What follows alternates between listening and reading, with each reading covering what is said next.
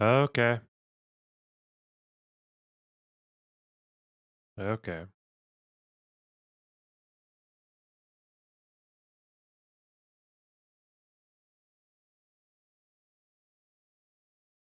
Are we going strong, folks? Are we live?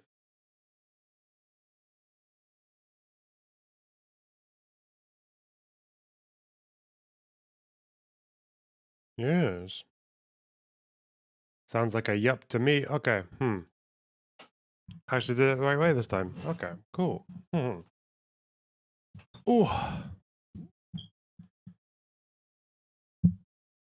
How is everyone doing? 29, where is everyone? Yeah, YouTube streams usually take a minute before people start coming in. And I'm not sure why.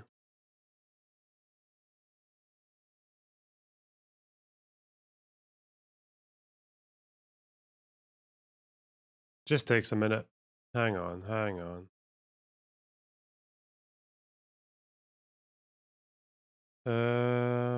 Did I put it up on Twitter last time? Hmm, hmm.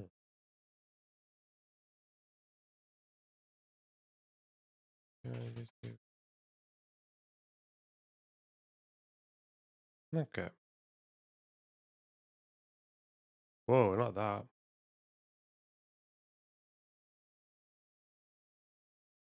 Did I get the right link for this actually? Hang on, hang on. There's always something. Okay.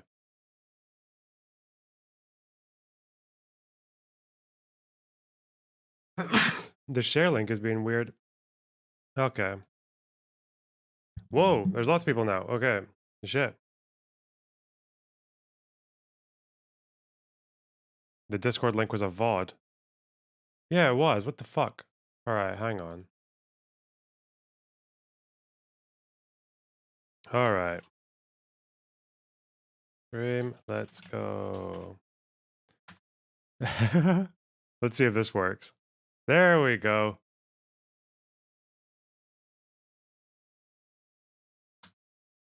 Okay. Wow. Okay. Here we are. Oh, that's a lot of you. Okay. It's weird because although there are less viewers on YouTube, the chat's always more busy. And there'll be more viewers eventually. I have faith. I have faith in you wankers. Okay.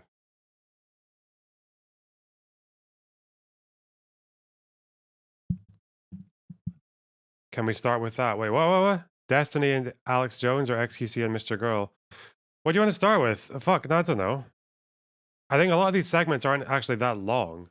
The Kink at Pride discourse is because of a Twitter thread,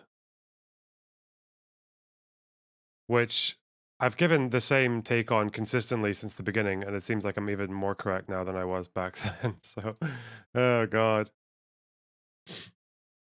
Why was my comment filtered? I don't know. What comment? Where? What does XQC have to do with Mrgirl? You'll see, won't you? You'll know. What's the point in the stream if you already know all the things that are going to happen?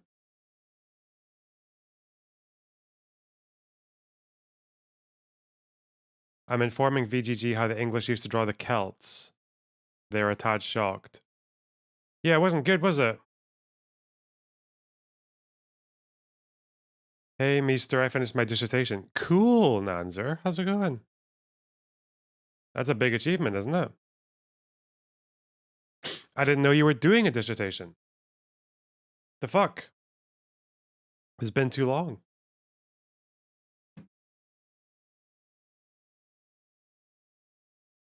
Okay. I'm just gonna take a minute. I feel like there could be more people in here. I feel like there are going to be more people in here. We should let them take their sweet time. It's been long because I've been busy doing that. Yeah. I didn't know you were. Would that mean you're a fourth year? I didn't know you were a fourth year. What the fuck? But it makes sense. Makes perfect sense. Can you explain the nuances of the SNP controversy? I don't know. I mean, it looks like Sturgeon is denying that there was wrongdoing between her husband and the fucking party finances. She seems, but I think it was like a leaked clip, so I don't know if she's actually made like a public. Fourth year plus he took a year out. Okay, cool. Oh yeah, fucking Anna is fighting with the online left as well. She's got a lefty arc. Brilliant. Not Anna Kasparian, it's the other Anna. It seems like Annas and socialists just don't get along these days. By which I mean the last week or whatever. Fuck. Destiny's victim. No, not that Anna. The Ukrainian Anna. Anastasia. Whoa! Pro baddie with a $5. I said, filter this YouTube chat. Nice one. Nice one. First super chat of the day. Banging. By the way, you can also become a member if you so wish. That's also an option for you dipshits. You can become members. You can gift memberships, actually. You can get more emotes. We actually added a fuck ton because we crossed a threshold last stream. We actually got we got a bunch of members, so we got more emotes. That's how it works, basically. You get more emotes if you have more members. So, it's so difficult also, Jesus. It's so difficult not to get into the lav drama. It's just, I'll usually get into drama if there's some kind of overlapping political or social commentary, but with lav, it's just watching a crazy person lose her shit. So I don't know.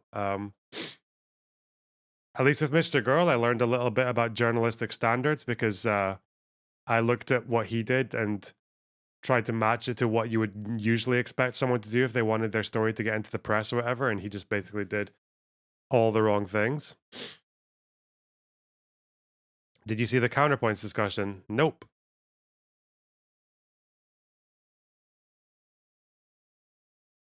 No, I did not. Nor do I care. Wait, why is the... Was it... Did you give 2 super chats by mistake, Pro Baddie? I think you might have, because that one's gone through.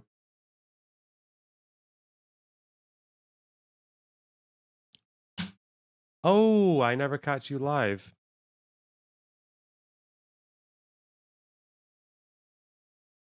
Yeah, I know. People don't know I stream. It's all right. First one said didn't go through. Well, Pro Baddie, if you want a refund, you can send me a email or a DM, and I will fix you right up. Don't worry. Hello, Jade. How's it going? Sylvester, do you normally stream on YouTube? No. I usually stream on Twitch. I haven't been banned, no. I'm just doing some variety. I might switch over to YouTube though. I feel like Twitch, you know, there's nothing for me there, really, is there? Apart from a better fucking user interface, a much better user interface, to be fair. But what else is there on Twitch? What am I gonna do? I don't think I get as many viewers usually. I don't know. I don't know why I would stay on Twitch now. I don't really know if there's a good reason for it anymore. I think YouTube is actually better for the viewers in a lot of ways, apart from the YouTube has bad chat. Yeah, the chat layout isn't great. And you need to be a member if you want all the emotes. So, which is fine for me. But if I stream to YouTube until I can afford a .gg, that might make sense.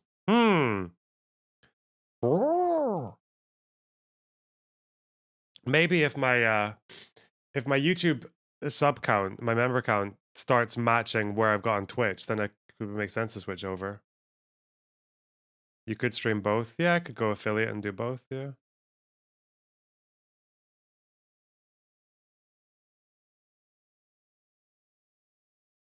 I can't sub from my country. Wow. It also means I can do all the content from the people who are banned on Twitch. That's like a big advantage, right? We definitely appreciate that as an extra. I'm a fan of multi-platform streams, get all the bread. Yeah, but it's not quite like that. You have to like downgrade from Twitch partner or whatever, or just dual stream until you get banned. That's another option. Yeah, who knows? Who knows? Now, why is it telling me I got a new member, even though I can't see that in the interface? Did it go here? No.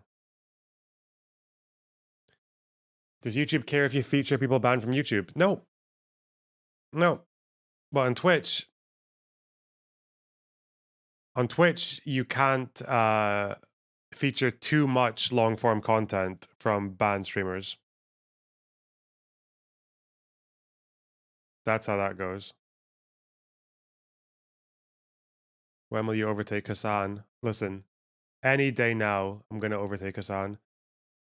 Just got a new member as well, Forever Mrgirl. Nice one. Nice. I honestly just assumed, like any good leftist, you got banned from Twitch for a vitriolic diatribe on the world's injustice. Yeah, well, potentially. There's still time. I don't think I want to get banned on Twitch, though. Twitch is alright. Why don't you stream on main? I don't know. I think my video essays are just a bit soy, you know? And I feel like my audience on the video essays are very different people from the audience that comes here. I can be more in my element here, you know? And also I don't want people like turning off their notification bell on my main channel because they don't want to see the streams, they just want to see the video essays. So I'd rather not mix it up too much. That's why.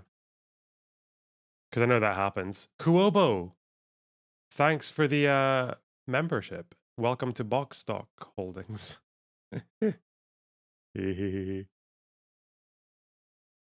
Okay. Okay. Chat's less soy because I'm here. True. What is soy in this context? Oh, you know, just like polite, a bit dry, a bit. I guess more of my more left like leaning content goes on the main channel, whereas on stream I tend to discuss the things that are not as important in the real world but matter to me because just I'm interested in it, you know, like Kink at Pride, you know. I don't think that fucking discourse has much is very necessary in the real world where fucking trans rights are being eroded and shit, but I still care about it. It's still interesting to me, so I'll argue. I'll do it here.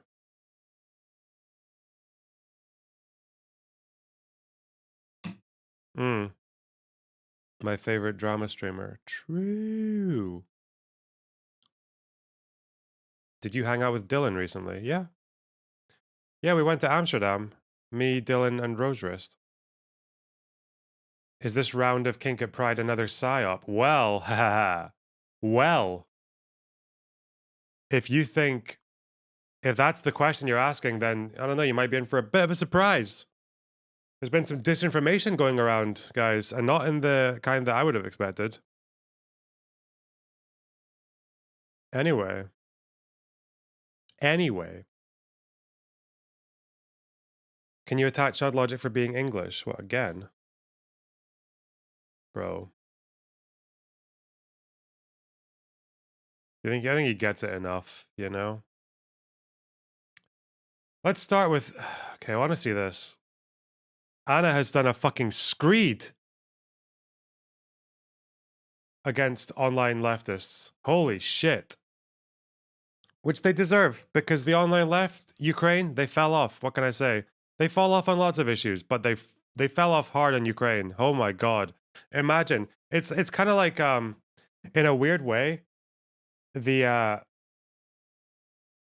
Western powers, like especially America, fucking the UK, NATO and shit, I feel like they these countries had it's really hard to believe that like NATO and it's well not so much NATO but like Britain and America had a pretty good like international reputation going into the new century, right? Because they had been quite successful in liberating fucking Kosovo from the Yugoslav army and potentially stopping a fucking genocide from happening, to the point that like people in Kosovo named their kids like Tony Blair and fucking, what else did they name their kids? Tony Blair and is it Clinton? Bill Clinton? Yeah. Or they have like a Bill Clinton statue and they have songs that are like, "Thank you, USA." Like, yeah. So there was that, and then there was obviously the war in fucking Kuwait, the Gulf War, the first Iraq war in Kuwait. Again, successful fucking operation. But then they obviously completely trashed that reputation with Iraq and Afghanistan. Just total failure. In Iraq, completely, most likely broke the law when it came to not waiting for the weapons inspections to continue, having no mandate from the international community, etc. And it's funny because when that happened, the left actually gained a lot of credit by opposing the Iraq War and opposing Afghanistan, and then, you know, 5-10 years later, proving to be completely correct on both of them. Like Afghanistan was a completely, a totally failed nation building project. Iraq was, you know, there were no weapons of mass destruction. It was also a total failure. It destabilized the region to the point that fucking ISIS became a hotbed for ISIS. But now the left just took that goodwill on Western foreign policy and just fucked it on Ukraine. It's really weird how people do that. Like these groups will just gain some legitimacy on a certain issue and then just completely flush it 10-20 years later. Like the left's position on Ukraine is atrocious. It's so bad. It goes from like this weird conspiratorial America did it by pushing a coup in Ukraine. Fucking America like made Russia sad with with fucking NATO expansion that Russia never like, that there was never any promise not to do. Weird conspiracy theories about the Maidan revolution, to a bit more measured appearing thing, which is to do with like this anti-war position where they're just kind of saying, oh, but Russia has nukes, so we should like maybe negotiate and cede some of Ukraine's territory, which again is like kind of stupid, because if you cede any territory under a nuclear threat, that means Russia gets to go, well, if pointing to the nukes got us this bit of land, let's take that one. Let's take that one too. Oh, you don't want to give us Kyiv? We got nukes. It worked for all. Yeah, it's just so. Oh, hi Ryan Beard. How's it going? Nice to meet you. Really like your content. You always have some super light takes. Oh, thank you. I really appreciate that. I've seen somebody. Oh fuck! What video of yours did I see? The Sneeko one. The Sneeko one was good. Anyway, yeah, the far left really fucked itself on Ukraine. A lot of them did. No, fortunately not all of them, but and I think watching it getting called out by a fairly progressive Ukrainian, she's not the only one who's been doing this, but like watching like Ukrainian progressive people seeing the behavior of the online left and just being so shocked at some of the takes and how similar a lot of the takes are to the Russian propaganda machine. Yeah, it's pretty jarring. So let's see what she had to say. So, apparently bringing up deeply unfortunate and disappointing fact that a lot of socialists, the majority, frankly, oh, that's you guys, fucked up big time when it comes to Ukraine and being Russia's apologists, spreading absolute horseshit propaganda about Ukraine and this war is a touchy subject. Not my problem. You have so many absolute twats in your ranks that... Wait. Is twat like a... British careers you've been watching? Ooh. That only anti-imperialist, anti-colonial, and anti-fascist when it's the West and USA doing those acts. Excuse me for expecting lefties to have better takes than Marjorie Taylor Greene and Nick Fuentes. My bad. I will not hold people... It's funny that if anyone watched that Fuentes debate on Ukraine, he just adopted the Mearsheimer position to a T. NATO expansion and nuclear war. Those were Fuentes' takes. It's like identical to the Mearsheimer guy, who a lot of the leftists were like soying out over. Yeah, cringe. I will not hold people who were supposed to be Ukraine's biggest allies in our fight against literally the most aggressively fascist, imperialist, genocidal power that currently functions in the world, but simps for this power instead, to a higher standard. Best believe that, and neither should you, dear socialists. Okay. Just continue to rot away and harbor authoritarian scam, genocide apologists, and Soviet stands in your movement. Continue to create America bad brain rot that leads to people supporting Russia, China, and North Korean regimes, as long as they are anti-American. Why care? They are not real socialists after all. Why bother when most of your movement is festering with these not real socialists? Sorry, that expected better. My mistake. I am mad. If you didn't notice, I repeat again, for mentally challenged. Uh-oh. Uh-oh. Ableism. Anyway. Gamer. Not all socialists. Hey, that's you guys. Duh, clearly. But this war showed the true colors of an insane number of socialists, and that is a fact. Don't like the reflection? Don't blame the mirror. Do better. It is just so strange that again, I don't hate Hassan, okay? I think he's I think he does good things, sometimes. But it is kind of amazing that in this era of cancel culture and like the mob and this unforgiving fucking justice that leftists have towards each other, basically just like let Hassan get away with pushing Kremlin conspiracy theories about Ukraine. Remember the fucking Olga Bolga sniper story? That came from Russia. That was a Russian conspiracy theory that he was just touting, saying that there were these like far right CIA funded snipers in the Maidan Revolution. And also repeating the same Mearsheimer realist take that Fuentes did about NATO expansion. Also saying that the annexation of Crimea was justified to some degree. Like, I don't know, just it is kind of insane that he got away with that. Like, I don't think people should be unforgiving, but the people who usually are unforgiving just kind of let that one slide. It was really odd. I never understood the pro-Russia stuff from leftists. Why do you think so many leftists fall for that? Just because America is always bad thinking? Yeah, I think the problem is, and there is a kind of like underlying leftist theory that you could probably uh, use to explain this. I know that in the Cold War, people like fucking Mao and Stalin and a lot of their doctrine it was basically like their word for the United States and for their enemies, the capitalist world, was the imperialists. Like Mao always referred to the West as the imperialists. Same with Stalin, even though the Soviet Union was like 15 republics with no democracies. Like, yeah, fuck. But they would always say that, and they also, I think there's actually a section. I mention this a lot of times. There's a section in Mao's Red Book where he even says like, anything the enemy opposes, we should support. That's actually a line in Mao's book. Like, and I think the slightly less insane interpretation of that is that people who are leftists probably usually get taken in by some kind of like economic justice, like longing for economic justice, right? Or they're convinced by the big wealth inequalities or the crisis of capitalism, right? Like 2008 got a lot of people interested in leftism. But I think because socialism is mostly like an economic ideology, right? And you'll notice when people like Hassan are pushed on things like, oh, why don't you do this, this, and that with your money? It's like, well, that's not socialism, that's charity. Or that's not socialism, that's like mutual aid, which isn't necessarily socialism.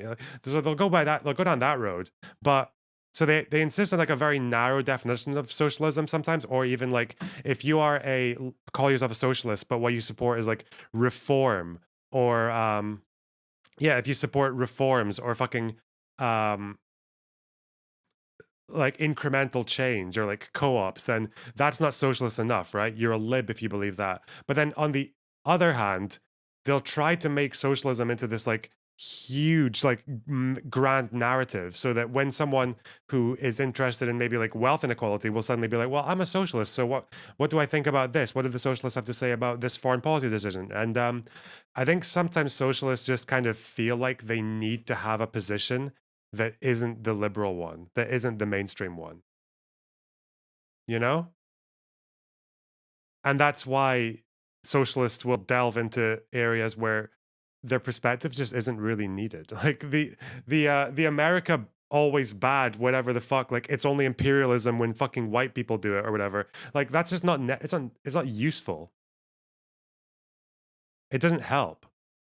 But I feel like I feel like socialists just are so used to maybe what happened with the Iraq War and the Afghan. Oh, we're back. We're back, right? I need a letter that signifies that I'm back. Not F. What's a better letter than F? B or L? No, L's no W. Yeah, we got W. W's in the chat. There we go. Okay. So as I was saying, before I was rudely interrupted, I feel like having socialist foreign policy opinions in the 2000s and even the 2010s was very rewarding, right? You didn't even have to think that much, right? If the West took a foreign policy decision, usually in the Middle East, in the mid 2000s or the 2010s, all you had to do was say, this is bad. It'll destabilize the region. Oil. And you were usually right? Oh, the oil thing is, I don't want to get into that, but like, you were usually right, you know? If you said Iraq, oh, it's going to destabilize. Yeah, you were right. Afghanistan, they're not going to be able to build a liberal democracy in Afghanistan. It's going to destabilize and empower the Taliban. Well, that happened as well. Libya, it's going to destabilize. Fucking lots of terrorists there, ISIS. You don't even have to think that much, and your position is probably correct, right? The problem is I think a lot of leftists have felt like they can just use that default response to absolutely everything, including Ukraine, where it doesn't work at all. Same with the whole like every coup that happens is done by the CIA, which again, like never really was the case. There were some cases where that did happen in the Cold War, but yeah, it's just I don't know. I think a lot of leftists realize is like maybe need to realize is that we're very used to seeing right wingers do disinformation. Like they do it a lot, and we can notice it. But I don't think left wingers always notice how guilty of that they can be themselves. And Ukraine's just a really good example of it because so much of the rationale that left wingers have on Ukraine is just like it's just partisan, right? It's just like, well, what does my side think? My side thinks A, B, and C. Okay, good, done. So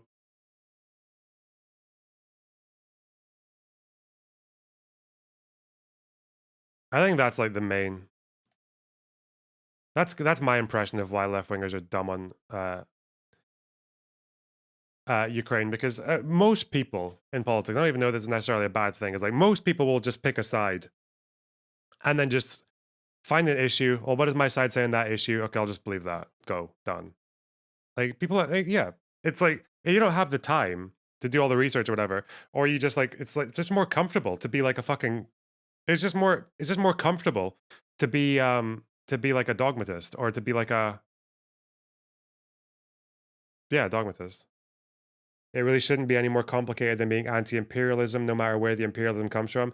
Yeah, but then your leftist response to that is you're just choosing one imperialism over another, right? Like if Ukraine goes with the West and they're going to be indebted to the West for all the fucking arms supplied and the EU and the IMF, like that's just Ukraine becoming a financial bitch to the West. Like that's or they'll say that like the only reason Russia's invading Ukraine is because the Western imperialism was getting too close to Russia, and we haven't acknowledged the existence of a multipolar world.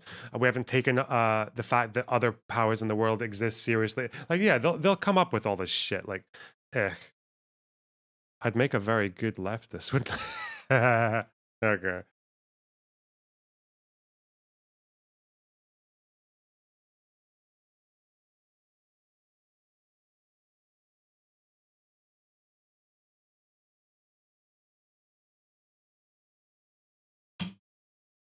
But it's also, as far as the creators go, you should be a bit more fucking responsible. Holy shit. They're not really wrong about the IMF, to be fair. Yeah, they are. Yeah, yeah, they are. The problem again, and this kind of tangles in, another thing leftists will do is really weird. is all their fucking history and all their analysis is like it would have been more applicable 20 or 30 years ago, but it's kind of like not, it's very out of date. The IMF, especially around the fall of the Iron Curtain, 91 onwards, were horrible for giving loans to newly formed democracies, countries that were newly integrated into the capitalist market, and just saying, all right, privatize everything, do it now, fuck social spending, low taxes. And that basically like wrecked a whole bunch of these economies, made things often worse than they were before they transitioned to democracy and capitalism. But the theory of why the IMF did that was that they were basically just imperialists trying to make money, right? Trying to make money for the West, trying to plunder a newly formed nation. But it turns out actually, it's not that beneficial even to Western partners if you create an unstable country by privatizing everything. And it turns out that like even the IMF don't really do that anymore. So they do like a little bit, like they're not great, but these days when the IMF give loans, they will actually say things like, well, they will actually recommend that social spending is preserved in some places or improved in other areas, because it turns out that actually, even if you are a Western profiteer or whatever the fuck, or if you're just the IMF wanting to get your loans money back, they if you want to get your loan money back, you're still gonna like you want to be engaging with a stable country, and that's why I think I think there was an IMF, wasn't there an IMF paper that spoke about Slovenia that actually said like Slovenia was an example of the way things maybe should have gone after the after 91, because Slovenia was one country where they transitioned from communism to liberal democracy in a way that didn't like ruin everyone's life basically. So like they're a little bit more wealthy than the rest of the ex-Yugoslavia countries, and they didn't destroy their entire social safety net system, and they actually came out better for it. So like the IMF are, I want to say they're good. I don't really like support the IMF, but they're not what they used to be either. They're definitely not what they used to be.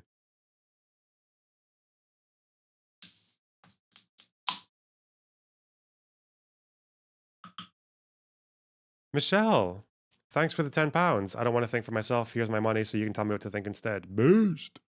Boost. What I want to know is why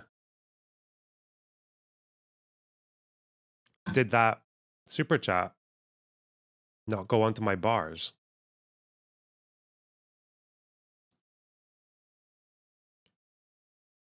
There are some leftists who talk about the IMF like there are 6 parentheses around it. Yep. Oh, yeah. Oh, there we go. But I don't want to think for myself.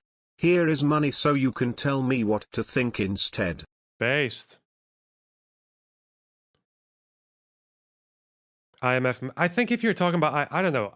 If I was going to analyze from now on, okay, I'm done with all this fucking default response, right? Oh, this thing happened over there. Must have been a Western coup. No, fuck that. Like, I'm just going to, if something happens somewhere in the world, I'm just going to look at that situation and just look at the details of whatever happening there. I think that's the only way you can do it. The IMF but is I probably. Don't want to think for myself. Here is money so you can tell me what to think instead. Bro. Why are you doing that?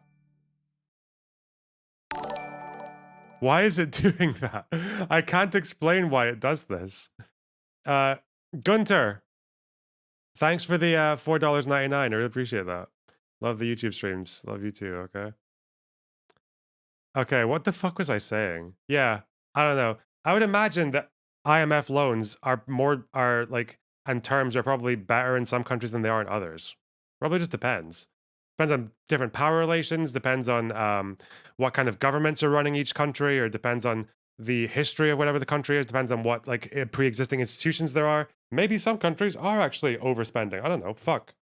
Or they're overspending in an inefficient way. I don't know. Mats again, thanks for the $10. Whoa. There is something about YouTube that makes people a lot more generous.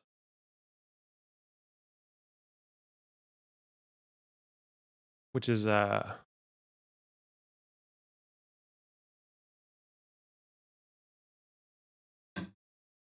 How does the current IMF loan stack up against a Chinese loan these days? Don't know. I know there's the whole thing with like the IMF loan versus the Russian loan in Ukraine. Only the terms of the Russian loan were the terms of the Russian loan were just like you can't trade with anyone. You have to you're just with us, But don't want Kazakhstan, to think for Belarus, and myself. fucking Here is whatever money the so whatever you the other can one tell is. me what to Moldova? think Yeah. instead. Pinocchio knows. Pinocchio's nose. Thank you very much for the 10 CHFs. The 10 chfs. But don't want to think for myself. Here is money so you can tell me what to think instead. Why is it doing that? Why is it doing that? Hey Ranton, how's it going? My voice streaming on YouTube now. Yeah. Yeah.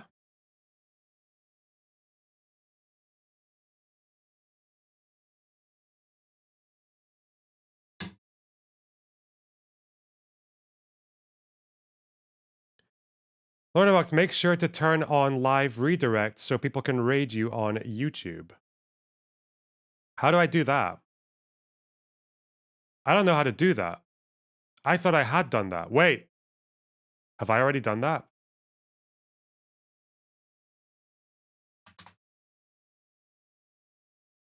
Create a live stream, click edit, customization. Oh, you have to do it for every stream? Is that what you have to do? You have to customize. Oh, but I've used previous settings. So, I would imagine it already does have that on. Customization. YouTube would be better if everyone watching liked the stream. Also, your dad says hi, but he won't be home tonight. Thanks, Marutsi. Wait.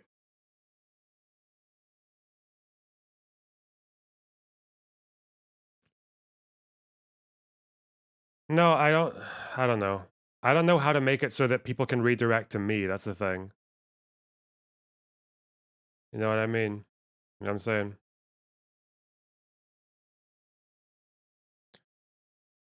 It's good advice, though.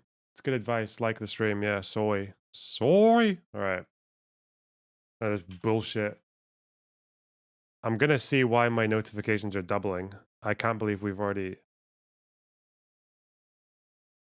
I did Google it. It Googled the wrong... It gave me the wrong fucking answer, though. It was a different question. It answered a different question. DM'd you on Twitter. I love it when chat does tech support for me. That's so cute.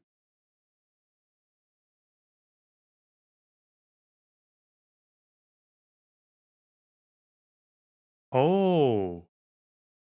YouTube Studio settings. Oh, yeah, I know this. I've already done this. Why is £500 super chats even a thing? Well, Nanner, that's because some people might. Some people might just want to give me £500. You ever consider that? Cuck.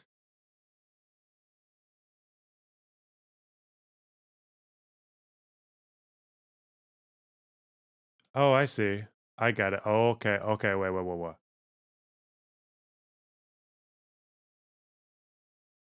Ugh. In YouTube Studio, like an oh fuck, I'm not.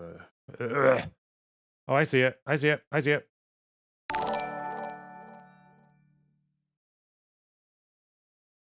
Matsugen, thanks for the $5. Lenny Foot in stream chat. True.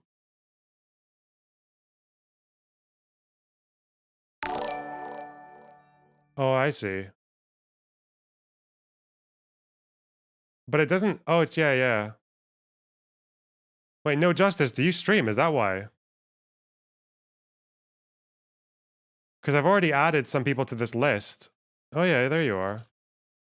I'll add you as well then. If you stream on YouTube, I didn't know you did. But I've already got people added to my list, so you know. AU Studios, thanks for the $5. Don't want to think for myself. Here's some money so you can tell me what to think instead. Okay, that's a good one. Didn't see that one coming. Okay. Oh god.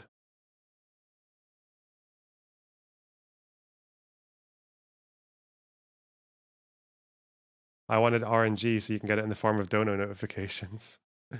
True. It is very RNG.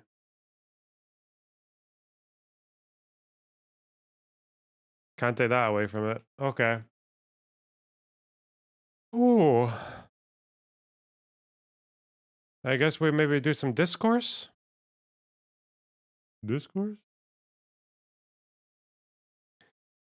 Does Learnerbox do an outfit change when he hits his goal? Why would I do an outfit? Like, do I need to do that? Start with Dustin v. Jones. I guess I could do, yeah. Hang on. The last stream, people were paying money to make the pictures squint. And I guess I never said that people can also pay to fix them back or to make them worse. There's also that one. Someone did actually pay £3 for me to squint that one. So it's like slightly off. It's like £3 worth of squint. Femboy yourself with every dono. You know what, Borg? After this, you'll help me find some stuff from the shops. And I'll get a wardrobe together. Okay, I'll get a femboy wardrobe together. All right, we'll do that.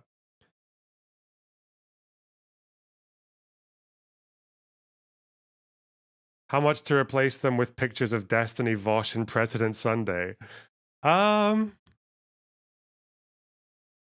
What's the maximum dono?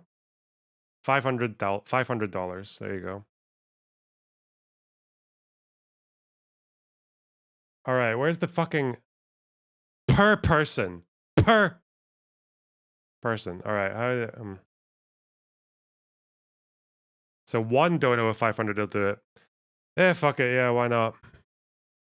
Not 1500 is insane, is it? That's a bit much. I can't do that. I can't do that to you guys.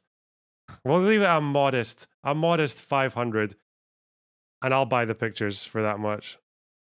Wait, where's the? Hang on. I guess since you guys are being obscenely generous, I haven't even started. It should be President Sunday, Bad Empanada, and Polly. Yeah. The who's who of intergalactic cunts. I can't do that though, because Polly and Sunday are annoying, but they're a different fucking realm, you know? Neither of them have accused my family of war crimes, so you gotta give them that. I'll take anything these days, you know, from online actors. Okay. Wait, fuck. Oh yeah, sorry. Never mind. Okay. The high bar, I know, right? All right. Okay. Let's actually do some content. Jesus Christ. Let's start with this one. So, a friend of the show, Dustin, had a debate with Alex Jones, peace be upon him. Let's have a look. Let's see what happened.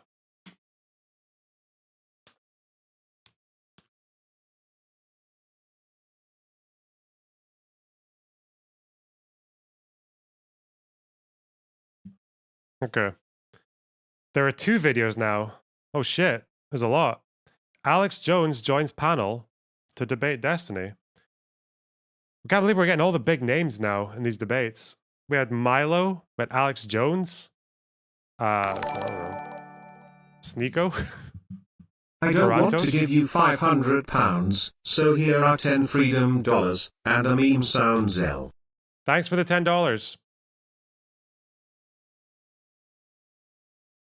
All right. Ooh.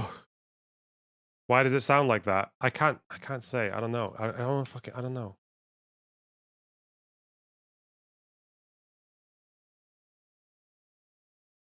I don't know. I don't know what to do about it. It's fucking.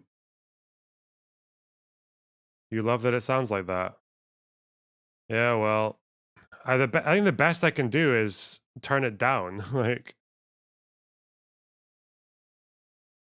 oh wait, but let's turn it down just for a bit. Okay, make it louder. $500 to make it loud. Okay, whatever. Let's go. All right, Jesus, almost an hour into the stream. Holy shit. Okay, let's go. We got a special guest joining us. So San Francisco, 40% of the kids are trans or whatever. No, I don't think that's true. I think it's something. That's too low. 40%. 40% of this chat's probably trans, but it's not the most representative sample. Like that. Well, 40% of Republican discourse might be about trans people, but I don't think 40% of kids are trans. No, there are school districts where 40% of the kids say they are not. There was a YouGov poll where Republicans think that 40% of the population is trans. I think that's what we're thinking of right now. Are we moving to trans issues now? I thought we were talking about social media and how to like moderate social media. I don't know. Maybe Alex Jones needs a help. He needs a helping hand in this debate already. Huh? One's in chat if you're trans.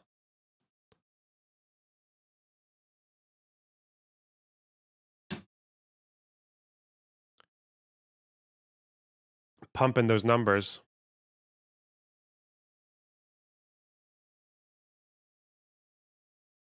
Yo, where did Mr. Beard go? When content creators come into chat, they tend to just say hi and then leave. It's usually how it goes because they're busy. That's what I do anyway. I am the worst chatter. I will say hi, get noticed, and then leave. Talk about algorithms. What I think the this is one corporations well, no, want. I think this is important, okay? Because I notice that when these panels happen, you guys never actually say anything. We move from crazy topic to crazy topic to crazy topic. I think that there's I want people to be aware of. No, not be aware. What do you want people to do about it? You've made them aware. Now, what are they supposed to do? People. This is the problem with your platform. Destiny and I are dating. Here's the Destiny. Lou, so what should be banned from social media? Nothing. Let people choose what they want to see. I think we're all adults here. If something's bad, Porn. the audience and the market will speak for itself. Obviously, you know, there's the concept of hurting children. That obviously is an exception. Obviously, there are government institutions that run international child trafficking organizations. So obviously, are you going to entrust those organizations to go after that? That's another question and conundrum that I think a lot of people are asking themselves. But other than the exception of children being hurt, I think we are adults and we could actually decipher and decide what we want to listen to and don't want to listen to. Treat us like human beings. We shouldn't be treated like babies. Wow. That's a big box, though. Like, what can hurt children is a big, you know. Well, the obvious. A big what? Hurt children is a big, you know. Well, the obvious. Hurt children is a big what? That's a big box, though. Like, what can hurt children is a big, you know. Well, the obvious one is, of course, you know, being sent to Jeffrey Epstein's island or being trafficked by, you know, many of the intelligence agencies and sent off to individuals like, you know, Bill Gates and others who, you know, get to do whatever they want with them. I think that's the distinction there. You would say that you should ban child porn? Yes. What about, like, okay, well, what do you... Let's get a round of applause for that. Banning child porn. Yeah, there we go. So great. But the next question, though, is who's going to do the banning? Yes. I think it should probably be human beings. Every time Dustin goes to one of these talks, he looks like I don't know, he just looks like the kind of guy who only has one good shirt. He's got like a bunch of fucking joggies and like white t-shirts, and he's got the one good shirt. And whenever he's out, he's always in the one good shirt, you know? Like, he gets a call, hey, what? House party? Tonight? Drugs? All right. Look at my good shirt. And if you're ever gonna go out, but his good shirt's in the wash, that's a fucking problem. beings should be doing the banning and not an algorithm or a bot or something like that. I think these should be human beings checking this stuff out and taking a look for child porn, if that's what we're looking to ban. Agreed, yeah. Yeah. Like AI can help find it, but have a human layer of protection. And also, the good shirt is always dancing very close to Colombian drug lord territory. That's the other thing. The good shirt is always the kind of thing you would usually see on a Colombian drug lord. It always has to be a human layer of Am I wrong? There are people in chat who do this, and they've been spotted. I know. I'm autistic. I used to, in fact, have the good shirt, a one good shirt, 3 buttons down. Well, he's not doing that, thankfully. protection, especially when we're talking about something as sensitive as actual free speech. Although the issue with putting a human in charge is that, firstly, definitions can change. So what's porn today might be normalized in 10 years. And secondly, they have the keys so that they can put their foot on the gas when they want to, take it off when they don't. Oh, God. You're talking about standards, which we are lacking as a culture right now in a society, and we do need standards. That's something that I think is paramount. Do you think that the community can function as a form of algorithm, like the human consciousness, so we don't have to rely on like algorithmic code? We can let the people somehow decide together? I don't know what that looks like. Like a jury? I mean, we have a jury system at mine. Like a jury? I say we liberally, but because Bill's been running the company, not me. Liberally? But yeah, there's a jury. Like if something gets up for banned, then and they want to appeal the act, it'll go to like a group of people to decide. That's an interesting concept. What kind of jury? Like a grand jury that would be potentially impaneled? It's a randomized set of active users who aren't connected to each other to try to decrease bias. But yeah, we try to keep ourselves in check with the community. I mean, I think the issue, I don't know if we're talking like in a dream world or as it exists right now. I think the problem is once a platform grows to a certain size, having a human element in moderation is just like prohibitively expensive. I think that's why for, Jesus, over a decade, when did Steam start automating their bans? I think having like... Yeah, how many countries are you going to have to colonize to get enough people to moderate? Isn't it already a problem where some of the people who have to do moderation, especially in Facebook, is like isn't a lot of the moderation for things like child porn and fucking mass shootings moderated by contractors? And these are people who just have to sit there all day watching all this mad shit before they ban it. Like, yeah. Human people involved in every single moderation action just becomes prohibitively expensive for any sufficiently large tech company, I think. But we need the protection of human interpretation in order to secure free speech. I mean, without free speech, we really have nothing at all. We need them. We need more Asians to look at CP to protect free speech. That's the wow. It's like pretty much the only thing that matters. I mean, well, I think there's a lot of things that matter besides free speech. But I guess the question becomes like, is it a company's job to safeguard what I guess we're using in common parlance free speech, because we're not really talking about the First Amendment right now. Should it even be a company's, I guess, prerogative to guard free speech, right? I was talking pretty much about the First Amendment. Well, the First Amendment says nothing for being banned on like Twitter or YouTube, right? Well, because of like the whole private company thing.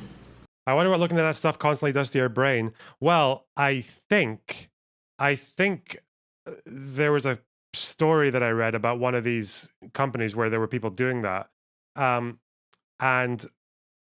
if I remember correctly, I think they were being allotted time slots to fucking go into the stairwell and cry for like 5 minutes. I swear to God, I think that was a thing. And it was at Facebook, wasn't it? It was a contractor for Facebook that was doing that.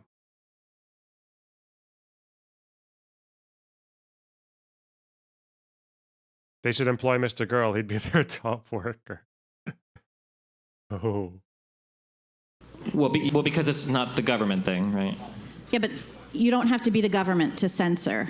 Well, no, but you're violating their free speech by demanding that they're not allowed to censor, right? That's the whole point of having freedom of speech, is that the government shall make no law abridging somebody's freedom of speach. If Twitter doesn't want to host your speech, Twitter has the right to do that. Censorship goes far beyond, like, just, I mean, These are not people. companies, look, here's the Contribution from Nick Fuentes there. thing. It doesn't matter if it's just the government. I mean, censorship can happen at a non-governmental level. Yeah, but then it wouldn't be the First Amendment, because the First Amendment is about the government. If we want to talk about other types of censorship, we can, but the government is governed by the First Amendment, right? Well, the term government really means mind control. You know, mente is like Latin, I think, for mind, and govern is Latin for to control. So, like, look at what the system of control is. And at this state, it's an algorithmic code or multitude. Bro, this guy's a fucking stoner. That's all he is. This is like a stoner takes. Of codes that are governing the way we behave. So you could make an argument that we would amend the Constitution to include other forms of government than the political well, when system. Clarence Thomas has a brief that he writes to the Supreme Court about whether or not the government is mind control, I'll take a look at that, I guess. You tell him, Ian. But I think we're learning right now with Twitter specifically that free speech is popular. And when we look at the censorship of speech, it is the government's hand in these companies, and they know that it's not profitable for them to destroy someone's speech. And this is what they've been doing. They've been going to YouTube. They've been going to Facebook. They've been going to Alphabet and all these companies and saying, you know what, we're going to make sure that you guys are going to lose business, and we're going to silence people because we don't like them. And I think right now Twitter is certainly challenging that notion that speech needs to be protected, needs to be censored, because I think they're doing better than ever. I think the platform is thriving. I enjoy the platform personally myself, speaking from a biased perspective, but I think they're really showing and leading the way, saying free speech is the answer, and it could also be profitable, and it could also be successful at the same time, allowing a perfect harmony of profit and respect of individuals to speak their mind. I think something that I spoke about earlier, real quick, was when we have these conversations, I think it's very important that we're firmly rooted in reality. And conservatives have this mantra that they, I guess, repeat to themselves at midnight in the mirror with all the lights turned off, that go woke, go broke, go woke, go broke, go woke. It's not true. It is true. It's absolutely not true. It is These true. companies online that are engaging in Vanguard censorship- just pulled back and said, after a decade of pursuing ESG, is the third most powerful investment firm in the world. We are leaving ESG. We're not is ESG. woke. We're not talking Yeah, about it ESG. is. Please, God, This don't, is what let's not do woke finance. is. ESG is not about going, not necessarily the same as going woke. Like, I don't know how many of the fucking grossing figures you have to look at for some of these films that do the woke shit. Like, it's not, oh, whatever. It's okay, we're not gonna- Environmental, we're not talking about social ESG. governance. The reality What do you is think that social is? The reality is that online, having aggressive moderation platforms that are trying to ban speech that a lot of you guys want to protect, that I want to protect, that I think is cool to protect, is actually a pretty profitable decision. If it wasn't, they wouldn't do it. What about in Can I ask you a publishing? What about in publishing, not in social media? ESG is just what? We'll invest in your company if you do these things. Oh, that's what ESG is, isn't it? But it's to do with environmental, like fucking corporate governance and fucking and like social standards. But yeah, Yeah. What about censorship in publishing? I don't know as much I about remember there was the fucking James Lindsay guy who tried to say that ESGs were like racketeering. Okay. books. If a and private publishing. company is acting on behalf of the government in censoring speech, is that a violation of the First Amendment? If the government was telling people to censor people, I guess That it is could what be. happened with Twitter over the last Well, 2 years. we saw that. We saw that. Uh-oh. Sure. So we saw that with the Twitter files, that is absolutely not the case. If you actually read any of them, past the actual tweets, the government was not making explicit requests to censor political speech on Twitter. That's that did not happen. patently false. It's patently false. It's patently false. It's Is massively it false. okay for the government to ask a Flatteringly company false. to censor? Well, it depends on what the censorship request is for. No, If it's for stuff that if is it's a for yes or stuff no that- question. listen, Is it I- okay for the government to ask You a have- company wait, to wait. censor? It depends on what you're trying to censor. If it's somebody making a death threat, yeah, that's probably okay. If it's pictures of Hunter Biden's cock, which I know you guys are all real excited about, it's probably okay. Yeah, it depends on what the censorship request is. Yeah. So, okay, keep going with that. So when a journalistic output is withheld from disclosing a story that could be detrimental, Inalienable human right to see Hunter Biden's dongus. You guys know. to a presidential candidate, and they did not carry that same treatment to the other side. Sorry, And isn't it just insane that Matt Taibbi left that bit out, that so many of those tweets,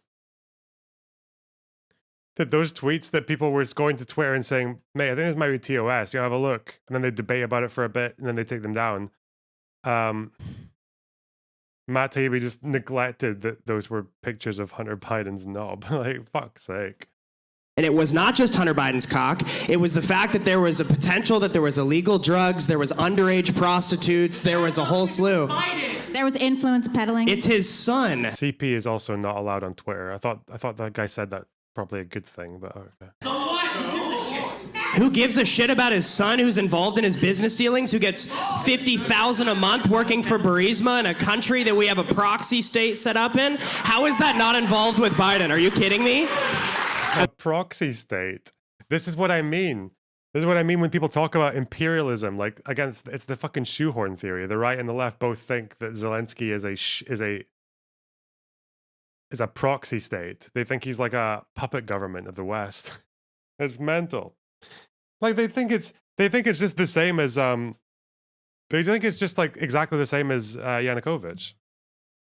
And there are major polls and studies. So the reality is, and I highly encourage you guys to read the Twitter files because I don't think anybody up here actually has. If you actually read the emails where they discuss banning content, it wasn't the government told us to censor this story. The government never made a request to Twitter to censor the Hunter Biden story. That was testified to under oath multiple times by multiple people at Twitter. It is not the case that that story was censored because of the government. It was a complicated internal conversation that Twitter had amongst themselves. You can read the conversations. So basically what you're saying is that Twitter self-censored. Correct. Yes. So a climate of self-censorship does come from a government level. No. Yes, it comes from government intimidation. Yes, it does. Were there? Hold on, this is historic. If it came from government intimidation, why did Twitter only adhere to like 30? It was like less than half, wasn't it? About to say 30%. Yeah, it was less than half of the things that the government like again, the government didn't request. The government said that this is like can you see if this is against your terms of service?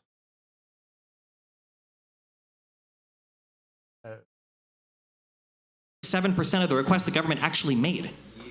Just because they didn't go along with 100%, according to your data come on. here. No, so the government can only intimidate you 37% of the time? I think it's a valid question. No, it's not a valid question. That's ridiculous. No, if it's an not FBI at all. agent is outside and my house, I think that and we I have see had- that there was government intimidation at Twitter, and I think that you can see that in the Twitter files. No, you I can't. think Where? that you saw that with Where do you see regard that to. I don't have it in front of me. Okay, well, I read them, okay? Okay. And I'm telling you that they did not intimidate them. I have had conversations with the FBI. If the FBI was outside my house, they're going to intimidate me more than 37% of the time. Can I ask you a question? Were there any emails in the Twitter files between a government actor, bureaucracy or elected official, and Twitter's executive team? Yes. Is that not highly problematic when the requests coming from government involved political candidates? Yes or no? It depends on the request. If it's to How? if it's to How? Do you think it is essential that uncensored pictures of Hunter Biden's dick remain on Twitter? When he's Answer the that son, question. Answer that yes. question. Okay, When he is that's the where we're at right now. That's where the son, conversation is right now. it's the New York Post. It's not like it's the porn outlet that's posting. That's why it's a good rhetorical question, Is it a human right in a free speech society to see Hunter Biden's dick? These pictures. The second oldest journalistic output in the United This States. will definitely sway the outcome of the election. I was going to vote Republican until I saw how packing Hunter Biden was. Then I switched to Democrat. Like that. Broke a story. Government emailed Twitter's executive team what happened 2 weeks out from the election. Then they delete the story of the New York Post. So how is that not a company acting on behalf of the government to violate the First Amendment of a journalist? How is that not the case? Because Twitter never said that they deleted that post because of the government. And you believe them? I just want to clarify. Hold on. You're reporting from the Twitter files. What are you citing? Let's stop screaming. Let's try to understand each other and because we're getting a little bit crazy. We're getting a little real quick, just so we're on the same page. Let's get a little civil. How many people up here actually read the actual tweets, not just the headline? Thank you, Matt Taibbi. Okay, so we've got two people. Okay, but we got a special guest joining us. Here he is. Let's go.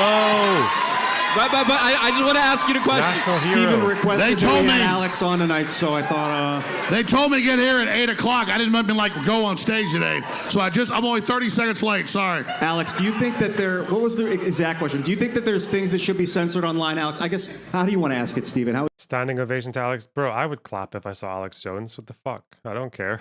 It's Alex Jones. Childhood hero. You know what? You know, lots of progressive people liked Alex Jones in like the fucking mid 2000s because he was all like legalized cannabis, fuck the police, Occupy Wall Street. That was what he did.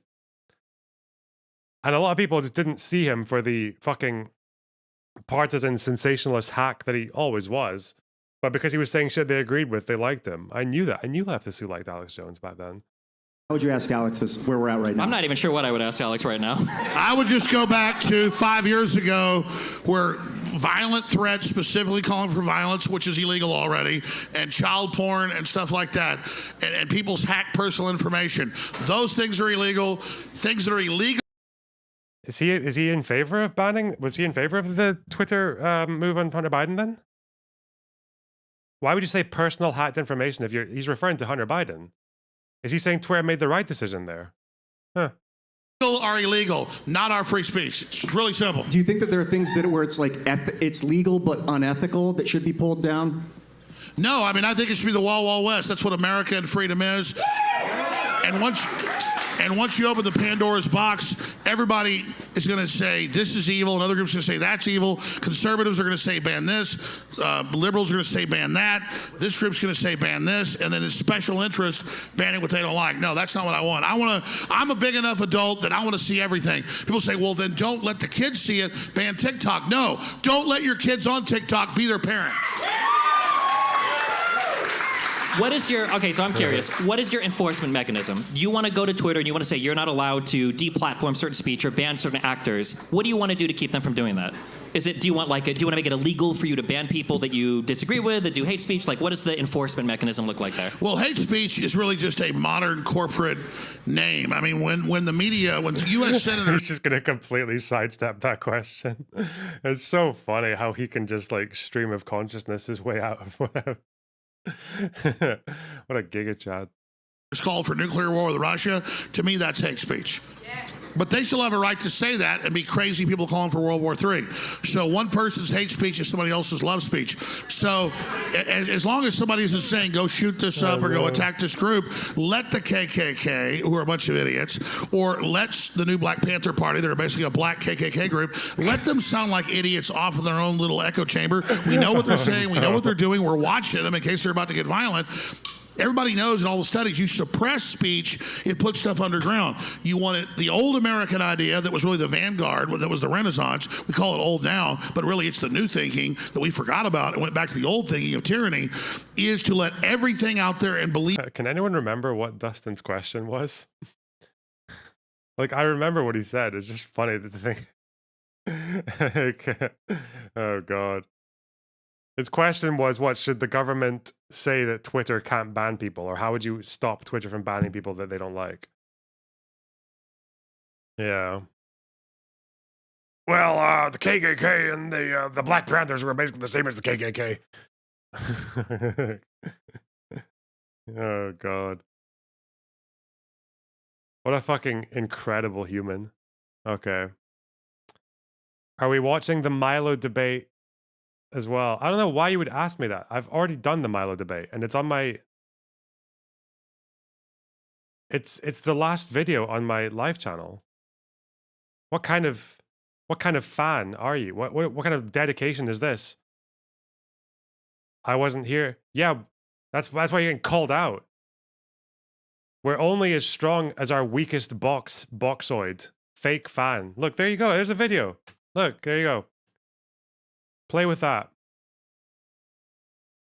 even the public to choose what makes sense. And in that world, whether it's the new Black Panther Party or the KKK, we're going to reject those idiots and we're going to embrace a civilization. And you radicalize, again, you do radicalize more people by censoring speech, and you put them off into farther corners of the internet where they become more radicalized. And that's why a more honest, transparent conversation and dialogue where we're able to have actual clarity on the issues and actually fix the wrongs and actually discuss the problems actually helps fix the larger issues that we're dealing with, Yeah, but rather again, than what is the censoring them. enforcement mechanism? How do you keep Twitter from banning people that you don't want banned? What do you think should be done?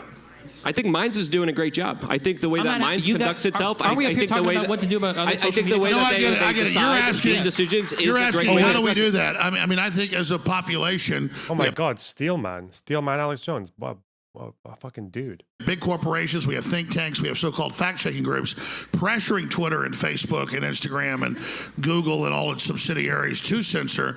And I think as a population, we reject and we boycott and we stand against censors and we promote the platforms that are open and free. And then again, just 5-10 years ago, if a conservative got censored, the left was against it. If the left got censored, the right was against it. We have to go back to being unified and saying our speech is king, our right to see and watch and listen to what we want is paramount, because you're not censoring Alex Jones, or you're not censoring Luke Radowski, or you're not censoring Jack Posobiec, or you're not censoring Tucker Carlson or Naomi Wolf or whoever it is.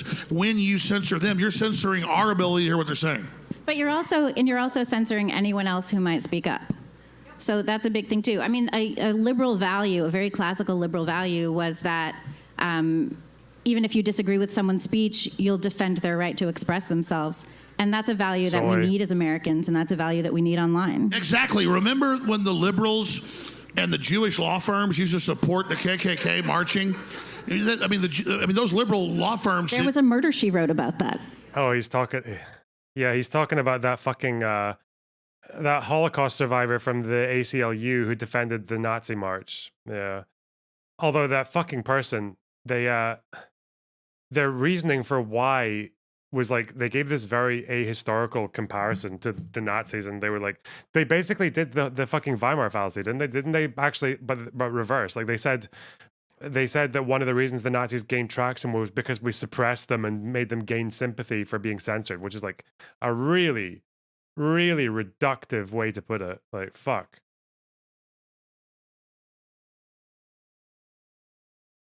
Fake Voltaire quote. I think it was Voltaire's biographer who said that. It was Skokie, yeah. Absolutely. I mean, they didn't support the idiot KKK, but they said, we got to let these morons march or we lose all our rights, which was true. You know, And it's true now on Twitter. It is. I think sometimes there's a responsibility for the authority to crack down if like child porn goes up. Like the admin has to take that offline. That means there needs to be some central authority needs to snag that. Well, it's illegal. Exactly. And spam, it's not illegal, but it's unethical. So some central authorities got to. I might not like Alex doxing Sandy Hook parents, but I'll fight for his right to do it. Yeah, that's what Voltaire said. That's the actual quote.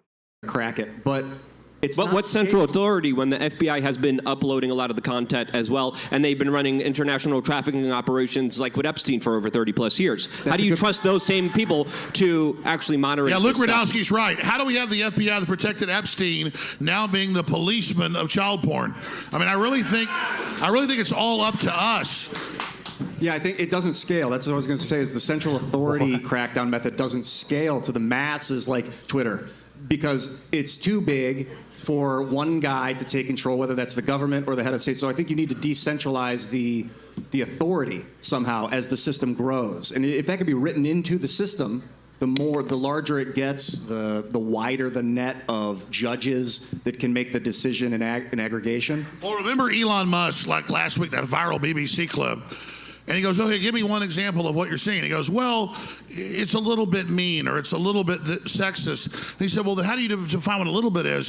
Soon everything is banned except what you want to be heard. I mean, it's impossible. And here's the thing. Yeah, that interview with Elon Musk and the BBC guy was a fucking fever dream. That was so weird. It felt like for 1 minute, Elon Musk was like completely on top of the conversation. Then in the next minute, he was way off. But that whole thing about, can you give me an example of someone being like hateful on Twitter or whatever, like increased hate speech that you've seen? And the guy just couldn't give an answer. Well, people are saying this. It was weird.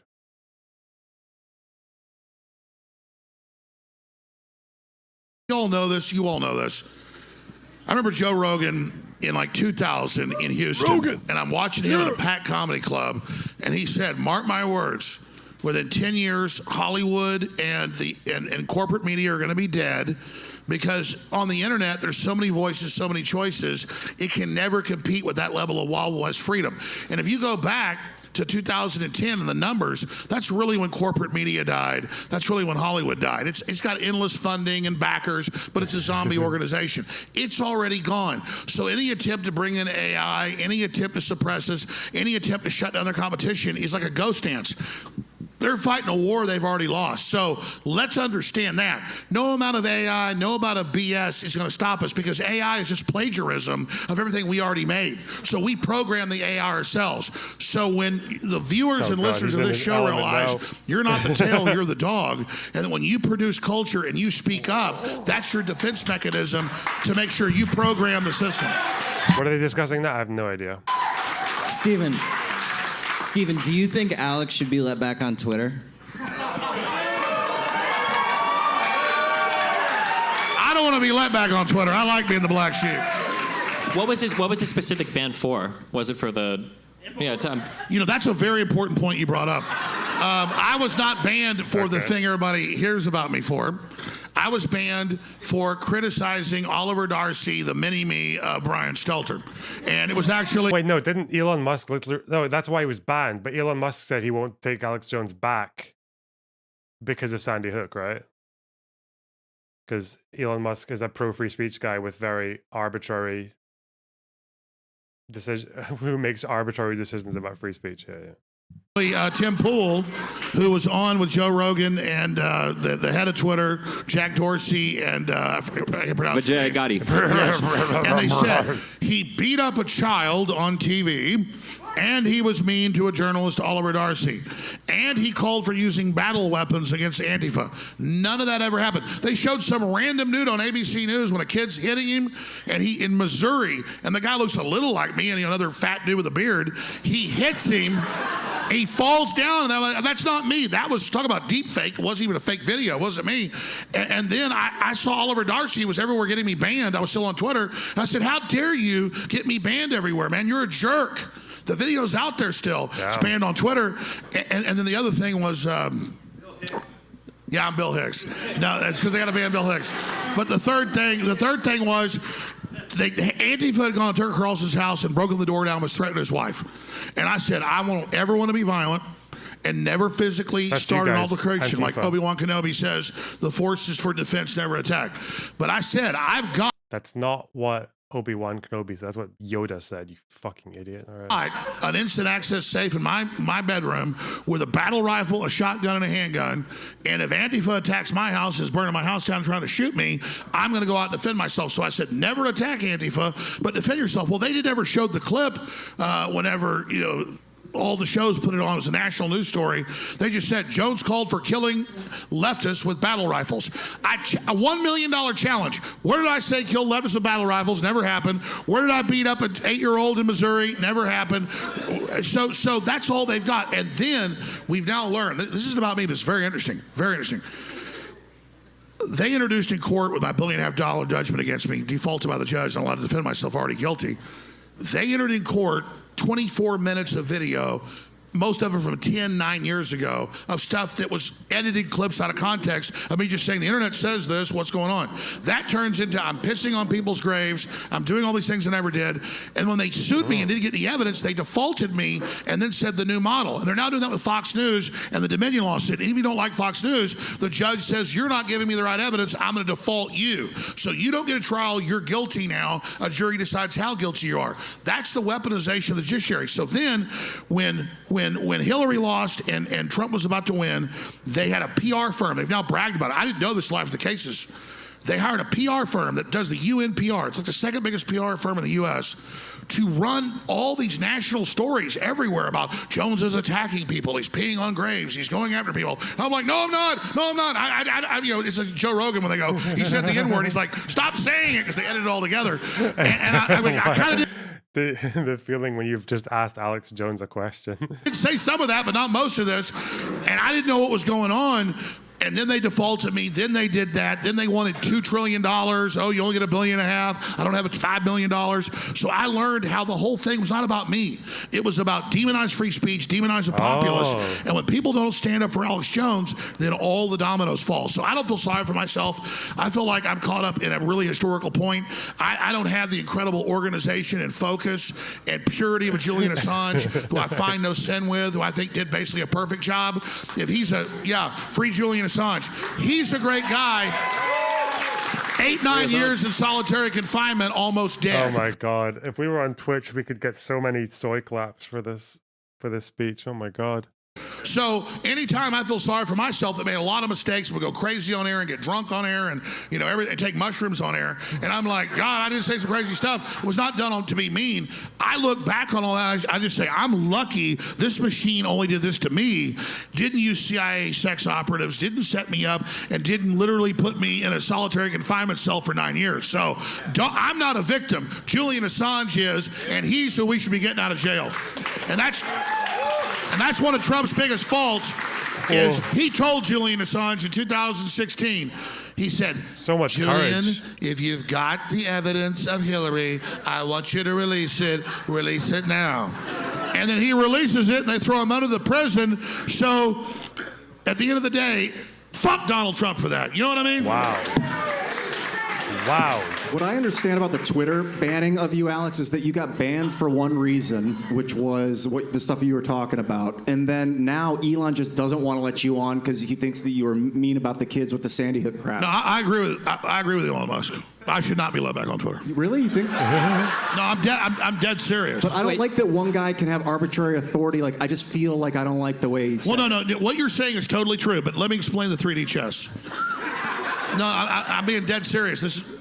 Elon says, I will not arbitrarily ban people. I will follow the law and the rules. Then he says, Alex Jones attacks dead kids, and Jesus said, if you do that, you should tie a millstone around your neck and be thrown in the ocean. So he's being hypocritical on his statement of him not making personal decisions. What he said there was a lie. But let's explain. It's a battery. When they ran tens of thousands, and that's conservative, of articles, thousands of national newscasts about what they said I did to kids that I didn't do. People don't know who Anna Blands is. They think I killed him, okay? I mean, literally, you think that name, I won't even say the name, they think me. So they've charged up this giant battery against free speech that's Alex Jones. He's freeing all the captives. He's doing great things at Twitter, changing the whole paradigm. I have to only salute him. If I was Elon Musk, I wouldn't go as far as to actually be thrown in the ocean with a millstone around my neck, but that was a little too far. I shouldn't be killed. Please don't call people to kill me. But I understand that if he did that, they would have been able to shut down Twitter, overthrow what he did, and stop the revolution. So when they said, everybody kept going, free him, free him, free him, he goes, no, he's the sacrificial lamb. So it's almost like the Dark Knight. I get it because of all that demonization and that investment that I'm the devil. He goes, great, everybody else is free but him. I'm so tuned out. Let's just keep going. To crucify him. I'm not comparing myself to Christ, but I'm saying I get it. And so Elon Musk, never unban me. I love being the black sheep, and I get it. Free everybody else and just say, hey, I freed all them, but I kept that son of a bitch locked up. If everybody else gets free, we're going to win. And I think if he'd have done that, they'd have taken over Twitter. So Elon Musk made the right move. Destiny, wait. Hold on, Ian. So Destiny, reinstate Alex or no?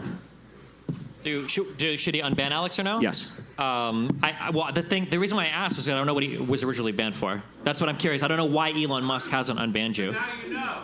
Well, I don't know. I have no No, listen. idea. He thinks it was for. He thinks it was for that told shooting in you. Connecticut. But I'm telling you, these guys are smart news guys. Tell them, look, it was for the things I said.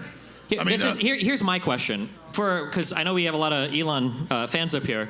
Do you think that Elon Musk is running Twitter to try to make money, or do you think he has a principled adherence to freedom of speech? I think Elon Musk is really smart. I'm really impressed. I get more impressed every day.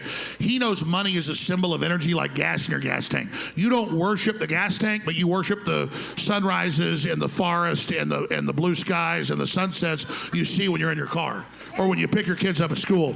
So I worship that mobility. And so to him, he wants it to be successful so he can do SpaceX and all the other amazing things he's doing. And so it's both. It's not exclusive to one. You want to be successful with money so you have the freedom. But definitely, he's hitting on all cylinders now, where he said something everybody should agree with. Everybody knows that the majority of people have agreed now, and I think they're right, that circumcision is wrong. You're Okay. no, seriously. Let me just say this: your newborn son, Yeah. your newborn son does not have a say whether part of his pecker is going to be cut off. Okay. Now look, I'm circumcised, and I remember my son. My son is 20 years old. And I remember the female doctor came to me and she said, "Do you really want to do this?" And she said, "We'll do it, but we don't agree with it. He should make the choice." And just out of tradition, I said, "Cut the end of his dick off." Now, that was wrong. That was wrong. But the point is, I'm being honest about what I did. In hindsight, callers called me over the years and said, "This is wrong." Okay, we know in some of the crazier Islamic countries, they cut the clitoris off little girls. I think we agree that's wrong, right?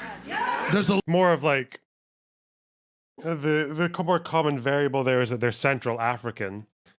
There are a few Christian majority countries in Central Africa where they do that as well. They're so At a pretty contradictory. high rate. Just a few minutes ago, they were talking about how Twitter shouldn't have the right to moderate his platform. They were talking about how Twitter shouldn't have the right to moderate his platform. So Yeah. should Elon have that right or not? Yeah. Solid statement, Maruzzi. Thanks. Thanks for the $10.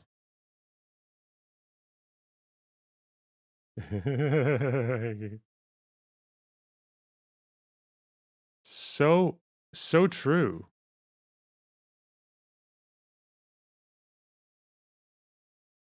Okay. little girl, okay, but a 5 Why? I have no idea. I only have one alert box and one audio feed, so I have no idea why it's doing it twice. I just couldn't tell you. Mental.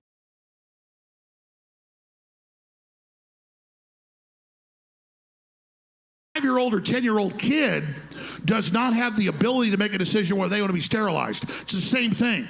And so Elon Musk came out Friday and said, anybody that sterilizes or cuts the testicles or breast off a girl or boy before they're 17 goes to prison. When you're 17, 18, you want to have that, you want to be something else, it's just like a breast job. You want to be somebody else, more power to you, okay? You want to have horns put on your head. But that's why Elon came out on that Friday, and I'm full Elon now, because that is the transhumanist system, is to get us to accept that against children. And once we accept that against children, look, circumcision is wrong, but let's cut their whole thing off. Come on, guys. That's what I'm trying to say here, is when Elon passed that third rail and did that, I'm fully behind what he's doing. What do you think of the Missouri law, the new Missouri law that says even adults have to wait 18 months? It's 3 years. Is it 3 years? 3 years for medical intervention. 3 years for medical. That's fucking insane. Is this one of those ones that they've like tried to pass but they haven't? Law adults have to wait 3 years trans. Oh. 3 days ago. Scheduled to go into effect on the 27th of April.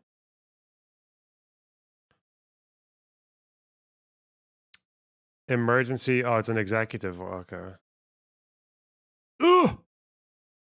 The patient must undergo at least 15 sessions with professionals over the course of 18 months. And that's as an adult.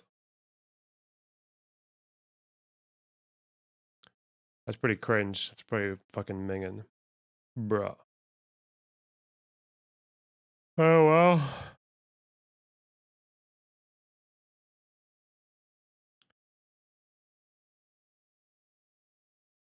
I wonder if there's going to be, if it's an executive action, does that mean, can federal courts not stop it or what? I know a lot of these attempts get fucked by the federal courts, but if it's not technically a ban, if it's like a regulation, they might not be able to actually. Lambda legal and ACLU are going to challenge it in court. Court of Appeals. Federal judges blocked enforcement of a similar law in Alabama. Yeah, I guess we'll see. Shit. By the way, do we think Alex Jones can be saved? House, home, no. Here we are at a council member's house, home, down here in Austin. And I'm not going to tell you their address or who they are, but you ought to see how overgrown their house is. I mean, this is just ridiculous. Very nice little neighborhood over there, I will tell you. But it's just crazy. Crazy. I think it makes me the maddest is how the paper countered with that story. We came out and did a story about Mr. Ellingson being harassed by the health department and environmental services, and 2 days later there was a front page thing on the health department saying how wonderful they are, stopping crime, sewage, and helping the children in East Austin. Everything health department did it. Again, we're not going to tell you the address down here of this council member. We're not going to tell you who she is, but just for yourself, take a look at the hypocrisy. Much worse than Mr. Ellington. And they're both in total disrepair and overgrown. So that's the hypocrisy of America now here, folks. And I think the council member needs to answer up why they're allowing the health department to go around terrorizing citizens in the name of environmentalism. So $2,000 a day for non-compliance. Yes, it is ridiculous that the health department is out terrorizing people. I will eat my neighbors. I'm not letting my kids die. I'm just going to be honest. My superpower is being honest. I've extrapolated this out, and I won't have to for a few years since I got food and stuff. But I'm literally looking at my neighbors now and going, you know what? I'm ready. My daughters aren't starving to death. I'll eat my neighbors. See, my superpower is being honest. I'll eat your ass. I will. I'm combat model, optimum self-sufficiency, probably the leader. The point is have you thought about that yet? Because I'm somebody that thought I could fix this, and I'm starting to think about having to eat my neighbors. You think I like sizing up my neighbors? I prefer him now. I'm just saying. Adults have to wait for medical intervention. No, I don't think adults should have to. I'm against that law. You're against that law? No, I mean, listen, I don't. There's people who went through transition and then came out the other side who said, as adults, who said this would have really saved me and I would not be missing my dick right now. No, I understand. They got brainwashed and they got put into that, and so they want a waiting period. But it becomes the other danger if, as an adult, you're 18. People, your family should protect. I mean, I see both arguments. What about like a waiting period for adult women who determine they don't want to have children and they want to have hysterectomies? Because it's very difficult for adult women to get a hysterectomy voluntarily. No, I think a woman. Listen, I don't like assisted suicide. I don't like suicide. But I agree with your right to kill yourself. I don't want the government. The government's help. Damn, he went all the way. Fucking mad libertarian and shit. Whoa. Well, what I'm saying is I don't want the government to pay for it. I don't want the government to push it. I don't want the government involved in it. But if you want to go back on your back of your house and blow your head off, that's your business. And it's the same thing. It's the same thing. If a woman, or maybe a woman has, her whole family has breast cancer, she says, I don't want to die of cancer.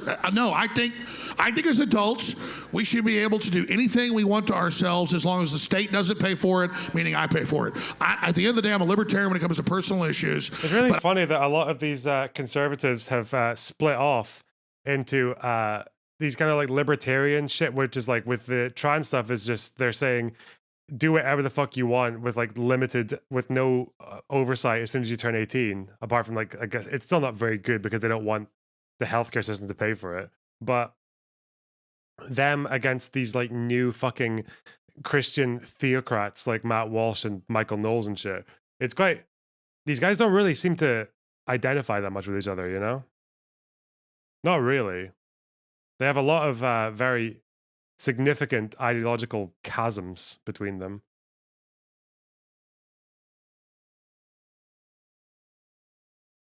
The same thing we saw with Brittany Venti and how like, I looked a bit more into it. Like Brittany Venti is basically like a tradcon, and she just went completely fucking to town on the fresh and fit like red pill Andrew Tate stuff. So yeah, I don't know. These guys These guys are scrapping. The American right are, and also Trump and DeSantis with their big fucking tiff. Yeah, I don't know. Yeah, there's a lot of scrapping going on the right. Kind of like it. Need to see more of it. But I think you really have to come of age. I think that's 17 or 18. You can't join the military. You can't buy guns. You can't buy liquor because everybody knows we do dumb shit when we're kids.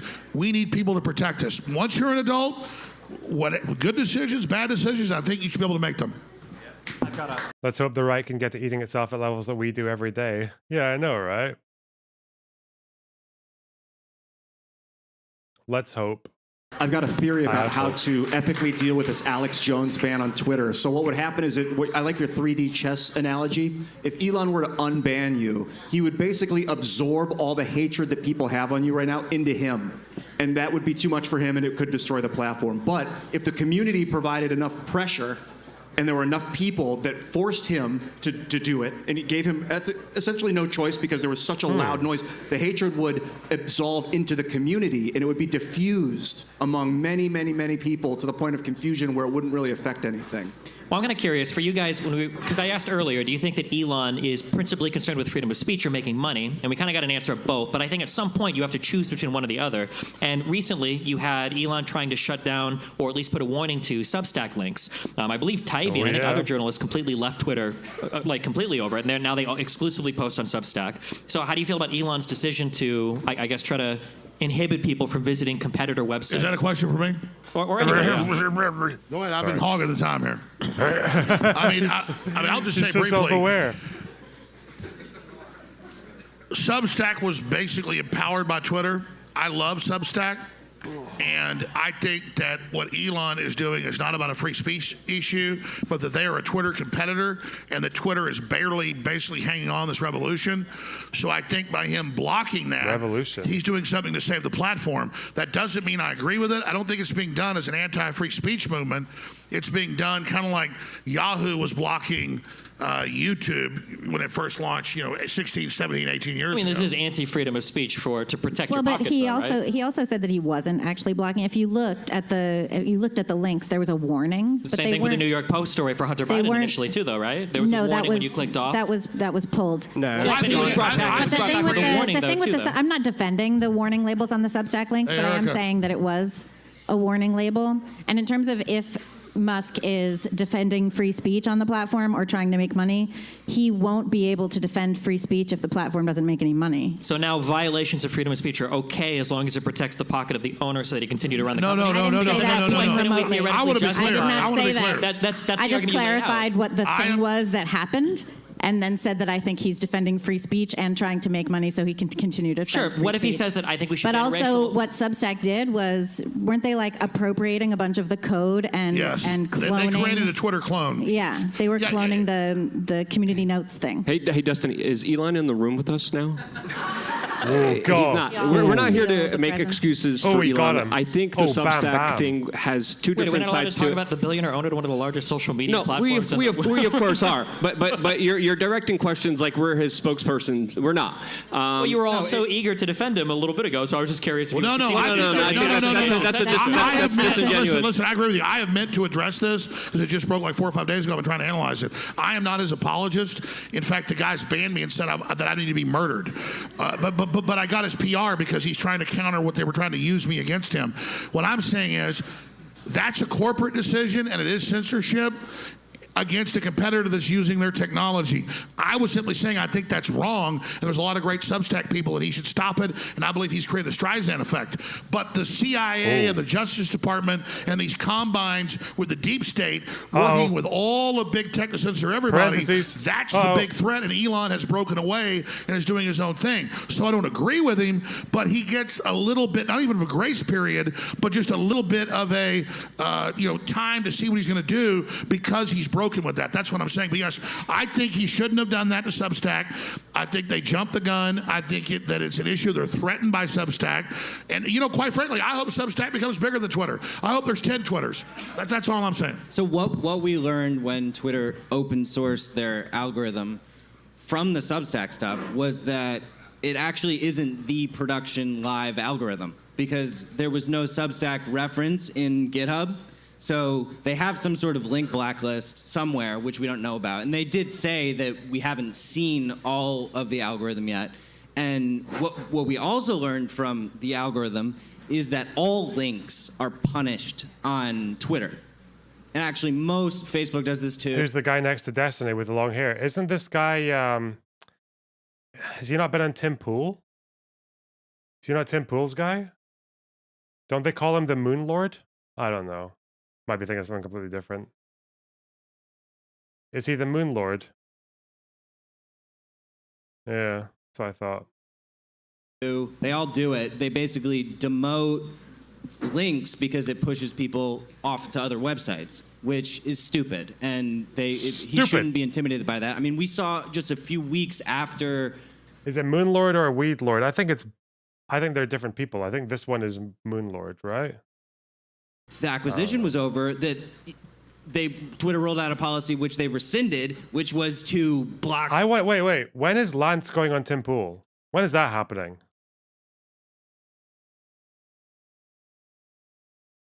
Anyone know? Is there a date? Cringe Lord. Anyway, sorry. Facebook and Instagram and even Nostr, which is the decentralized protocol that we're using. So that's it. So they've all done this to each other before. Yeah, YouTube does this routinely. Like you can't when you outlink in the description on your YouTube channel, they demote your video in the algorithm. So why are we discussing and talking about Twitter when all these other social media platforms are also engaged in the same platform as well? And I think if we're talking about Twitter, let's talk about YouTube doing it as well, because I think they deserve criticism as well. It's not about not criticizing Elon. It's not about not criticizing Elon, but what Luke just said is true. We're all focused on Twitter because they release the files. The other big tech does it even worse and more sophisticated. Yeah. And I think that's what Luke's saying, but I think your question's reasonable. Facebook ran psychological studies seeing how they could manipulate people's emotions through the algorithm, trying to make them outraged, trying to make them sad, trying to make them feel happy. They were able to do psychological studies. The things that Facebook does, they know when you're about to take a shit, all right? These motherfuckers are up your fucking ass with so much private metadata that we can't even imagine, we can't even fathom. And I think when we criticize big tech social media, yes, let's criticize Twitter. Twitter could do better. But I think there's a bigger elephant in the room. This panel is cancer. Don't insult cancer patients like that, okay? And that's all the collusion and all the actions that big tech has been acting on, particularly from one side of the aisle, and that's that right. side is the establishment. It's the big globalist governmental combines controlling all of big tech, and then Twitter breaks away and we go, Elon, you're exposing the censorship, but then you're protecting your platform, which I'm not even agreeing with that. I'm just saying that's a different animal what he's doing.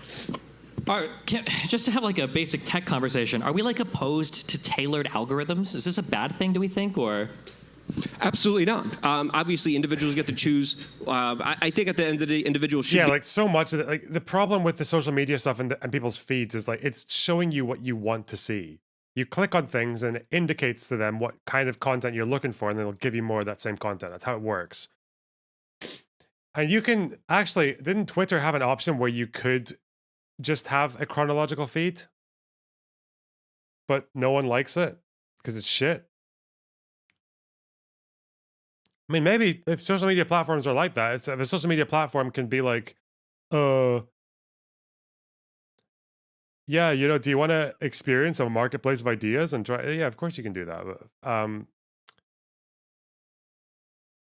But I don't think most people are going to want to give up their tailored feed.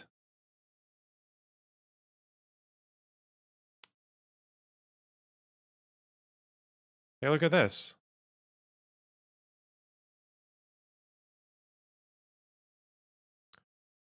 That's the face of a #1 fan, if I ever saw one. Holy shit.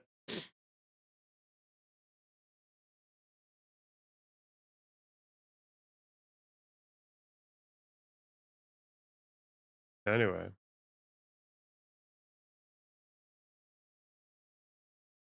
Be able to choose, but private companies get to choose whatever algorithms they want. But is that Casey Tron? Yeah, this is Casey Tron. I don't know who that is though. I don't know anything about Casey Tron.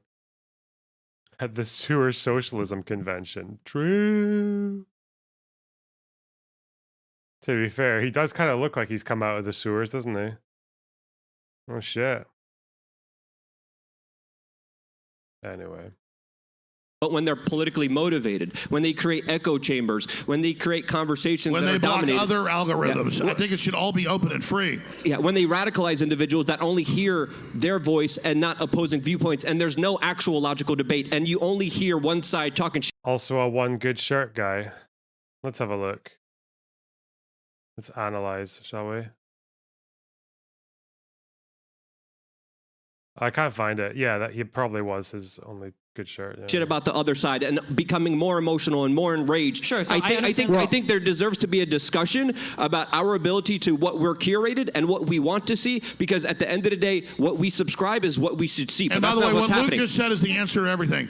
Go back to YouTube and Google and all of it. It's a parent company 20 years ago. They on purpose put us in groups and then put the most radical in there to push those groups to divide us and make us a new country. And I was part of that. I didn't know I was being used, but they were pushing me because they could take out of context a few things they liked that were radical or crazy. And so, but I didn't do it on purpose. So exactly what Luke just said, you can't ban algorithms, you can't ban them, but we should be aware of it.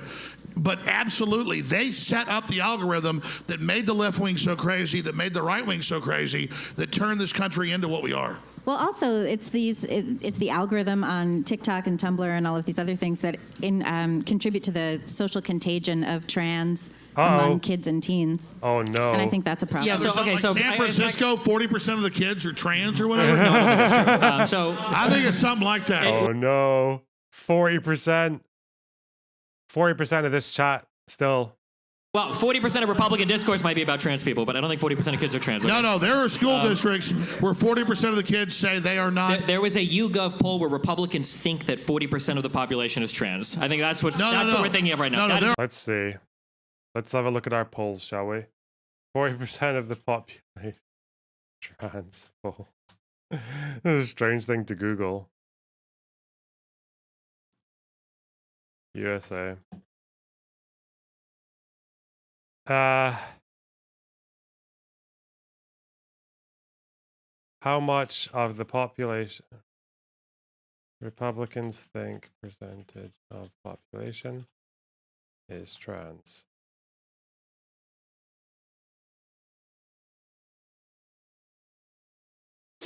Pew said 5% of young adults say their gender is different from their assigned sex at birth. Trans man, woman, non-binary. That's a lot of non-binary. Yeah. But what do the Republicans think?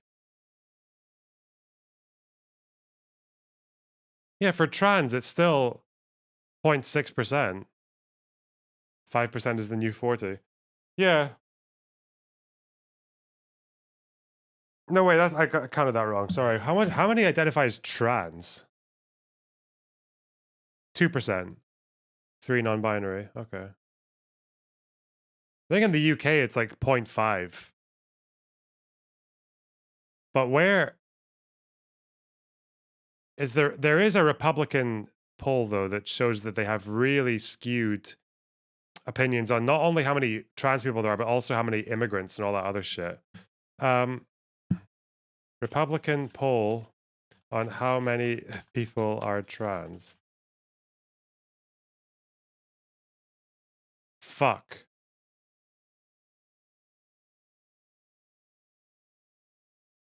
I don't know where that poll is.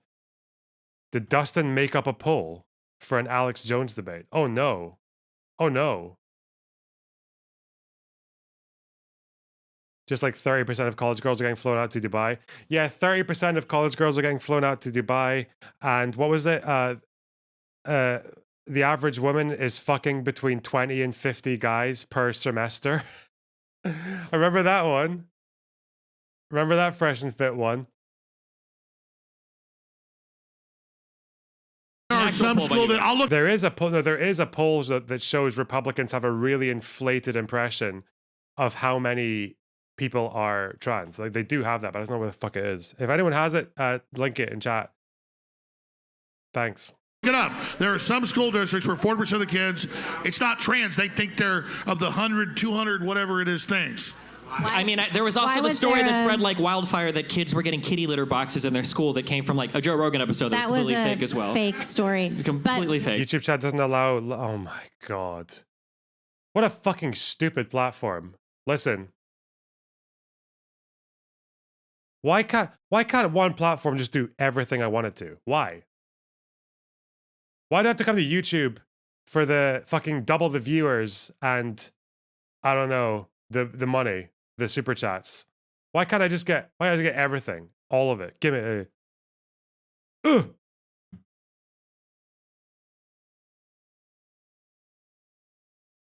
Maybe you can enable or disable it. So I don't think you can. It is a YouGov poll. Wait, really? Fuck. Join the Discord and DM it to me. Or YouGov America poll. Okay. What's the title of it?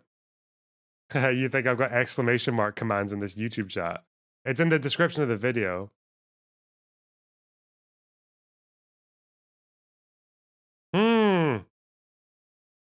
Just give us your personal email.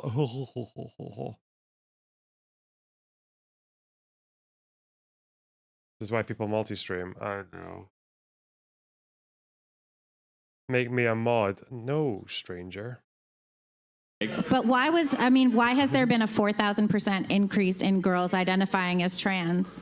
Yeah, there's no doubt this is. Are you denying that if you turn mainstream television on, you're just. Yeah, why was there a massive surge of people? Like, yeah, before like the 90s, probably 0% of school kids identified as gay because if they came out, they'd fucking die. They'd get nuked. But it just is what it is, you know? It's what social acceptance does to a motherfucker. All right, hang on. From millionaires to Muslims. Small subgroups of the population seem much larger to many Americans.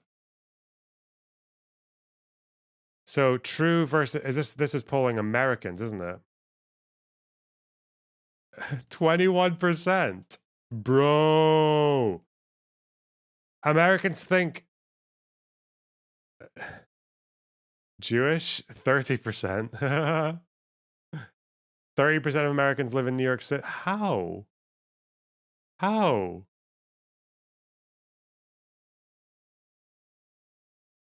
Only 65% of Americans. No, wait, true. Oh, yeah, no, 89 have a high school degree. Okay. Okay. 64% white. Ooh. People think 41% of the population is black. Okay. Wow.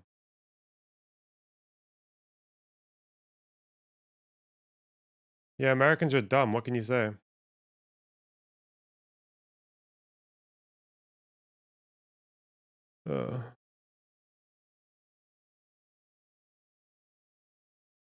Hammered. Like everybody hates a Coca-Cola ad or a Chevy ad or whatever you're being hammered with. You look at any mainstream culture, it's trans. I mean, are we denying that?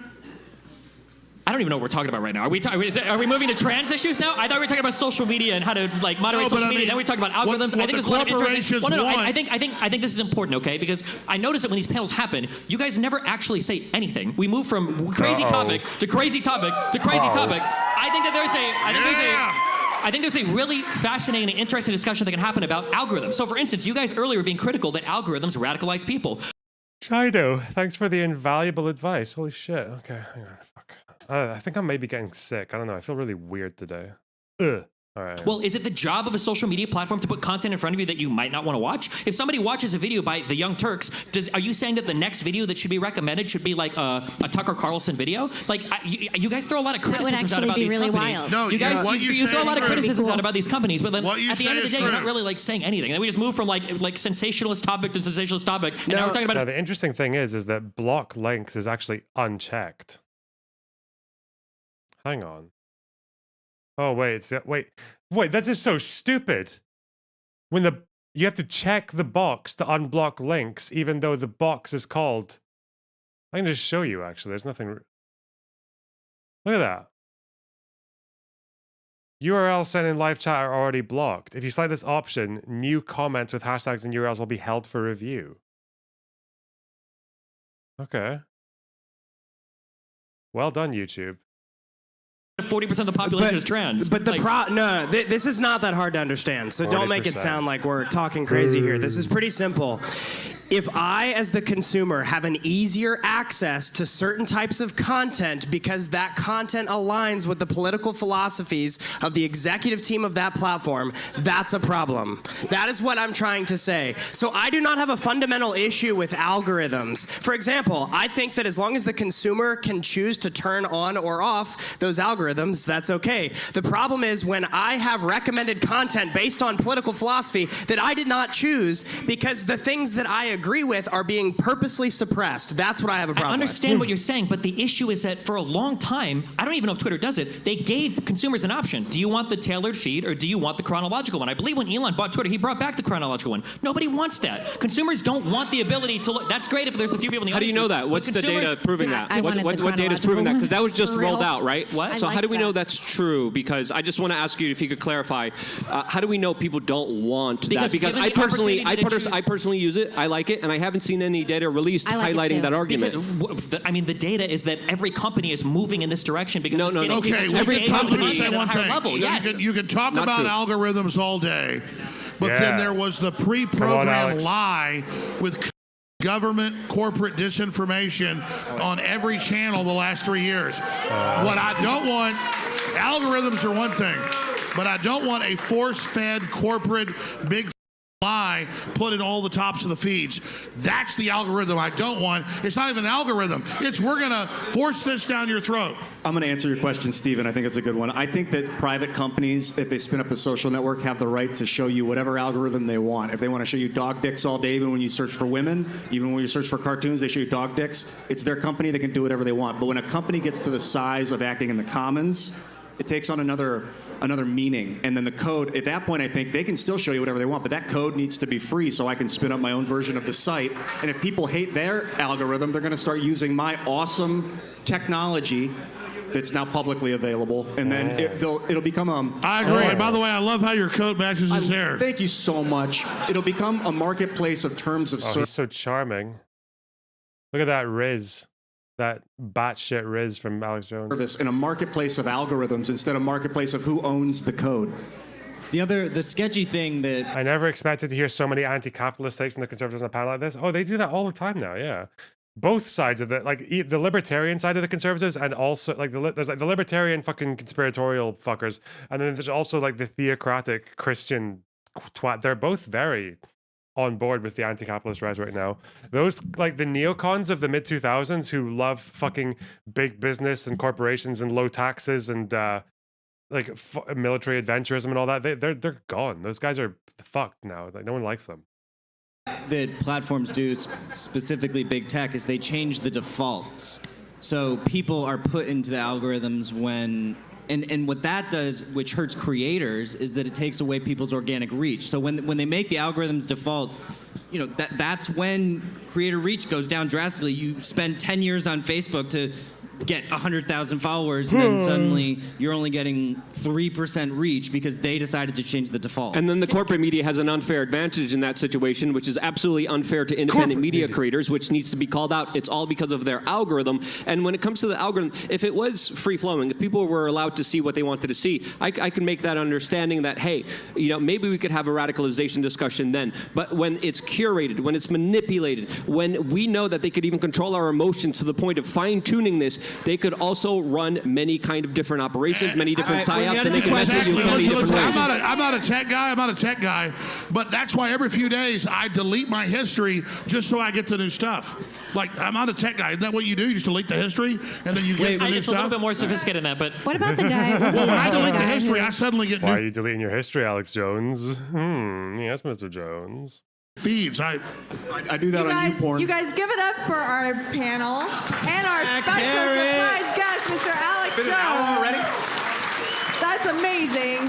I have to jump in here because we have so many people excited to talk to you guys and ask questions. We have like at least 12 people, maybe a baker's dozen of people in line. So you guys be very concise, no life.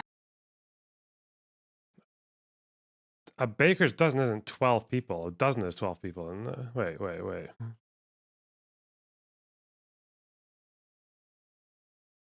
Baker's doesn't 13, but okay. Stories, just get to your questions so we can try and get everybody, and speak closer to the microphone than you think you have to.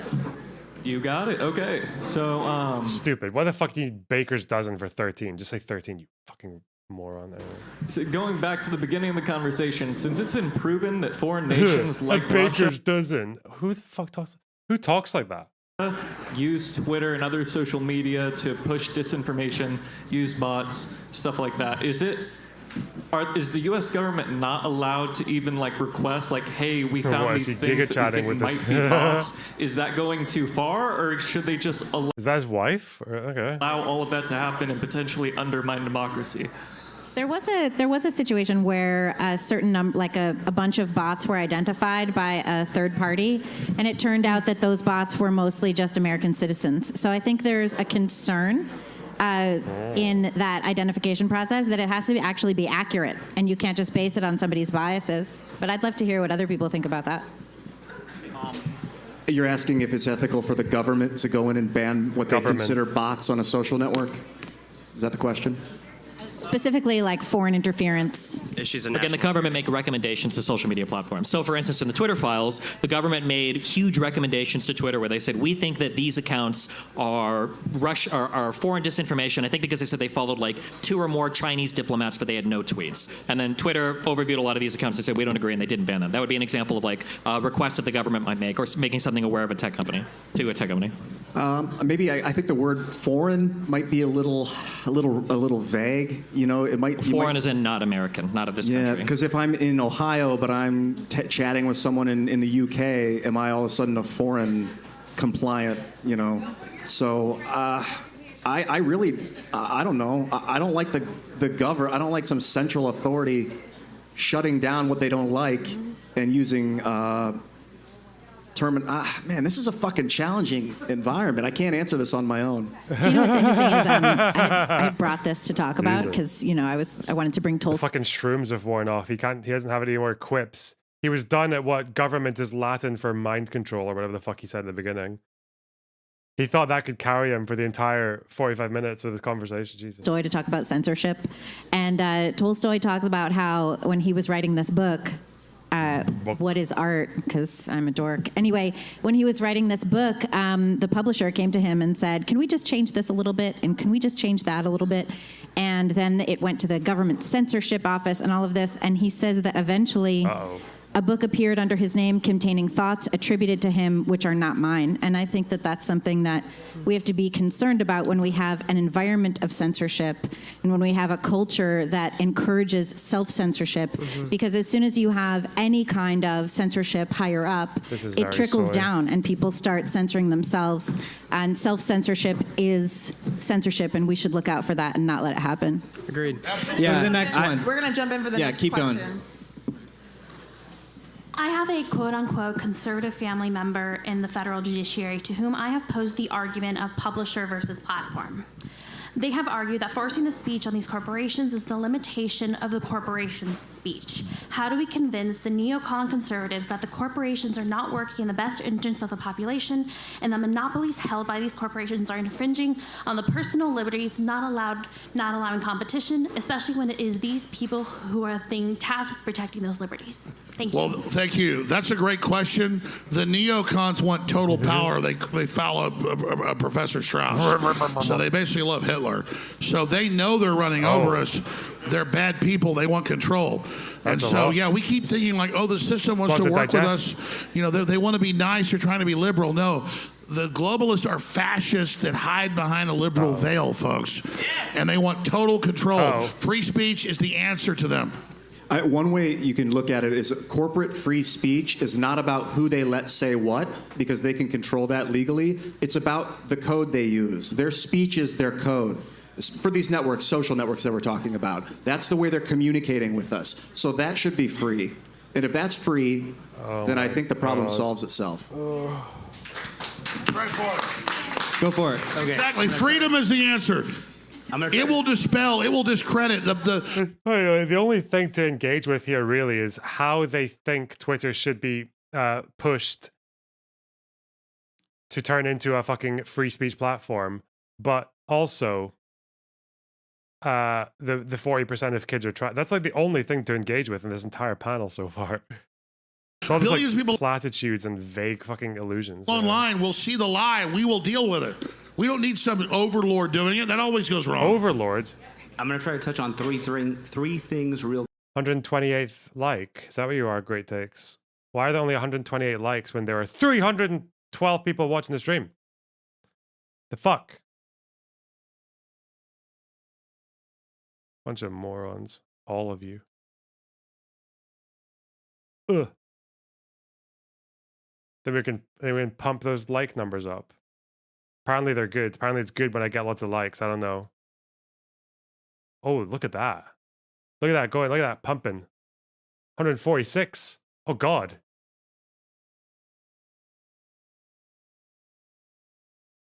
You guys are mashing. All right. Real quick, sorry. I've had a couple drinks. So with the Hunter Biden laptop situation, I am far less concerned about the dick pics and more concerned about the 10% for the big guy. And then Tony Bobulinski coming out and saying that Joe Biden is the big guy. But more concerning for that is the fact that I don't think that same level of censorship would have been applied if it had been Donald Trump's kid doing the same things. Yep. When it comes to algorithms, I'm very wary of algorithms, but I think the best. What did he say there? Kid doing the same things. Yep. Is the fact that I don't think. The big guy situation, I am far less concerned about the dick pics and more concerned about the 10% for the big guy. And then Tony Bobulinski coming out and saying that Joe Biden is the big. Who said Joe Biden is the big guy? As far as I know, this like big guy thing is not proven to be. Is it? Let's see. Pujarski, is that the person he's talking to? Tony Bobulinski. Tony Bobulinski. The thing with this Hunter Biden laptop thing is I read about it, I get all the info, and then I lose it all because I don't care. Oh, God. I feel like I've gone over this big guy thing a million times now. Anyway. But more concerning for that is the fact that I don't think that same level of censorship would have been applied if it had been Donald Trump's kid doing the same things. Yep. Do I still have my Google Doc on it? Algorithms. I'm very wary of algorithms, but I think the best way to go forward is sort of an informed consent model. Like if I'm going to be subject to an algorithm, I think I should at least know that I'm being fed a certain feed. You know, like whether I'm being shown more right-wing content because I'm watching right-wing stuff, or if I'm being shown more left-wing content. Either way, I think the company should be able to do what they want. Is it because there were potential investments with CEFC Chinese Energy, but that venture never actually came to fruition? Like nothing actually happened. Is that what? I was wondering what you guys felt about that as far as trying to balance. Like you think they should be transparent in telling you what it is that the algorithm is that it's feeding you? Yeah. Yeah, that's interesting. What do you think, Ian? Yeah. Or Michael, go ahead. I was thinking about TV commercials, and if they had to say every 3 hours we're going to show you a gummy bear commercial, they don't have to tell us that. They just feed us this subliminal thing at the impulses that they want. No one's ever raised a bat in an eye. There was a rule, though. There used to be this rule on network television that you had to give equal time to both political candidates. The fairness doctrine. Yeah, we used to have that. Yeah. Well, here's the deal, folks. We can sit here and debate all this, and I think it's kind of rearranging deck chairs in the Titanic. I already knew this because when Obama left office, and he was just a puppet of the deep state, they put $2 billion into the Countering Foreign Disinformation and Propaganda Act, and then suddenly, months later, they're having congressional hearings in the Defense Department in the House Armed Services Committee saying Alex Jones is a Russian agent. We're battling him right now with the CIA. And I'm like watching C-SPAN going, wow, I know I was a Russian agent. Plus, less the CIA's after me. So they've done all this, and now they've got all these dashboards and think tanks and fact checkers and groups that are attacking and censoring and doing this. That needs to stop. Then we can debate the algorithms and free speech all day long. We have like Darth Vader literally bombing the living snot out of us. And so we debate all the little nuts and bolts of it. The point is you shouldn't have corporations with big government and think tanks and universities censoring people and then calling it liberal. And again, I love real liberals that love freedom and happiness and all that. These are not liberals. These are the military-industrial complex that Eisenhower warned us of. These are the most cold-blooded corporations in the world that wrap themselves in Black Lives Matter. It's all crap. I kind of want to hear what Michael Seifert had to say, because I feel like you're about to explode some knowledge on it. Well, I don't know about that, but I will say that to the gentleman's point who asked that question, it's why I like to harp on that New York Post story so much. I think it was you, right? Yeah, thank you for the question. And the comment on the New York Post story. It's a huge deal, and if you're just trying to write it off by saying it was just about Hunter Biden's dick pics, it's completely disingenuous. The reality is, if a government can get in bed with a corporate entity to purposely thwart the likelihood of their opposing candidate winning the election, that's a very serious problem. And so it's so much more about the business dealings. And then to elaborate on the point even further, like the big issue here too is that these corporate entities have become hijacked by lobbyists and by their dealings with a government that'll give... Didn't all this stuff supposedly happen when Biden wasn't even the candidate? The Hunter Biden emails with the fucking big guy stuff was 2017, was it?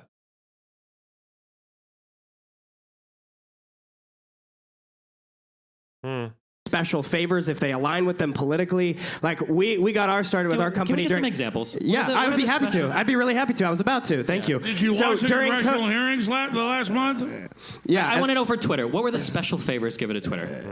For the Hunter Biden story. What are the special favors given to Twitter? What do you mean special They paid favors? them like $6 million bucks. You just said that there are special favors given to corporations for interacting or cooperating. Yeah, I was about to give you an example. Okay, let's hear. During COVID, the businesses that were willing to puppet the messages of the regime were deemed essential, even though they had the same attributes and products and services offered as non-essential businesses, because they might have disagreed with the regime's political views. And they got major corporate That funding. is a perfect example of what happens when the What does that government... have to do with Twitter?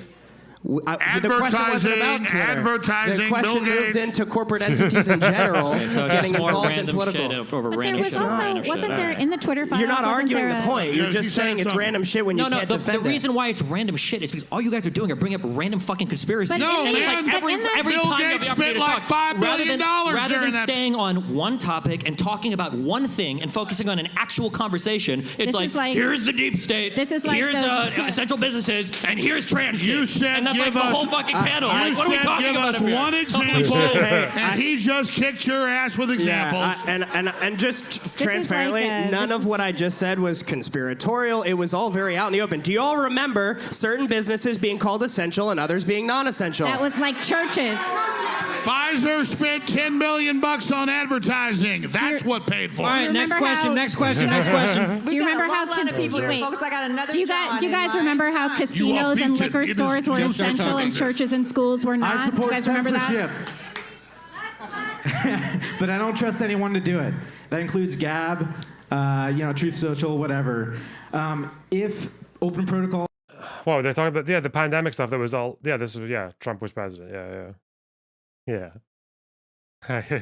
Like for using social media, like Nostr or Blue Sky succeed, how might this conversation look different? What are we going to be talking about in 5 years when none of these platforms can actually intermediate news and social media? We're going to be talking about when code says disallow all dogs, but what the code is actually doing is transposing some other value for the word dog. And so when you read the code, you're going to see that you're going to think it's doing something about dogs that it's not. So you're going to need to know the language of the sub-language of the language. Wow. Yeah, I think that you're exactly right, because the other thing the too Q&As are is gonna when be so good you at this censor and that. people, I just right? realized. And you say these kinds of ideas can't be talked about. What people are going to do is they're going to continue to talk about the ideas, but using different words and different language, and then you're going to have to censor that. Like I remember very distinctly when my son was in kindergarten, I think it was, and the teacher said that you're not allowed to call anybody stupid, and so all the kids were like, okay, we won't call anybody stupid, and they started calling each other silly instead, and then the teacher tried to make them not say the word silly, and they just kept coming up with other words so that they could call each other fucking stupid, you know? That's 'Cause what's great what about they do. humans is we're not going to be suppressed. I would just love to. I would just love to know.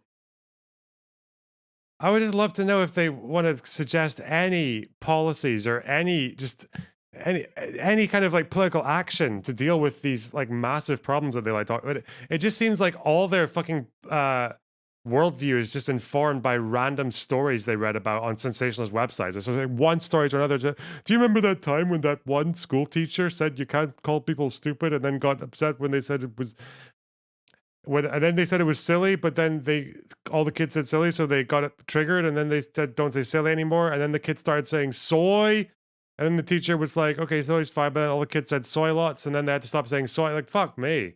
Okay. Wow. All right, next. I guess this is my question. What do you consider the ethical obligations of private companies like Meta for free speech and facilitating public discourse? I mean, I know initially people were talking about, oh, easy, just ban child porn, no problem, that's all we need to do, and then, Meta is terrible, but I guess I'm just kind of curious, like, what in your minds did you consider also like challenging? But that's not what I said. I said Here's the guy. Is it Sisyphus? The guy who pushes a rock up a hill? Is that how you say his name? Why do I feel like his name sounds too much like syphilis? That's what online politics feels like, and this is a prime example. Great free internet we had 5-6 years ago. You ban hack material or people being doxxed. You ban child had calls for violence or like open scams and criminal activity. Anything illegal is banned. Also, you need to learn when to put down the sword. You fight as a corporation metaphorically to gain market traction, and then once you get it, you need to let it go. You need to set it down and let the market take it. There was actually this really interesting thing that happened recently where, so there was this trans day of violence that was being advocated for on Twitter, and then anybody who reported on the fact that the trans day of violence was being advocated for was banned. Do you remember that? And so, or was it violence or vengeance? I think it was vengeance, not violence. Like this whole thing as well, just like, oh, do you remember that time when a bunch of people got banned on Twitter? You can't verify that. Like, you can't, I don't know why. Like, fuck. Why is this compelling to them? Violence. Apologies. No, it's vengeance, yeah. But yeah, I remember Andy No got locked out of Twitter. Marjorie Taylor Greene got locked out of Twitter. The postmillennial.com. You should check us out. thepostmillennial.com/subscribe. You should come check us out. Anyway, but you're right. They didn't ban the people calling for violence. They banned like Trans Day of Vengeance literally got cancelled, didn't it? I'm pretty sure it got cancelled by the state, didn't it? Wasn't it? Wait, weren't they forced to cancel it because of a threat to safety? Trans Day of Vengeance.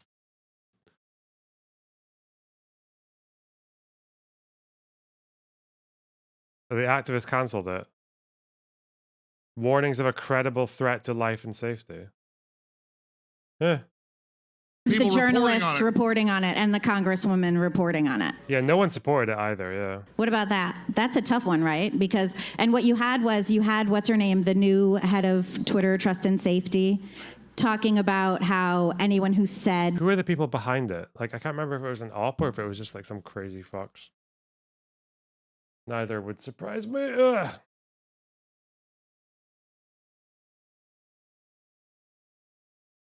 Whatever. Trans Day of Vengeance would be banned, even the reporting on it. And I thought that was disingenuous.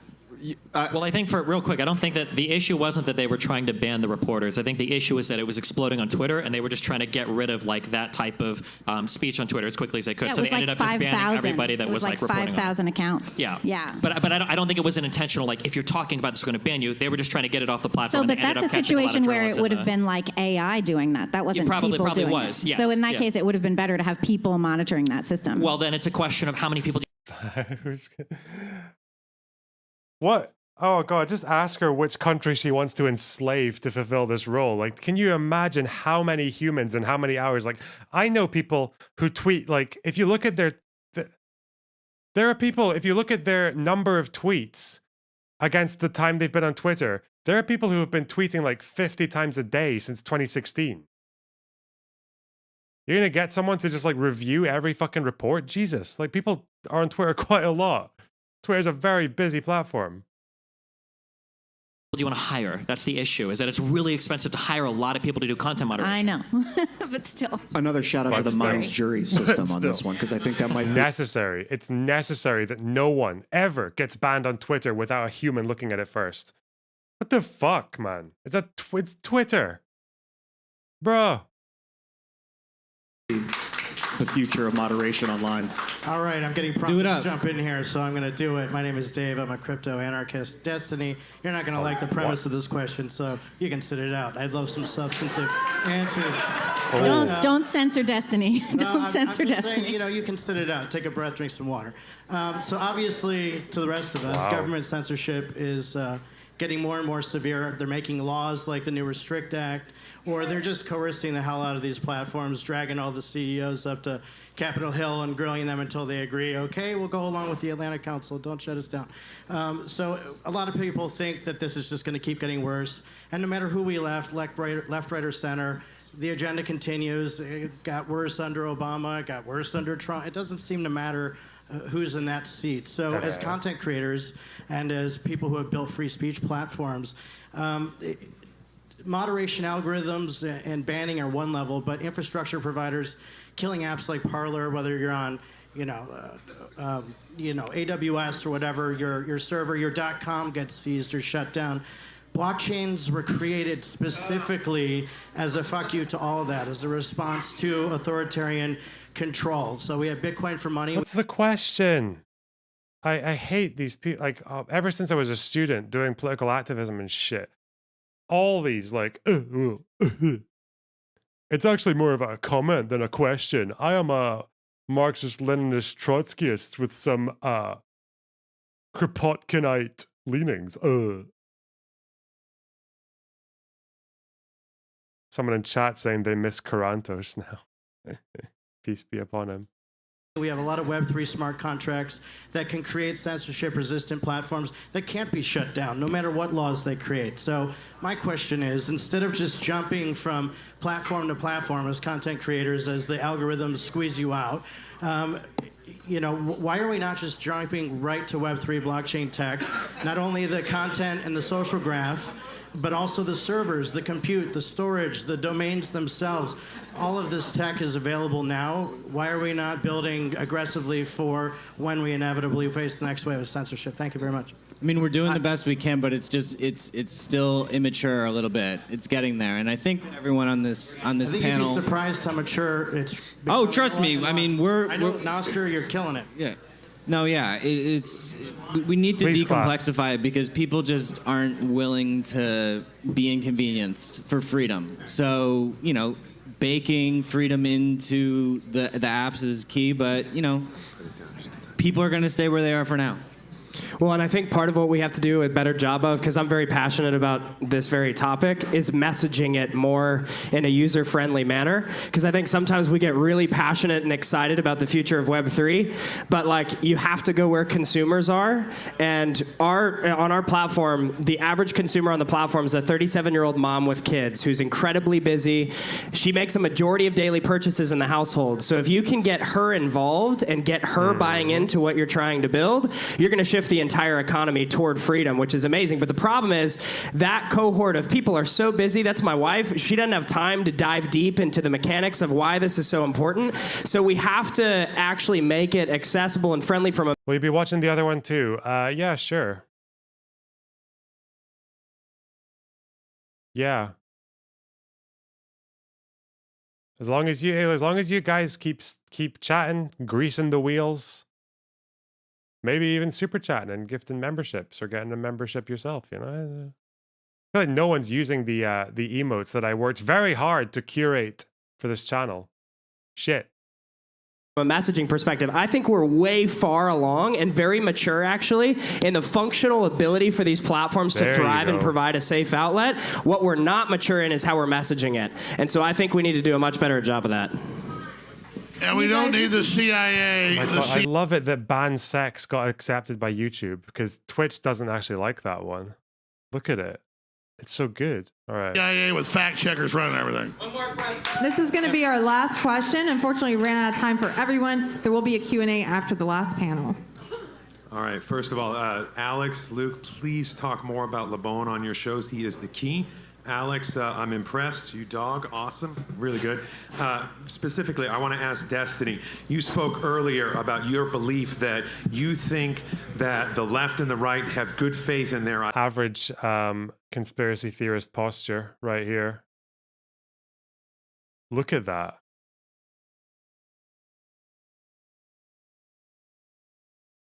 It's like there's a fucking volcanic eruption about to happen in his thoracic.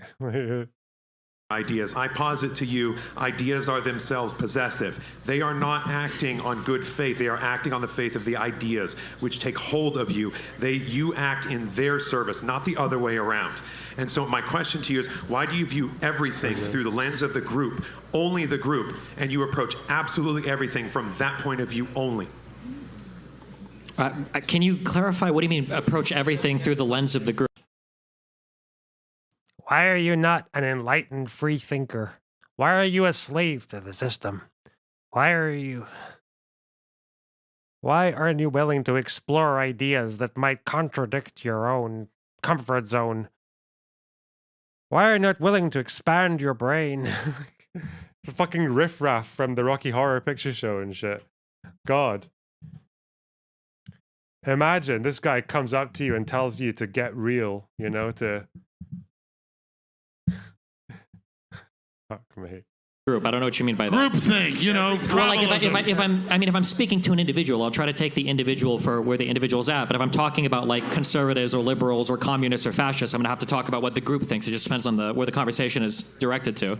Okay, but my point here is that in each and every one of those topics, those are ideas. Those are ideas that are themselves the issue, not the group. You try and focus on this narrow point, and you get lost in the minutia of all of these things. You sat there and argued about, well, is Twitter really censoring people, or are they a private corporation? That's not the issue at hand.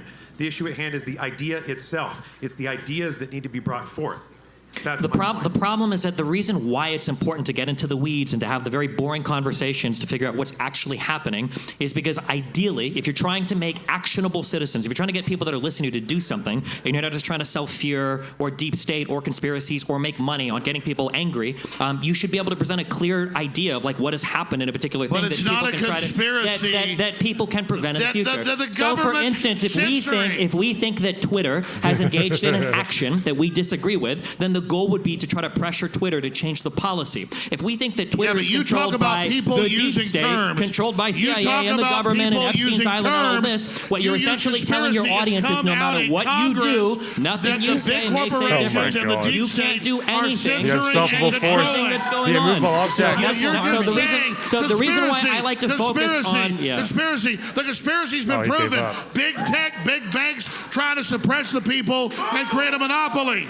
You keep using words like conspiracy theorist. Hey man, people know what's going on. The only thing you're doing with that type of speech is removing your audience from the voter pool. So I mean, you know, power to you if you want to talk that way. But at the end of the day, there were congressional hearings like they can do anything, where big right? tech is suppressing election knowledge, medical knowledge, all this. It's a conspiracy theory. So what do you want people to do about it? He's like, you use words like conspiracy theory. Alex, what do people do about it? What do you want people to do about it? I want people to be aware of what's going on. Not be aware. What do you want people to do about it? You've made them aware. Now what are they supposed to do? People. This is the problem with your platform. All you do, I'm sorry. I thought you were doing this for like 15 years. I thought you'd have a quick answer to that. My platform's so weak, why are they trying to ban it? Yeah, go ahead. What do you want people to do? What are you going to do, boy? What do you want people to do, Alex? I'm going to wreck the New World Order. That's what I'm going to do. Okay. We need freedom of speech, open platforms without government and corporate censorship, and it'll all sort itself. Oh God, he's is he fed posting? Are you fed posting me, right? Alex Jones doesn't know. Alex can just accuse him of fed posting and sidestep the entire conversation. Destiny, fed posting, trying to TOS bait a vulnerable victim of censorship. Out. That's what I'm saying. And it's not a conspiracy theory. The big, powerful corporations and governments get together to censor and control and protect themselves. And we fought hard to even get that basic truth out, and we are winning.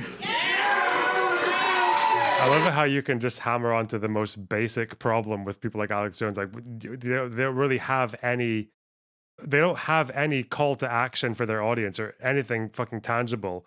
But then Alex can just say, "We will be free. We will bring down the government. We will stop Antifa. We will stop the government. We will stop the censorship. We will get freedom of speech. Soy!" And then the crowd's just like, "Yeah, yeah."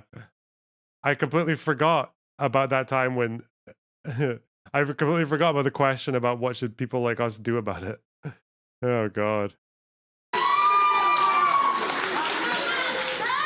The problem with people talking over each other is it's like painting two different colors of makeup on your face, that you love both of the colors very much, but when you put them on your face, they turn brown. Moon Lord for the Not voice that brown's of a reason. bad makeup color. What is that color blue jacket? Is that electric This blue? is electric blue suede, Alex.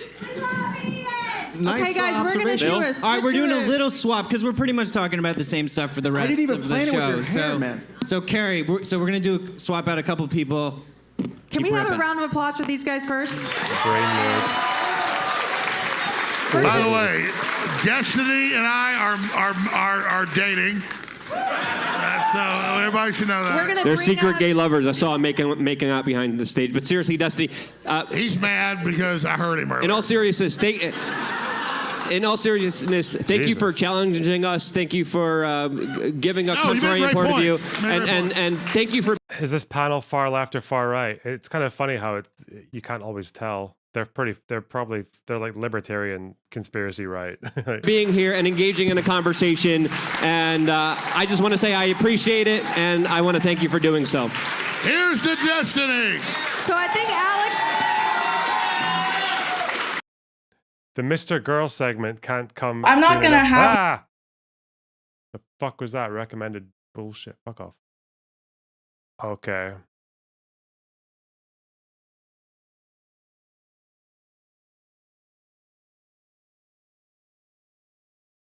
Wow. Are we gonna watch the follow-up? Are we just going straight to it? Apparently that panel continued? How? Oh, it's a different fucking panel, isn't it?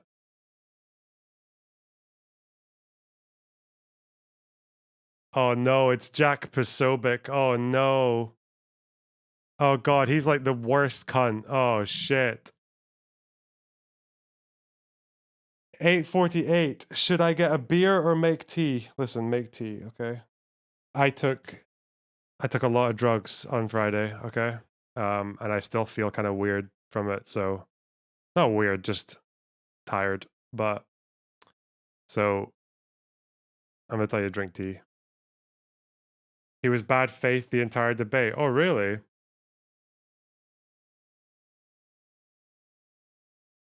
Someone donate to get me to skip the Destiny Posobiec section. That might be a good idea. Cause this Jack Posobiec guy is like, I don't know, I can't, there's a thing, okay? I have this thing. I'll explain it to you.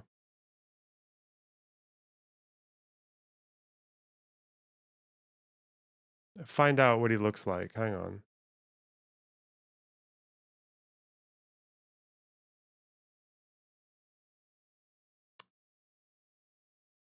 Yeah.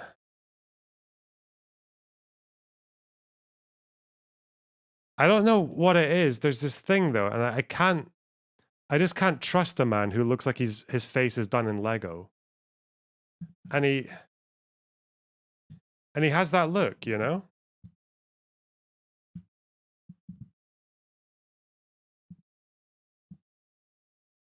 Huh. Dylan slut. Shut up. Dylan's the only one, okay? God, you guys came out of fucking nowhere. Holy shit.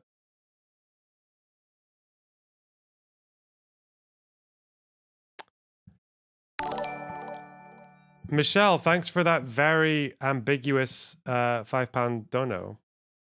I don't know if you want me to skip or you want me to keep going with the fucking Destiny shit. I don't know.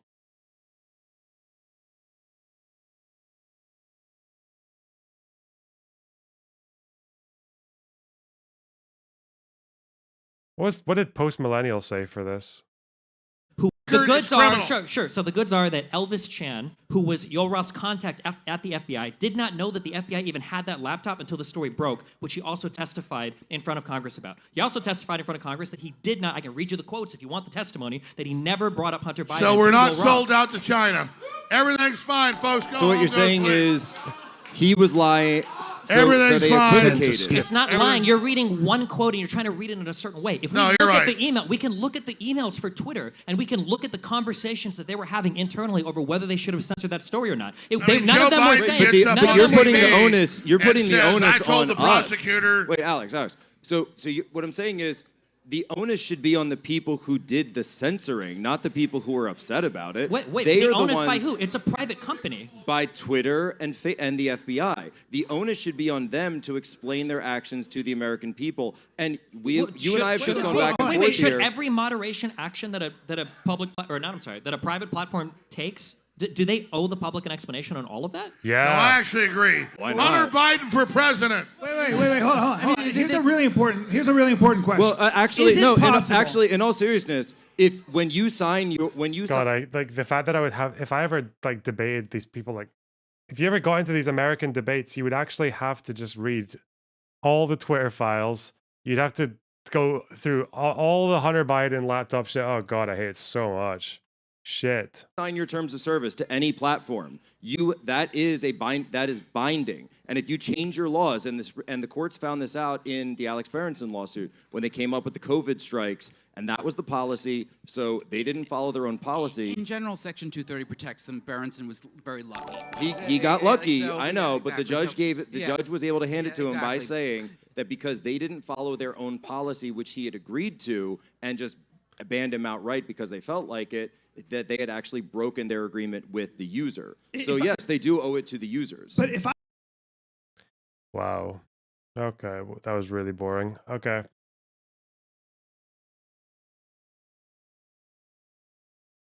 Twitter, why did you ban me 7 years ago? All I did was tell 400 people to kill themselves. All right, wait.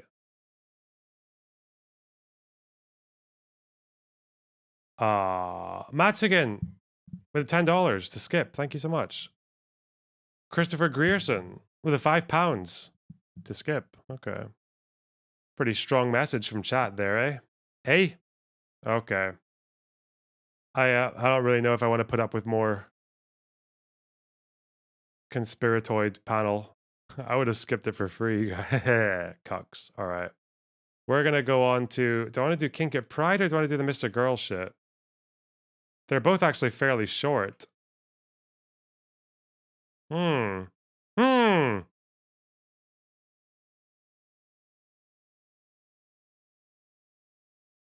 Mrgirl. Yeah, let's do that. Okay. Get out of the way. Okay. Hang on. I do need a little bathroom break. Hang on. Maybe want to wait. Worker.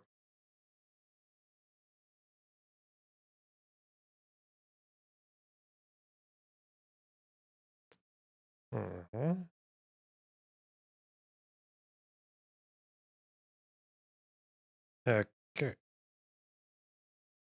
You can also do memberships as well if you want the emotes, chat. But anyway, I need... Fuck, I probably need some fucking food as well. Shit. Ugh. All right. I'll be back in a minute. What do I do? What do I play? Okay. I know what to do. Let's bring my guy. Egg.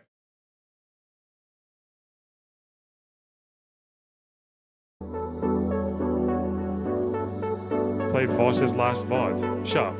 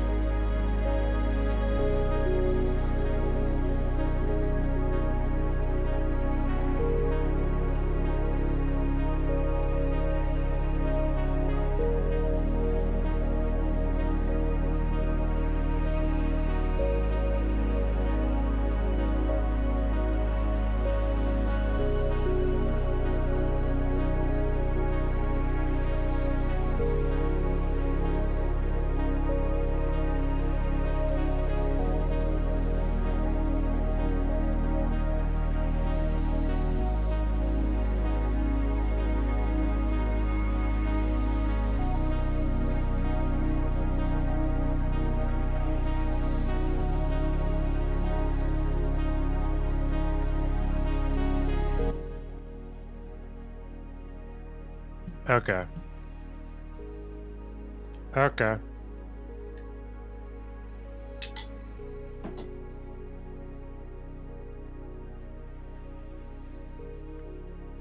Give me a heckin' minute, guys.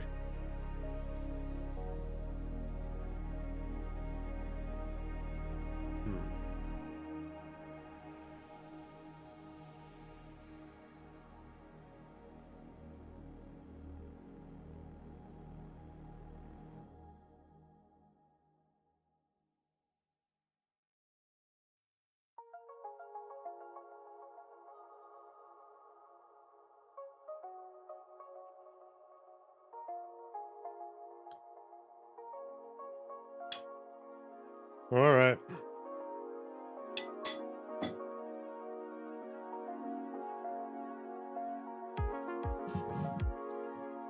Thoughts on Japanese adult video? I don't know. I don't dabble. Couldn't possibly tell you. All right.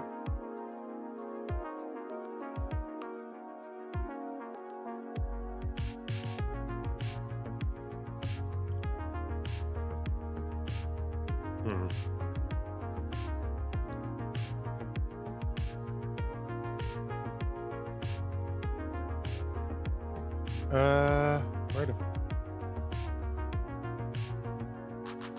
Okay.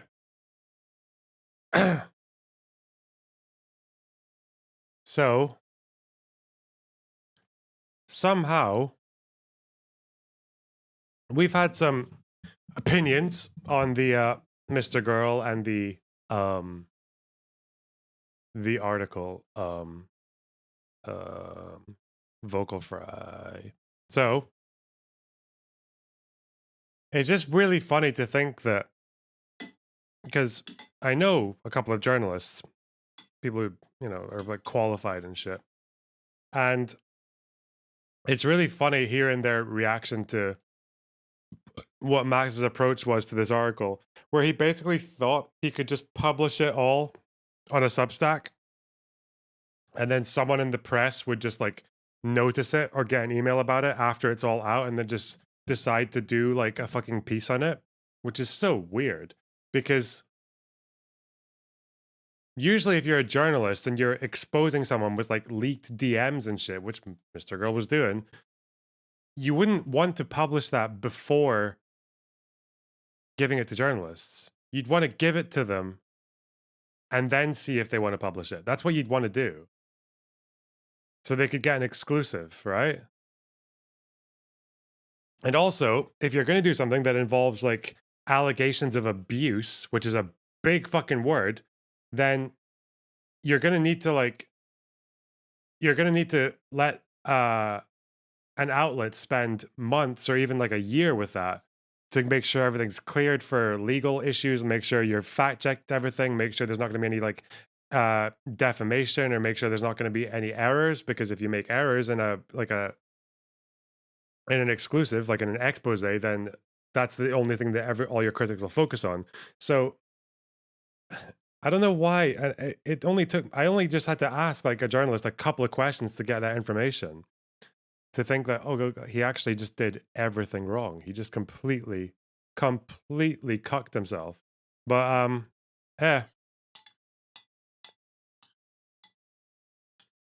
so he's off his fucking nut.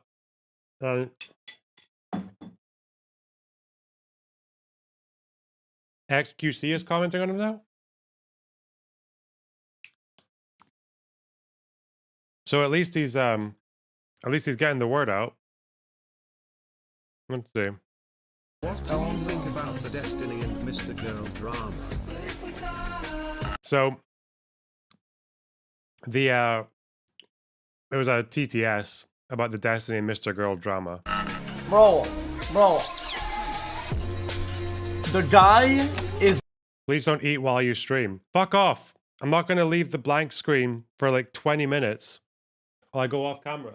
Like that. I do subtle.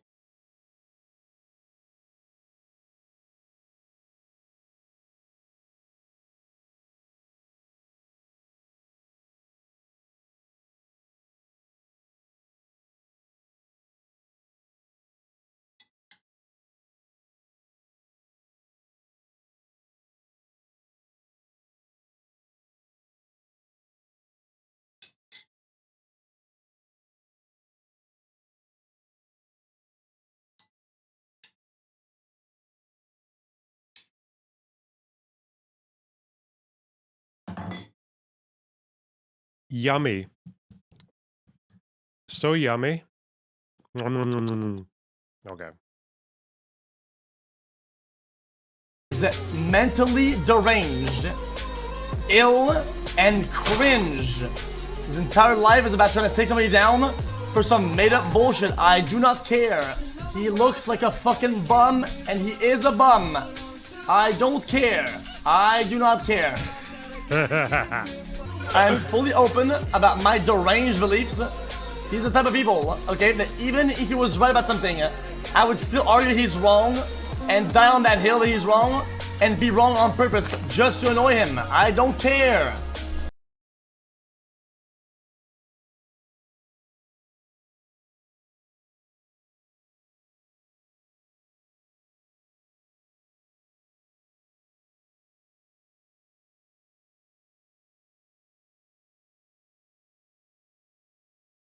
I'm sorry. You calling the abuse of women and potential rapists? You saying that's not the right thing to criticize? Excuse me.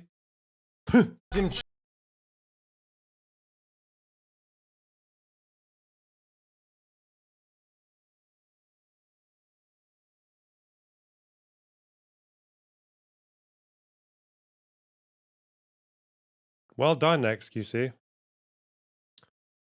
Anyway, Max is how do they do this? How do people go past the Twitter account?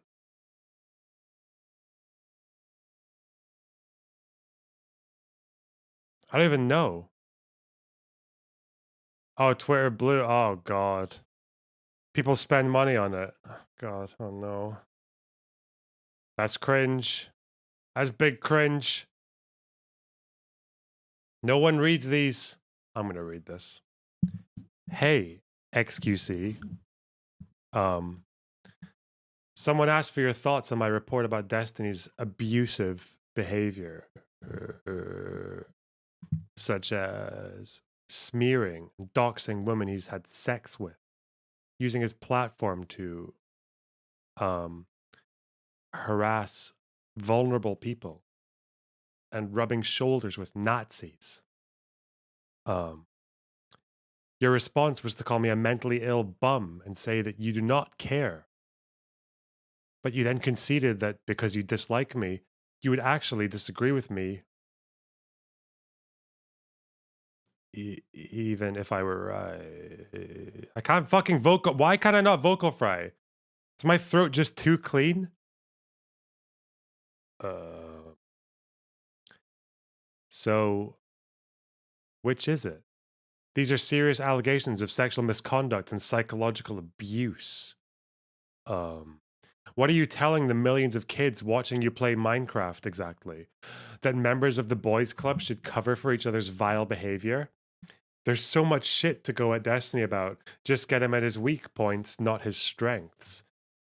What exactly are his strengths as described in the report? Threatening to leak nudes? Actually leaking nudes? Bullying suicidal people? Machiavellian manipulation and lying?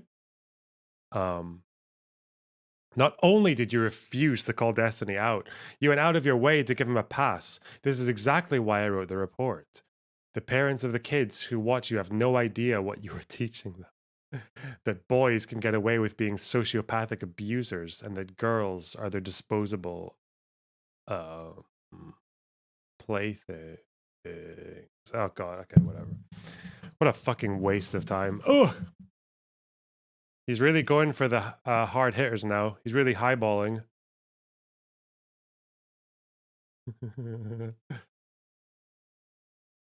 What do you think about Destiny and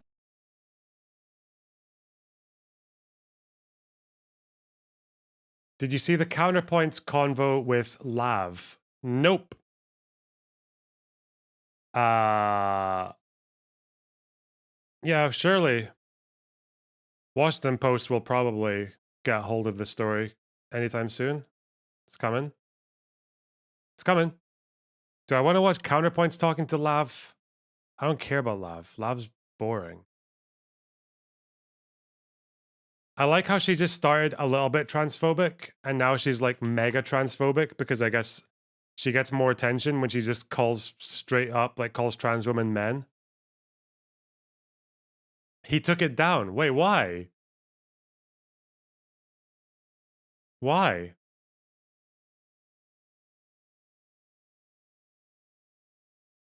Swerf and turf. Oh no. There is a Chud react to it that's half an hour long. Lav was the one you had the debate with. Yeah, the ex OnlyFans person, yeah. Well, now she's an ex OnlyFans person, but not that matters. I don't want to watch a react to it. Ugh.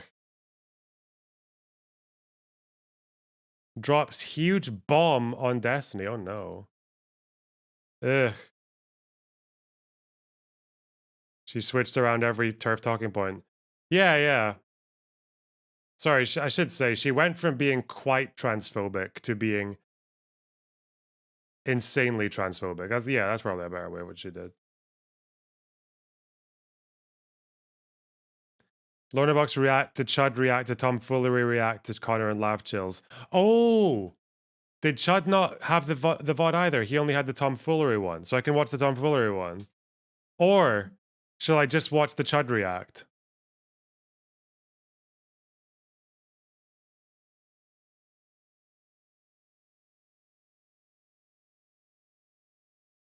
And then Yeah, I think we'll stack the layers. Okay. Fuck it. No, Jane Socks, you're on your own. Oh, no, you're not. Oh, God. I don't know if I can pass up on the novelty, though, of reacting to a react of a react.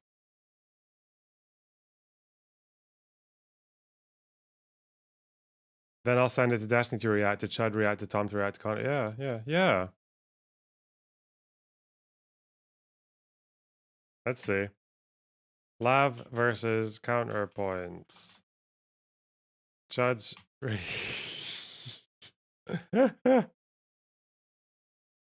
My react to Chud's react. No, I'm not putting that all in the title. That's insane. That's insane. We're just going to need to make sure there's room for everyone's head.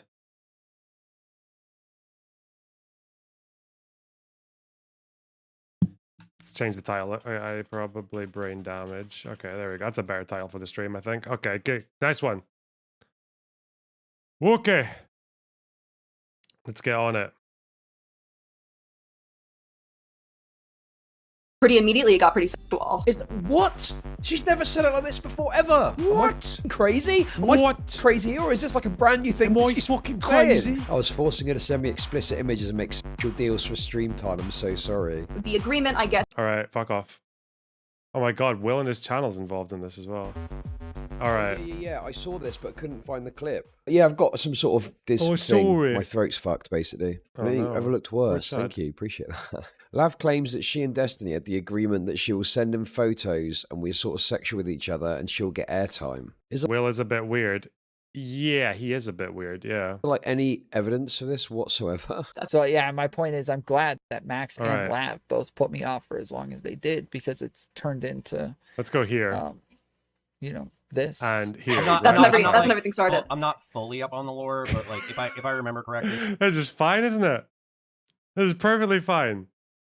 There's nothing wrong here. Wait. Let's get Andrew in as well, you know. I'll go here.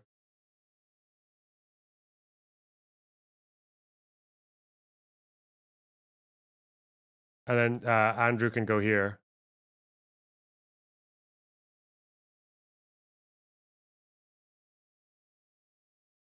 Okay.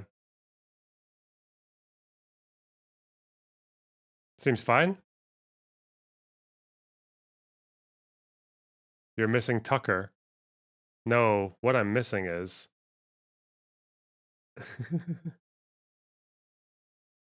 You have 2 super chat goals. No, I don't. That's Chud's one.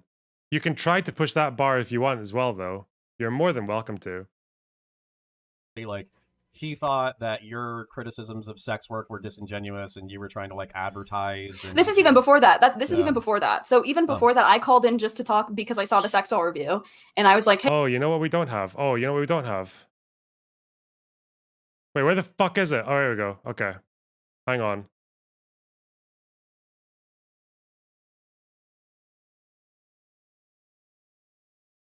We have a Discord chat as well. Oh, for God's sake.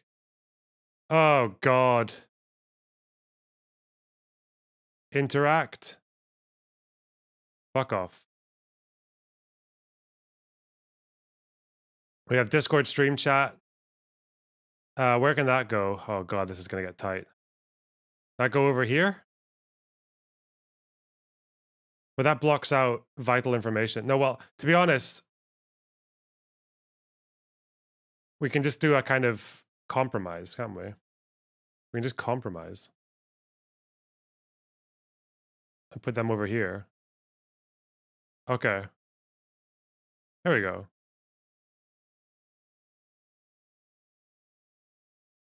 Hey, you should probably take more breaks instead of yelling at your girlfriend. Like, you should probably not make your feelings her problem. Which he disagreed with. But anyway, behind the scenes, me and Stephen would talk because we sort of reconnected at that time because it was sort of just like passive talking to each other over the year that we had known of each other. And Stephen was like, well, you should stream. You should stream. Like, you're interesting. And I would talk to him about how much I hated sex work and how much I couldn't stand it and I didn't want to be in it anymore. And so this sort of became like my out. Obviously. With Stephen being sort of like, you know, I have a following and, you know, I'll take you under my wing and you can stream with me. And then pretty immediately it got pretty sexual, like asking for nude photos. And I remember being like down with it, but also just being like, God, I'm doing sex work. I can't flip the toxic box. I'll put the writing backwards, but I can totally flip Andrew Tate. Yeah. And put myself up and put the toxic box up here. And then that kind of okay. Like, I remember thinking like, this is sex work, but if I have to just what this is like, this is like a new claim. This is like new information that's being claimed now. What? Weren't all the logs given to Mrgirl? Also, like, she's being disingenuous about the series of events here because she reached out to him to do the whole trying to encapsulate the man in a shtick situation that she's done previously too. if I have to do sex work with one person to get out of OnlyFans, if I can change careers, I will just. I think this looks good. I think it looks good on this screen, isn't it? I think it's filling out nicely. Now, chat. For a modest fee of, let's say, $10, you can recommend an image to add to this screen. How about that? Oh.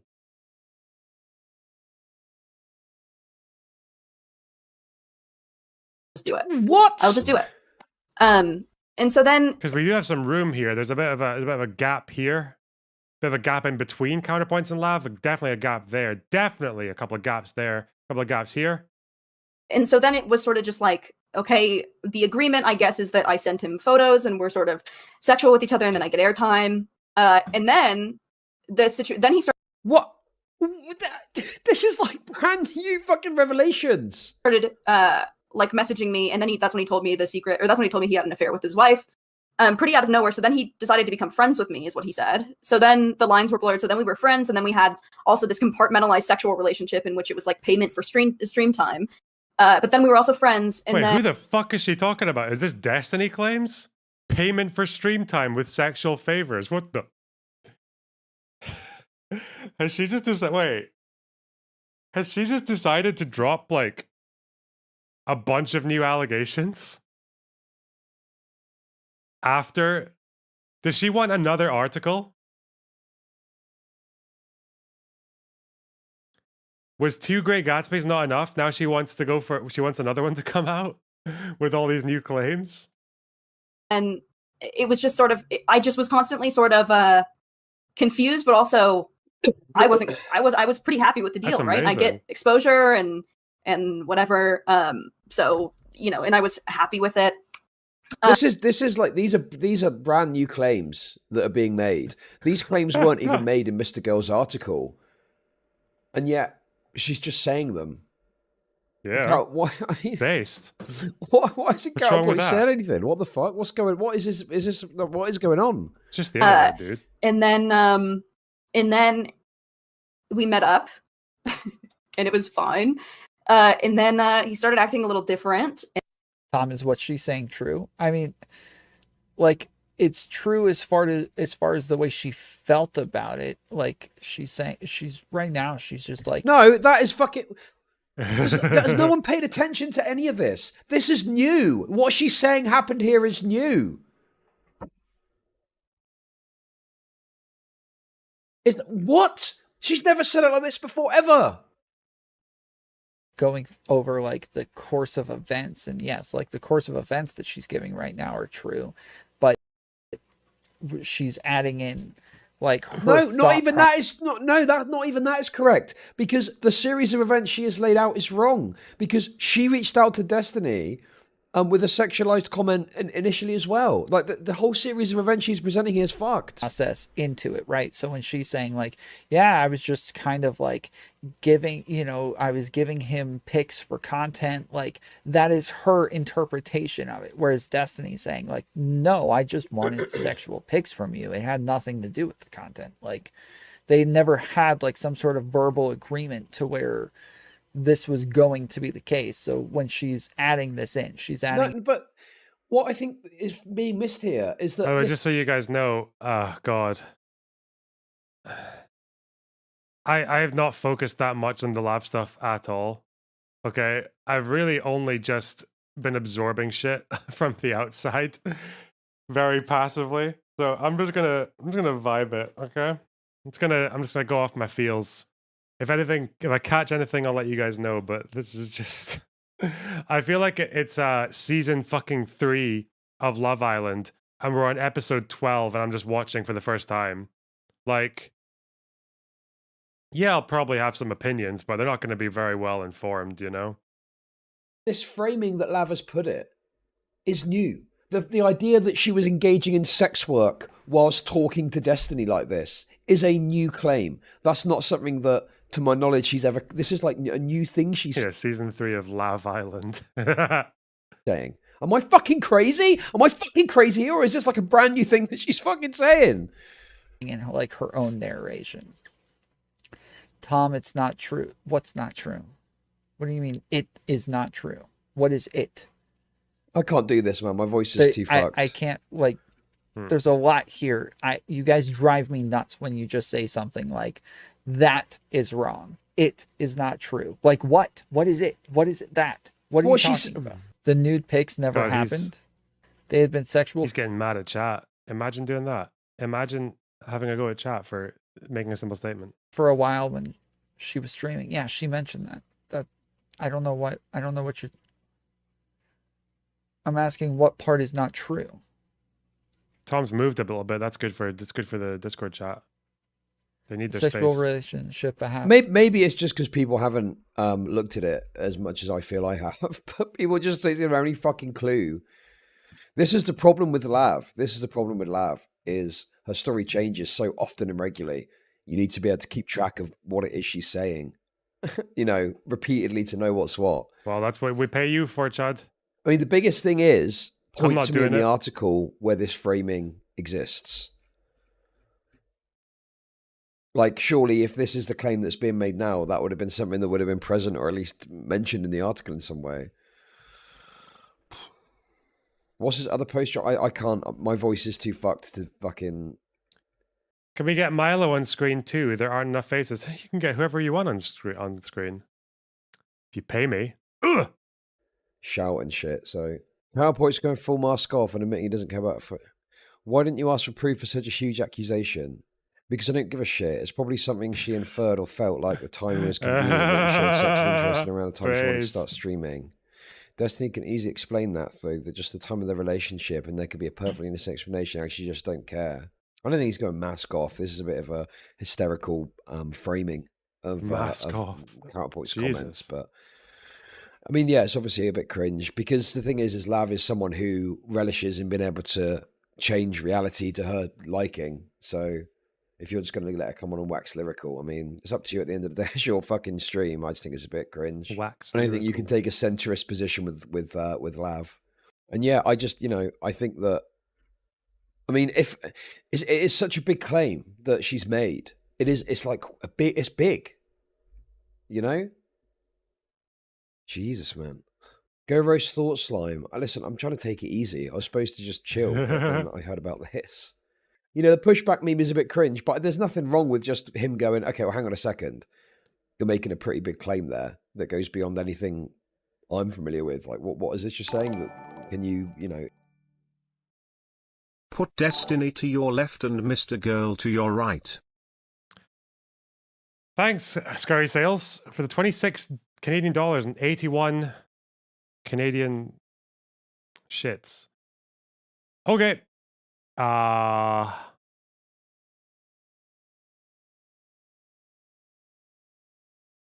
20 USDs. Ah, clever. Okay. Okay, we're gonna need to do some work. Right. Let's save that one to desktop. We're gonna have to do some BG remove as well. Okay. Huh. And leave this going while I do that. do you have anything to back this idea up? You back up these That'd be claims. my way of dealing with it. But then obviously, imagine if you did this with the Sia drama. I mean, I don't want to suck myself off, What? But yeah, I mean, if someone makes a big claim, I think you've got to just put a pause on it and go, hang on a second, that's like, pretty major to just throw out like that. Like, she's claiming that essentially the Harvey Weinstein thing is true when there's no evidence that I've seen that backs it up at all. Happened before she was on stream. Yes, I'm aware. So they had not what? Put him over there. I mean, think it's not like he has to fucking push back even. All he has to do is go, hold on. That's a pretty big claim you just made. Pretty big claim it's you not just a claim pretty, I'm actually familiar it's a with. pretty strong claim you just Do you made. have anything to show me to back this idea up that it was, sexed for exposure? I don't know, man. It's really hard to find a Google image of Mrgirl not looking like a total creep. I'm using this one. Perfect. Oh, fuck, it's a web file. Okay, let's get this one. All right. I just think people just aren't as invested in it all. That's my guess. Not invested in it all. I think you guys are confused. Hold on. Let me go Not back. invested in it all. Doing sex work. Like, I remember thinking, like, this is sex work, but if I have to do sex work with one person to get out of OnlyFans, if I can change careers, I will just do it. Also, the timelines on this, you need to double check the timelines too, because when she was leaving OnlyFans, that was when I met her, and then she ended up going on to Destiny's stream, and I thought, oh, did I Okay, this was a good idea. Thank you so much for the dono. We're totally worth it. Okay. end up putting Lav on Destiny's stream? But they'd actually spoken prior to her going on Destiny's stream for the first time over the OnlyFans sex work stuff. So there's like a massive timeline discrepancies here as well that, even without knowing from looking into it, I would know of because of my experiences dealing with Lav. So there's massive discrepancies here.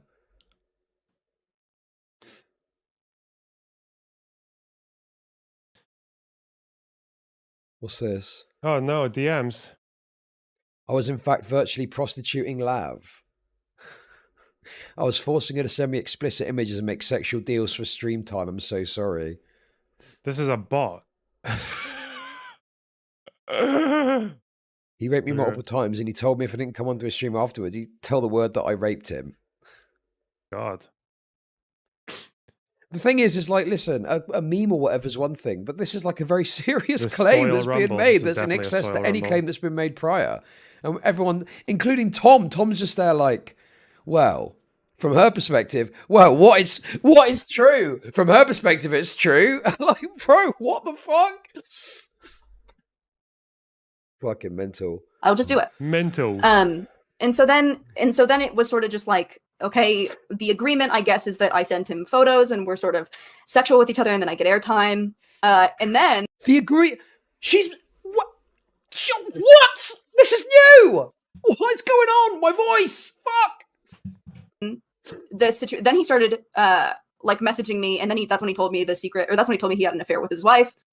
Pretty out of nowhere. So then he decided to become friends with me, is what he said. So then the lines were blurred. So then we were friends, and then we had also this compartmentalized sexual relationship in which it was like payment for stream time. But then we were also friends, and then it was just. This is insane. Just sort of, I just was. Lorna, who is that to your right? The one between you and Destiny? What the fuck are you talking about? What? To your left? What the? Is that a joke? Is that because you're saying Mrgirl looks like me? Like this person here? Did it? Okay, well done. Was constantly sort of See, whatever you guys heard there is not what she said. She didn't say we had sex after I started streaming. That part never happened. So I don't know where you guys got that from, but that didn't happen. She didn't say that. Is Tom listening to a different fucking conversation? All these people are retarded and incapable of covering this. That's what I've decided with this. True. This is fucking... That's me. That's me. Retarded and incapable of covering this. That's me. I have no idea what's happening. Insane. It is not a thing.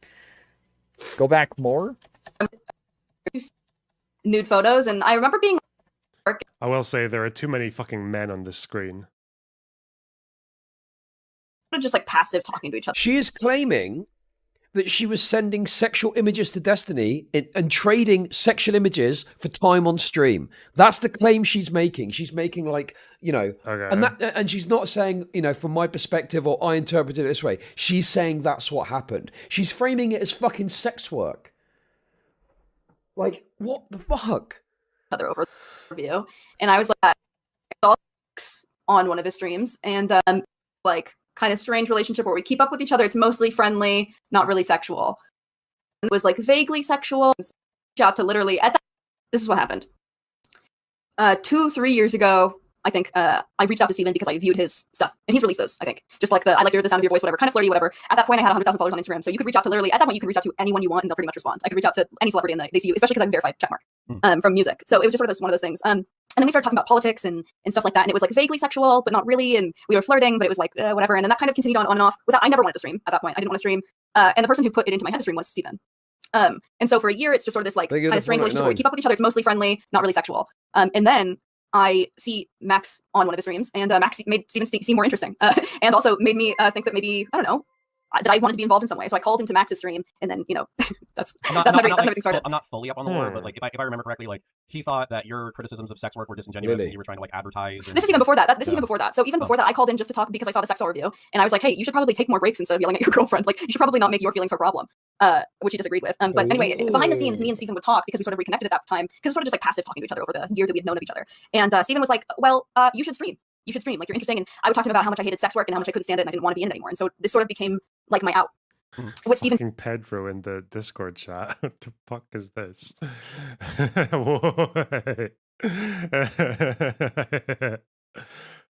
What is this? Who did that? That's so cool. I've never seen that thing do the thing before. What the fuck? That's so cool.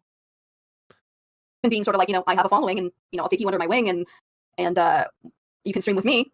And then pretty immediately it got pretty sexual, like asking for nude photos. And I remember being like down with it, but also just being like, God, Okay, chat. Since your requests are just so good, so soy, we're gonna take the fee down to $5. Okay, $5 to get extra reactors into this stream. Okay. When sex work, like I remember thinking like this is sex work, but if I have to do sex work with one person to get out of OnlyFans, if I can change careers, I will just do it. I'll just do it. And so then it was sort of just like, okay, the agreement, I guess, is that I sent him photos and we're sort of sexual with each other, and then I get airtime. And then then he started. Is it sped up or something? No. The agreement, I guess, is that I sent him photos and we're sort of sexual with each other and then I get airtime. The agreement, I guess, is that I sent him photos and sexual photos and I get airtime. Like, it's clear as Okay. fucking day right there. This is a new claim that she's making, which has not been made previously, which is a very specific claim. Yeah, that I thought. Yeah, because I thought the best that they had for for it being like an exchange was the Orbiters Club meme, but now it's nudes in exchange for appearance on stream. Yeah, that's I don't know. Maybe maybe they're. It's just funny because that article. Maybe the all the information in that first article was just too good. Too much juice. That we had to spread it out across 2 articles? I don't know. Holy shit. Which would need... Did Destiny ever request your nudes to appear on stream, Lord of Box? Let me check. Microphones. Redirect. Tweet. Talk tomorrow. Panel. Music meme. Tweets. No. No. Some fucking evidence to back up. Yes, she's claiming that there was a agreement between the two of them that she would send sexual photos for airtime on stream, which is, you know, the Harvey Weinstein shit. But everything that we've seen is opposite to that. The Destiny didn't do anything like that with her. And then then he started like messaging me, and then that's when he told me the secret. What do you mean there? She didn't say they had sex yet. Is Tom fucking retarded or something? Tom is honestly one of the most brain dead fuckers that covers all this shit, okay? Oh, no. Just stick your fucking nose out of it, Tom, you retard. You clearly don't know what the fuck you're doing, okay? What no. fucking planet are you sat there going, oh... Servant of the truth, Chud. Wait, does he? He better not know how little I know. You think this is where the Vosh and Destiny fight began? Vosh didn't want to be Destiny's Irish laddie anymore. Ooh, clever. What the fuck is that? Do I need to check with that? What's the problem here, guys? Oh, they're not talking about sex, so what's the problem? What a I'll wait till it fucking comes on screen. retard. Oh, a what? A what? What are you talking about? What's that? What are you talking about? What's the What do you mean problem? there? Fucking Mr. Magoo.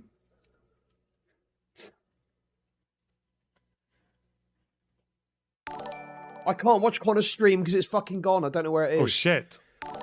I shouldn't be Was the watching agreement this, in man. writing? Hey, thanks, Blocker XK, for the 500 pesos. Is that what they are? Pesos? Fucking Argentina thing, currency. Lorna, which of the guys on the screen can you beat in a street fight? Which one of these guys would I lose to in a street fight? Probably counterpoints. I don't think I could take counterpoints. Destiny does gym, but he's small.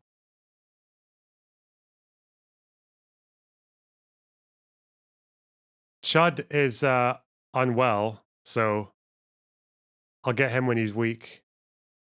Mrgirl? I don't know. Probably be fine. Tomfoolery? I think Tomfoolery probably looks like he could I could maybe beat Lav if I got lucky. Andrew Tate? No. I think I'd have a hard time against Andrew Tate and counterpoints. Probably Mrgirl. Mrgirl's old though. I can just dance around him until he gets tired. No, that's again, this is what I'm saying. She's adding in like her own narration. I was highly impressed until I realized how much Argentinian money is worth. Hey, we don't currency shame here, okay? This is white supremacy against the white people of Argentina. To it. She's adding in like her own perception of things. Get it now? She's not just adding in her own narration and perception. This is a brand new thing she has said. She has not commented it in these terms before. This is the first time she's ever commented on it in this way with this fucking framing, ever, that I've heard. I've not heard her speak on it like this ever before. That there was, nudes for airtime.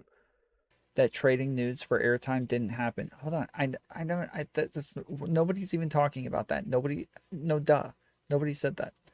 Fresh off the press laugh claim. Again, I said this earlier, that yes, I had already said that there was not agreement, that she was just adding in her own narration to this. No one said anything about them having sex. What do you mean? Sounds like an unspoken perceived agreement. Exactly like wine. She said that the agreement was that she sent pics for airtime. that Are you mean? guys seriously? You made me rewind this just to I hope that was a meme, Henry. just for me to see what There's I a lot to already this said. drama. Are you kidding me right now? Is this a joke? It's unfortunate Tom's chatters are as close as he is. Yeah, I'm just so grateful that all you guys know so much detail. You guys know all the intricacies of the Destiny Lav drama. That's what I need in my chat, Not yesterday when I'm trying to look up information about fucking Sudan and everyone in chat's like,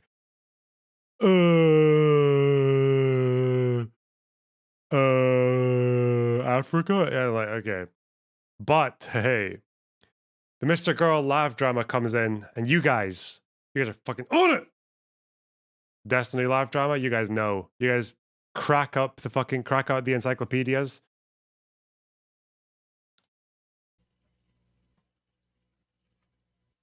What the hell? Sudan D's nuts.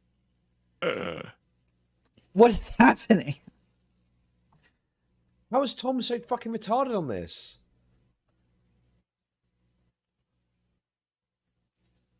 That's when he told me he had an affair with his wife. Pretty out of nowhere. So then he, what the fuck is going on? I was just like, literally, what is going on? And then I found out that I was unhappy with the way that I was part of a sexual dynamic in which he was sex. Okay, I think I went to. Then he started saying, and this is a man who, but also I was pretty happy with the deal, right? I I'll get be back in one exposure sec, okay? I don't think I'm whatever. gonna miss anything, am So and I was happy with it. Yeah, see, this is a big part of like BPF's argument, is that like she seems to be like complicit in what it is that she's saying, and she's saying like, yes, I wanted to do this. This was my deal. This is what I wanted. I got my share. I got what I asked. What the fuck is this? Well, the first one worked, so let's try a second one. If anyone has any recommendations to a reputable law firm in the US that deals with public defamation suits, shoot me a DM or point me in a good direction. What, did the Keffels thing work? What happened? Has there been a retraction? What? What happened? Which one worked? Yeah, Keffels was Canada, yeah, but he's talking about US. He sent a cease and desist and she stopped talking about him. That wasn't what the cease and desist, but I thought he wanted retractions. He wanted retractions. Did the fucking journalists did Keffels issue a retraction, or was that not part of the cease and desist? Thinks he's suing Lav. I always wonder.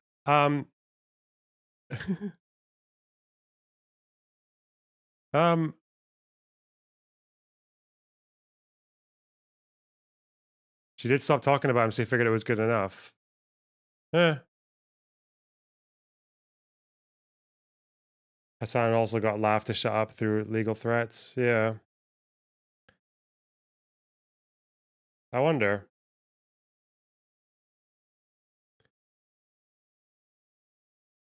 I don't really think I'll do this because the person is just not worth the energy, but if I ever get bored enough,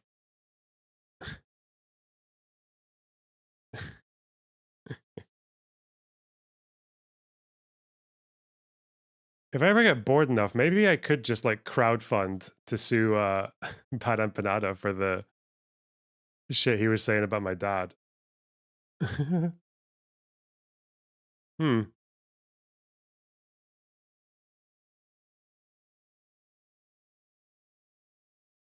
It'd be the easiest fucking case in the world, but yeah.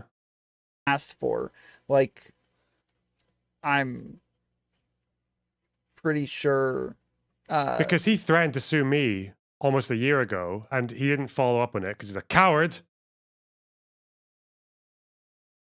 And because I would have really loved to watch him try to explain himself in like a court of law in Scotland. You know, that would just have been so funny. But and now that he's put the idea in my head, it's possible. Like, I'm pretty sure this is what BPF is talking about. That the only downside is though is that means he gets like it's just giving him attention, and he loves attention. So I don't know.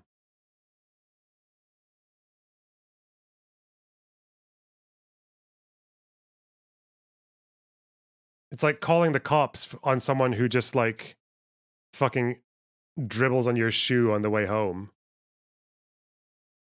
Like you're just walking home and some guy comes in front of you and just like drools on your shoe, and you're like, oh, why would I, you know? that, like, yeah, it sounds like she's like agreeing to do this ahead of time without like any sort of like I don't know, coercion or anything to it. And then we met up, and it was fine. And then he started acting a little different, and then I started coming on more, and then he started saying, and this is a man who already knew that my reputation was completely in his hands, because that's why he wanted me to stream with him. He knew that it would get exposure and that I would be building a community through his community. Does Scotland have the same stupid loose standards for defamation laws? I mean, they used to be stupid loose. Now they're just like a bit less. So now a plaintiff would have to prove damages. I don't think it used to be the case. So he knew that he had all the power. And through that, he started saying that I was an abuser. And he said that I would abuse him and manipulate him in conversations. And so all of a sudden, Okay, wait. Okay, wait. Okay, God, hold on. Did I miss anything? You guys are saying they had not been sexual for a while when she was streaming. She said that they had been sexual for a while when she started streaming.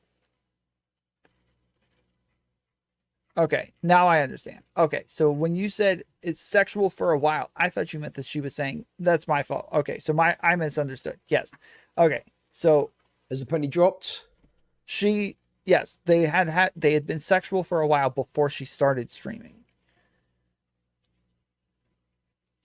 I was like, wait, hold on, buddy. What the fuck is going on? And I was even Buddy. messaging him like, I'm going to kill you. Why would you say something like that?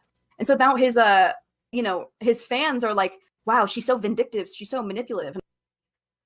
Who did this? I did 6 months of law during my course, so not legal advice, but our laws are more stringent than England's. In Scotland. Yeah, I thought because Scotland updated the law, didn't it? Like very recently, we updated the law in Scotland. That's what I remember. That's why I remember thinking it was funny that fucking BE would have to prove damages. He'd have to give me photographic evidence of his smears of shit on his bedroom wall after I told Twitter that he wants to put Jews in camps. Which he does want to do, so, you know. There's quite a lot of Jews he would put in camps. No lie. Can we have Donald Trump's reaction to this information? Yes, Da Pupper Lemon, for the $4.99. Well, yeah, of course we can.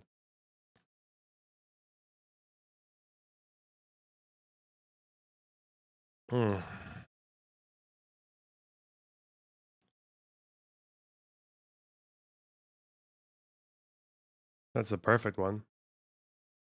All right. Oh my god, not the fucking web file.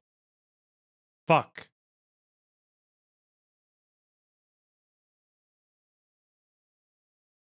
Give me this one? Yay. All right. Doesn't he have an affair with and considered leaving Mel for?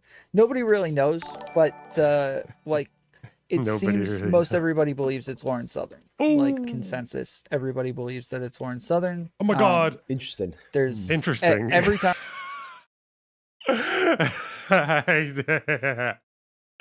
Oh god. Why are people so fucking creepy about people's personal lives and shit? Like speculating, you know? Oh god. Anyway. Let's do it. Let's get an image up there. Trump's reaction, shall we? Okay. Okay. Where's he going? I'm here?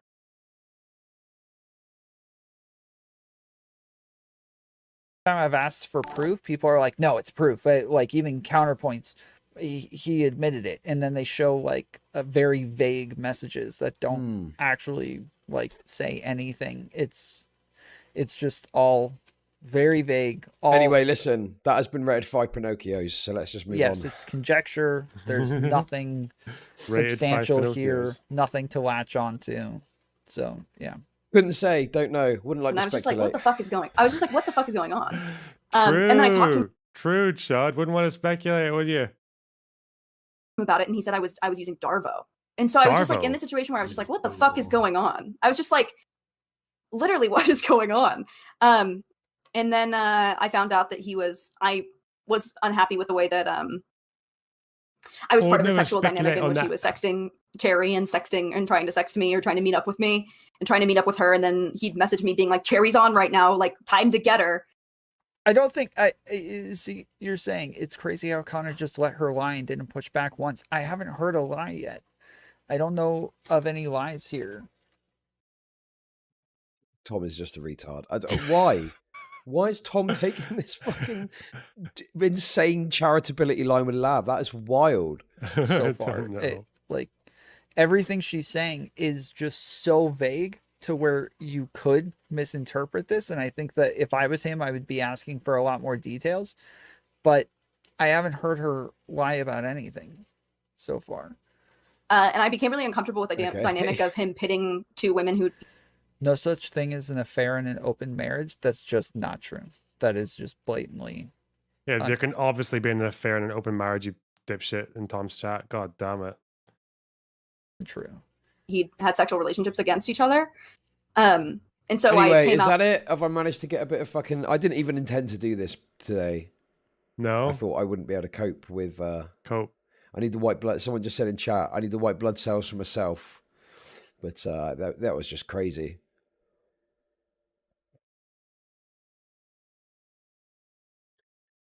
You don't have to unsub from anyone involved. Don't we? I mean, if you it's up to you. I would never say you need to unsub from anyone. People are saying to unsub. I mean, What? I think that's probably it, right? I mean, is there anything else? Just that. Someone saying they have to unsub to Tom. Mate, that's a bit fucking God. Imagine like you're a fucking stream viewer and you're that upset that someone isn't as clued into the Destiny Lav drama as you are. Oh God. Listen, chat, if anyone here is disappointed by my lack of knowledge in the fucking Destiny Lav drama, if my lack of knowledge on that situation upsets you, I will pay you to unsub, okay? Fuck off. That claim and people be like, oh, what's the lie though?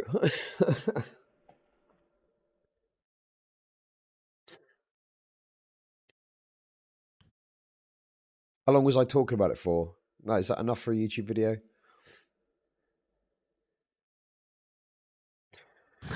Just got a DM about the stream. Want to say really disappointed. The Lawrence Southern rumor spread as far as Aswin. It's nothing but just that, an unsubstantiated rumor. I agree. DK. Unsubstantiated. Wasn't it you that was saying it in my chat on the night of the event? Let's put it that way. Oh no. Anyway, listen. I just look. Is that enough for Lav? Is that enough for the fucking Lav segment? Do I need to say more? Can I just watch my little fucking fake Tourette's TikTok thing I wanted to watch? Oh, apparently Counterpoints does comment on it at the end. The last 3 minutes of his stream. Okay, there might be a saving grace for Counterpoints. Let's see. Lav lied about saying Destiny trades are sex for stream time. Yeah, I thought that was not accurate. I agree with that, but whatever. It's implied. Ex-cop, eh? Didn't even shine the light in her face. Didn't even pretend to be a good cop, give her a cigarette, and then kick it out of her mouth when she's like relaxed. And start screaming at her. No donuts. No donut mall cop. Oh no.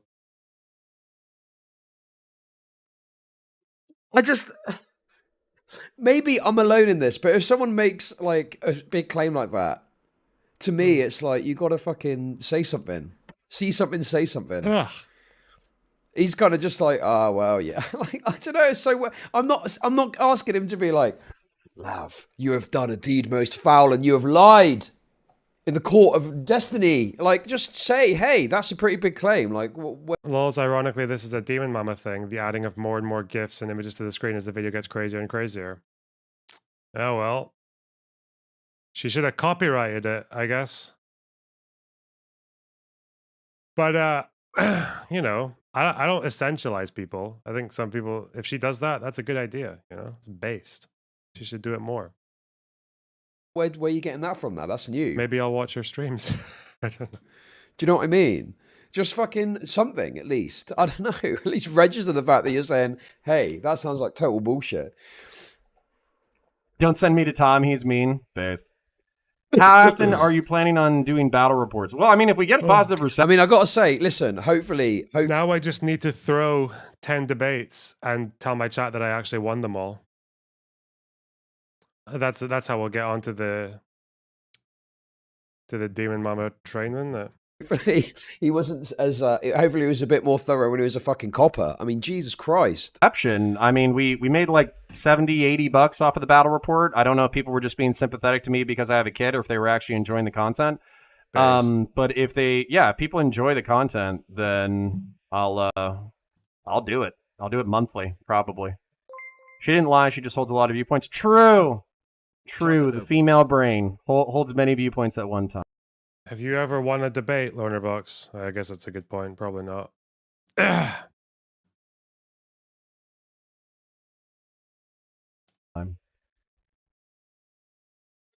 got to be honest with you, right? Listen, I love look. Thank you very much for the 4.99. I know it was a joke. I'm proud of my debates.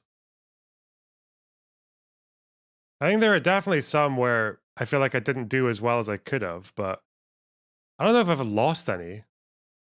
I don't actually know what that's like. Losing a debate. Fuck. I'm sure it'll come. I think the only... The thing with debates is like...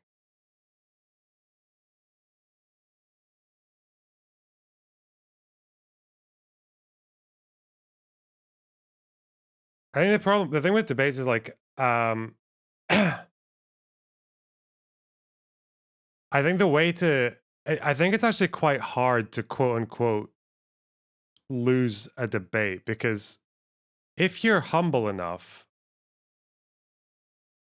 it's very easy to just admit you don't know a thing and then just move on. But sometimes people will dive out of their depth and just keep on going, even when they're completely fucking out of it, you know? But usually if like someone is if someone like knows more than you or has like better arguments than you, just like sit back and ask some questions. Like you don't need to fucking score dunks every 5 seconds in it. But I think that's like, and if you're a panel, just stay quiet for a bit. I think that's maybe the problem.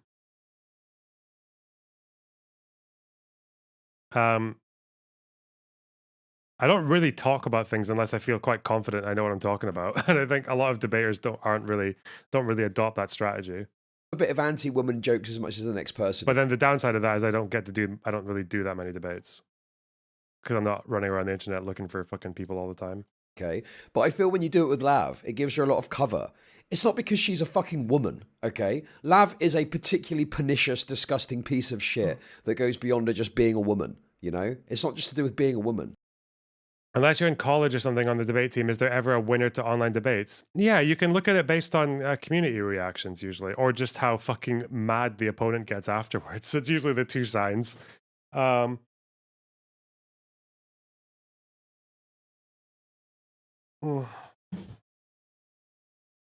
Like, there's plenty of women out there that I'm going to fucking just concoct this story whole cloth about, nudes for screen time allegations. Like, what the fuck?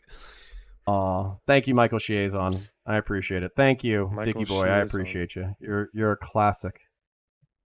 If opponents hold a coat party, you won the debate. Yeah, that's a big one, isn't it?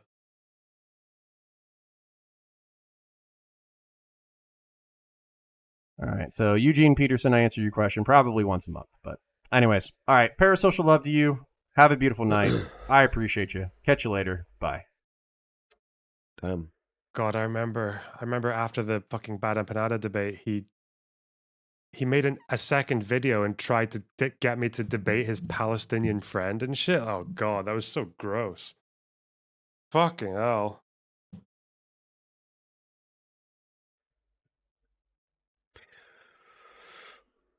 I mean, yeah. Are there any topics you'd like to debate at the moment?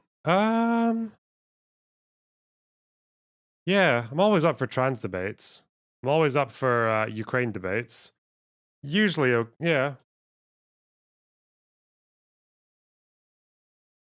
Kink at Pride debate? Maybe, yeah. Maybe. Could do Palestine debates, usually with either side, because yeah, they don't always identify with the left-wing position on that either, or the online left. Kyle Rittenhouse debate, that would be good. I would love a Kyle Rittenhouse debate with someone who still thinks he was like a murderer or a spree killer or whatever the fuck. I don't know what to tell you. Like, that's pretty wild. Oh, Karantos, yeah. Need to talk to him sometime. Maybe I'll DM him on Twitch. But I got a bit of extra juice on the, because as we're talking about Lav, I might as well throw in some Mrgirl shit as well while we're at it. What's this? We need you and Katie to tag team a Israel-Palestine debate. Yeah. Learnerbox, you and Vosh defending trans folks helped me come out as a trans woman. Those segments seriously make a huge positive impact. Whoa, that's cool. Like the debates. Wow.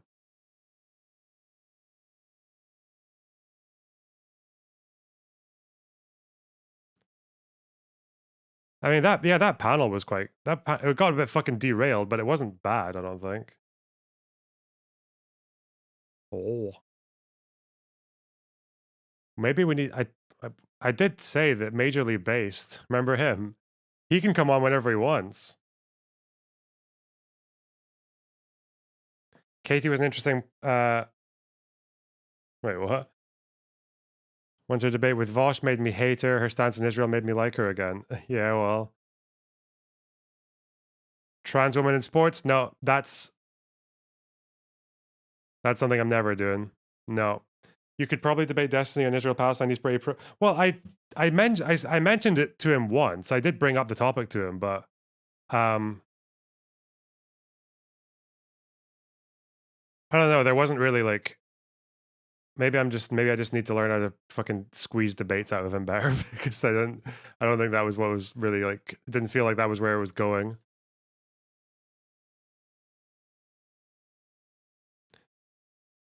Need hard no, but that's the problem. Is my position on Israel Palestine is pretty it's really fucking reasonable. Whilst also being quite far to the left. Yeah. Just jump in his VC and start screaming, yeah.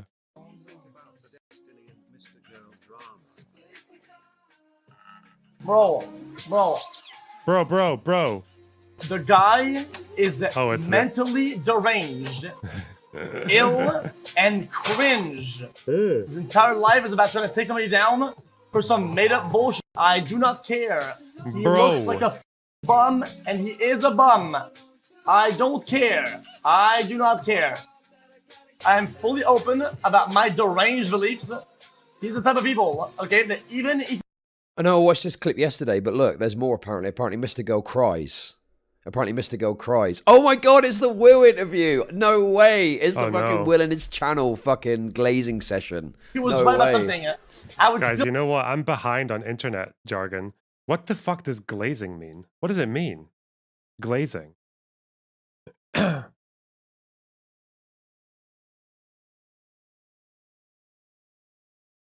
Argue he's wrong and die on that hill he's wrong and be wrong on purpose just to annoy him. I don't care. Well, just some Disney drama like but it's crazy that people try to go at bro, you know what sucks? The action of installing Windows. You know what's odd? True. Is that it's hard not to sound like a Destiny Glazer, right? There's a bunch that he does wrong, But people try to attack all the wrong angles about him. Mr. It's just Lurl. cringe to see them try it. It's just odd. There's so much shit to go at him about. Just get him at his weak points, not his strengths. Like, it's just odd that you will try it. What, you mean abusing women as a strength? XQC? No, it's just odd. I know what they're trying to do. Yeah. Then XQC today just said on stream that I'm ontologically evil. XQC? Got the XQC shout out. Wow. Will's really happy with the shout out. He doesn't even realize what's happened. He's just happy that there's been a shout out. Oh. Yeah, he said. Will is like subhumanly retarded, man. I swear to God. If it was Sparta, Will would have been left at the fucking cliff. He'd been chucked off the edge of the cliff. One of the little decrepit babies because he's so fucking retarded. Oh, wow, you got the XQC shout out? Yeah, it's fucking based on a massive streamer just fucking shits on you, isn't it? What the fuck? He said he's so sick that I would disagree with him no matter what, even if I was wrong. Something like that.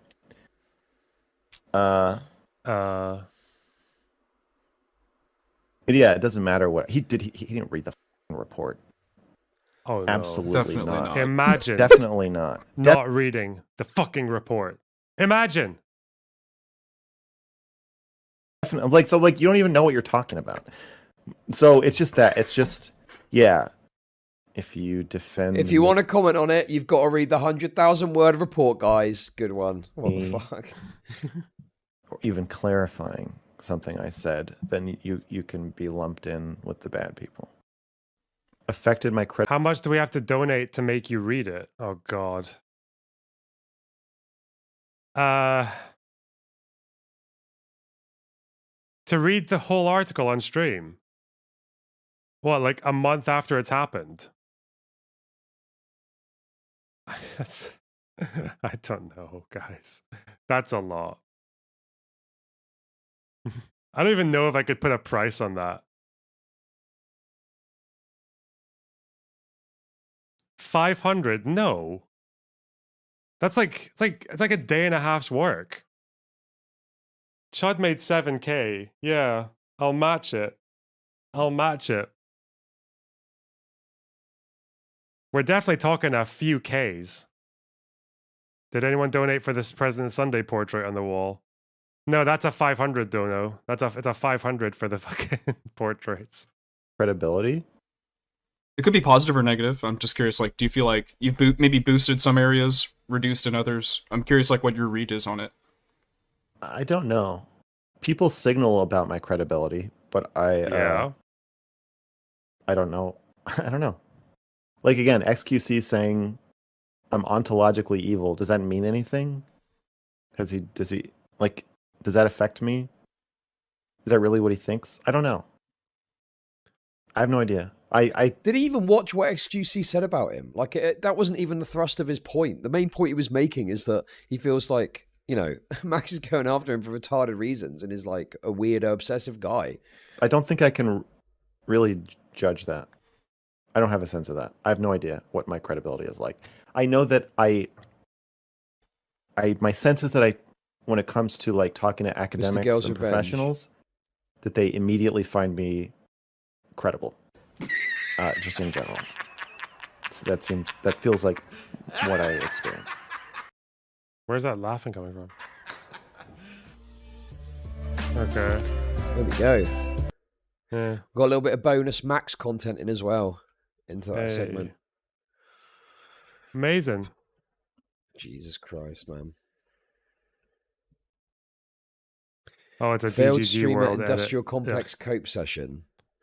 Well, unlike Max, I mean, Will is just a complete black hole of talent. He's a fucking retard.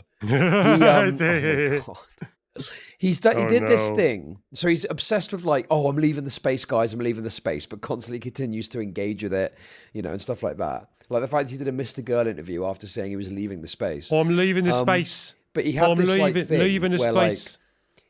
it's like it's some gay like AI thing, and he's created a fake image of a box and is doing this ARG, and he's like, "Oh, guys, I've been sent a box. What's inside?" And it's all AI nonsense, right? But he brought on like Smeth and Eldrazi onto a stream the other day. Guess what the conversation became about? Indecent images of kids, and that might be what is in the box, basically. And what was funny about it is there were more people watching in my Discord than there were watching his live stream.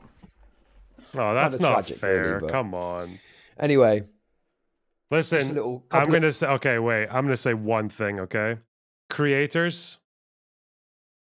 Oh no, that's really bare. Creators who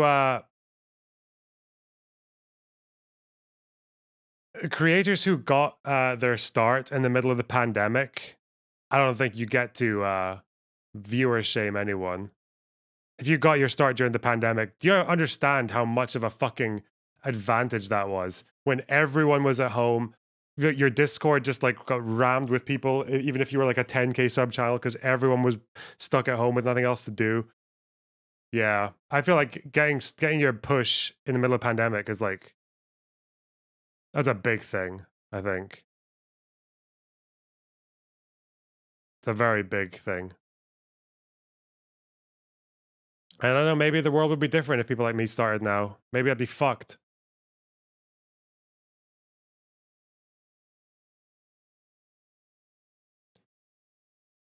Everyone gets to viewer shame Will.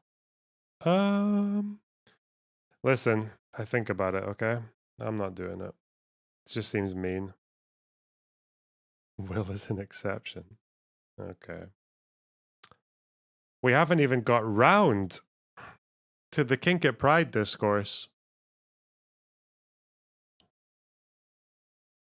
And I feel quite uncomfortable covering it because, well, it's actually, no, fuck off. It was something I was right about. I was right about the Kink at Pride thing. Like, not even more than I thought I was originally. Holy shit. I wonder where if my tweet is still there, because that started the whole thing. Hmm.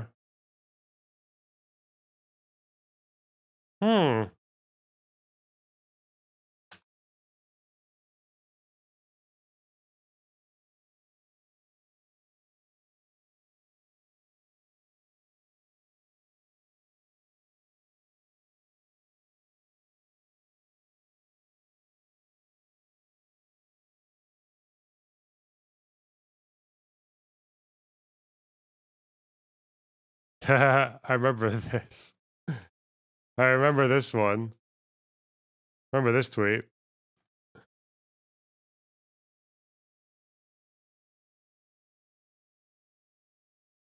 This was an impressive walk back, though, at least. All right, let's see.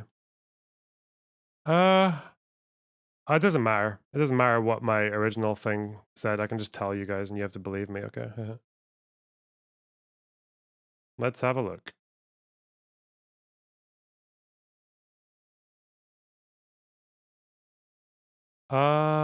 Let's see.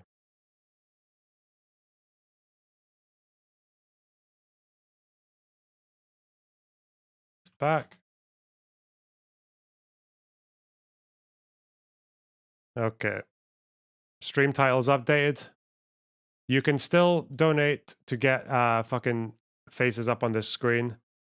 I'll leave it the way it is. I think it's because there's even more faces now. There's a few here. There's this dude. I don't even know who that is. There's DGD World in there. I don't know. We can keep it. We need to keep adding.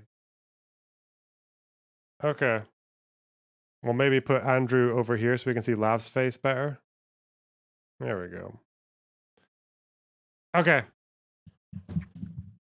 So, about a year and a half ago now? God, a while back.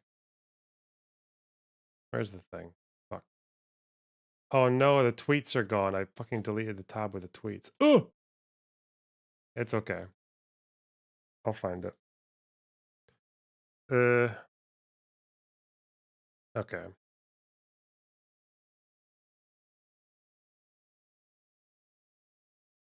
God, these guys tweet a lot. Holy shit. Where the fuck is the thread? Is it gone already? Is it old?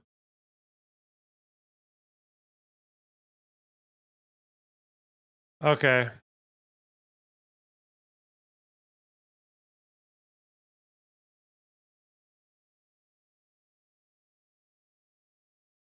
Oh.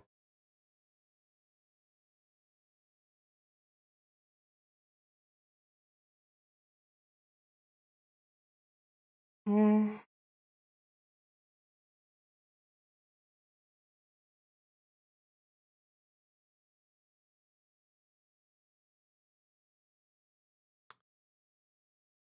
Okay. If you guys remember,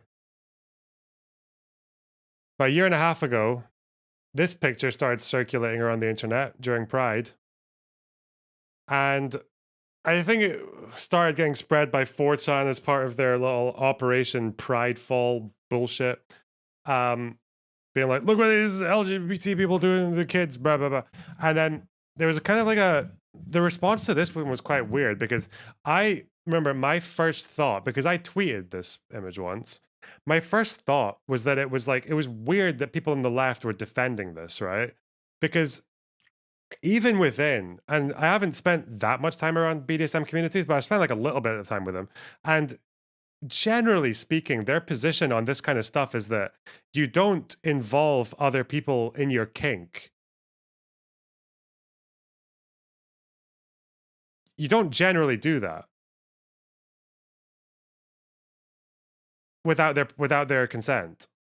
It's very kind of, especially, and obviously kids can't consent. So what the fuck? This is weird. Like, this is involving someone. She's like fucking treating them like dogs, like petting them, and they're doing like puppy play. And usually, I don't know if they went the full way, but usually this also means that, yeah, not only is it part of their kink, but it's like, it's quite involved. It's like, you know, like the tails that people have when they do puppy play, that's usually like a butt plug, right? So there's quite a lot going on here. I don't know. I just find it so weird that like leftists who you can tell don't do BDSM, have never done BDSM, start to act as if this is actually like okay and perfectly normal and shit. Like although mostly it's not. I know that BDSM communities are actually like some of the most anal people I know when it comes to consent. Some of the most cautious and most conscientious people that I know when it comes to consent are BDSM people, because they have to engage with this stuff all the time. So yeah, this stuff is very frowned upon, like in kink communities. So so I found it quite weird that leftists were defending it. Some people on Twitter. The other part of it was that there was another counter argument, which is that this photo was not only apparently photoshopped, it was also apparently not from Pride. That was the talking point, was that it was actually from some kink festival that the girl wasn't supposed to be at, like an over 18s festival. But I find that a bit suspicious for a couple of reasons. One, that, well, first of all, if that's the case, then you don't need to defend it. You can just say, even if this did happen, it's not our thing. Like, we don't fucking back that shit. Yeah, Folsom Street Fair was the take that I heard. But now, apparently that's not what happened either. And there's a whole thread about it with some other So I've seen, I can't remember if I can find on Twitter, but apparently there are other pictures from different angles that show that this picture is definitely real. Like, it's not photoshopped. But apparently this was actually from Pride. Like, apparently this is the this is the Montreal Pride compilation that it came from. And that is a girl petting a fucking guy while he's doing kink stuff. So, and I double checked everything, because like I don't think I agree with this short photo attacker guy like on everything. But this is Montreal Pride 2019, and then you can tell that there's a march there, and I think there's actually a photo of the guy. Yeah. Like the two guys, these two guys here, I think you can see them in one of the camera angles from the Pride event as well, in one of the videos. So, where's the fuck? There's another video. Yeah, here. Dog guys at 2056. Apparently Trudeau is at this event as well. Okay, whatever. Don't care. 2056.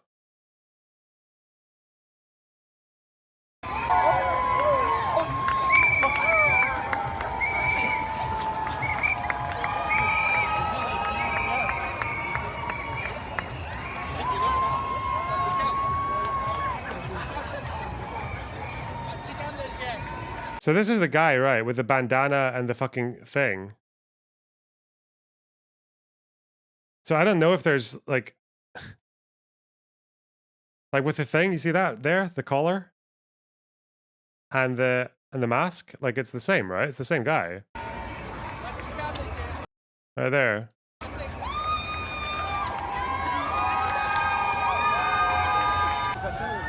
And I think if you scan through this, you can see the other dog guy as well. But this looks like a pride parade, right? And there are kids all over this place. There's Montreal. And there are kids at the sidelines watching this stuff. And let me just see if I can find I think you can actually see the other dog guy here as well. Might be wrong.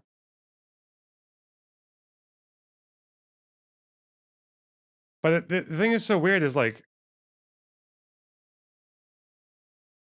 why am I talking about it? Okay, first of all, because I was right, fuck you. But also because it's just such a strange predicament for leftists to find themselves in, because why were people saying this was from a kink event, like that picture?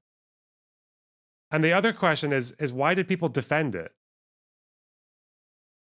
Because if you think that kind of stuff at Pride is okay, go ahead, you can make the argument. But when people tried to say that this like just never happened at Pride, is like, I don't know why I think there's like this urge to just defend everything that is associated with your side. And it leads you into these like really fucking self-destructive places. You know, Vosh got shit for criticizing this stuff. Yeah, he did, yeah.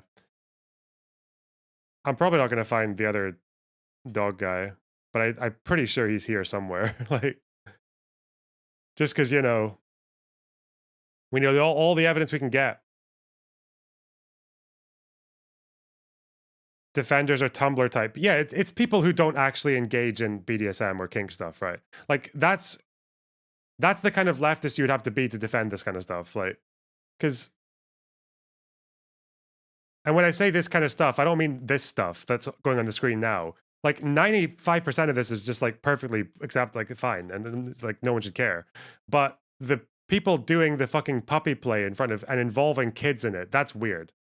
That's what I mean by, yeah, this guy here, this is him, isn't it? And I think there was spanking going on at this as well. That's him, yeah. The blue mask. Blue mask and harness. Collar. Yeah, that's him. So.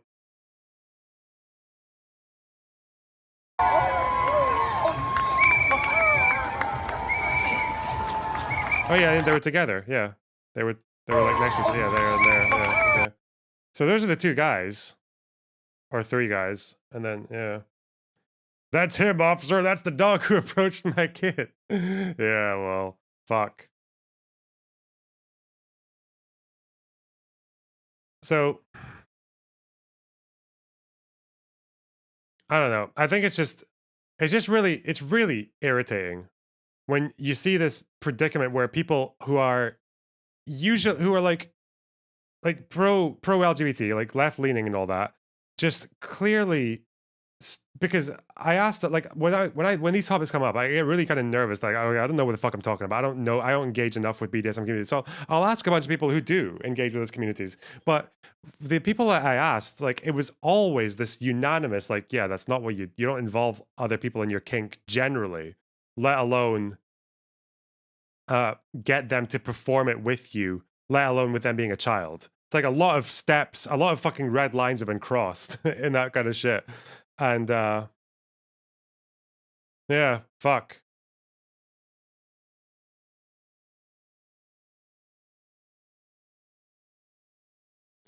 It's scheduled segment of the parade. Kink is a pretty common part of Pride. Basically, anything related to it, all things being around children, should make you uncomfortable.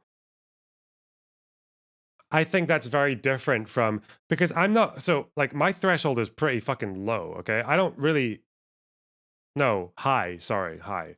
Like, I don't really care if people are dressing in like kink attire or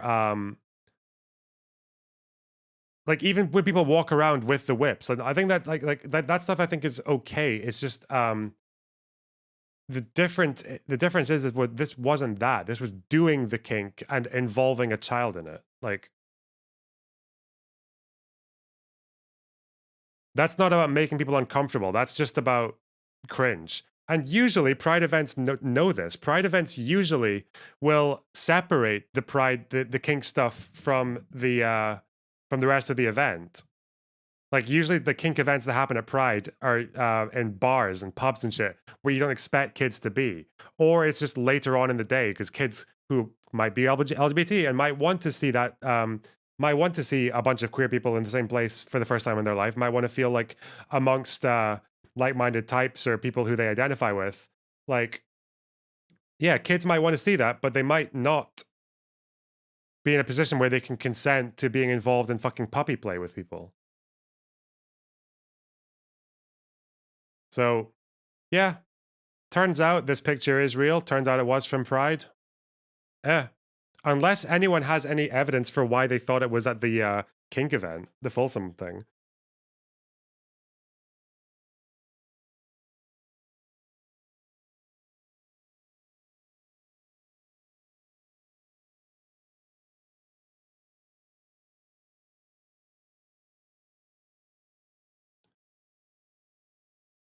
So the kink wear is not all dissimilar to things that straight cisgender people wear at Bike Week in Daytona Beach.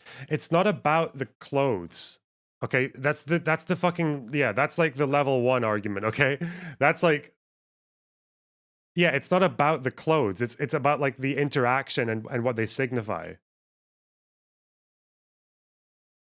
You can't tell me that this is the same as a kid walking up to someone who's in a bikini. You can't tell me that. Or even, actually, a guy who's just in like some fucking leather trousers and topless. Like that, even that. That's not the same as this. But okay, fucking whatever. I realize that for some people, this kind of discussion is just like a brick wall, but I don't know. They need to eat grass or stop. Fuck. I feel like Mrgirl would be okay with this. Yeah, maybe. Yeah.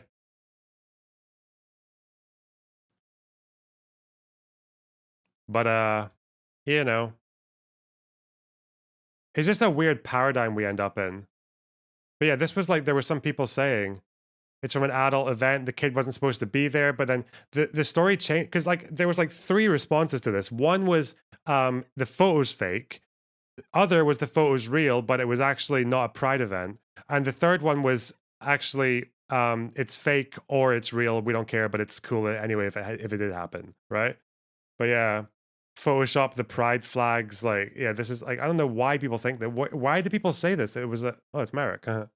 Why did they say it was Folsom Street? Unless they, like, I tried looking. It's photoshopped. You can clearly see from the child's hand. Maybe because reverse image search didn't show anything. But I mean, this isn't photoshopped, is it? That's a kid. And there's like the spanking as well, I think, is like, yeah.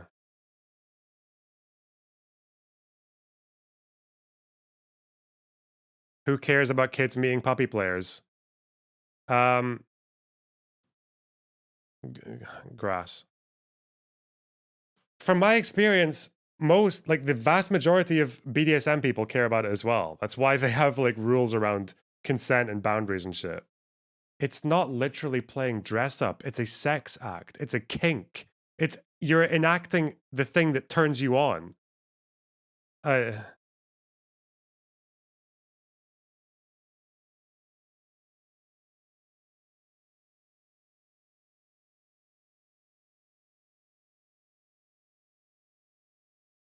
Anyway.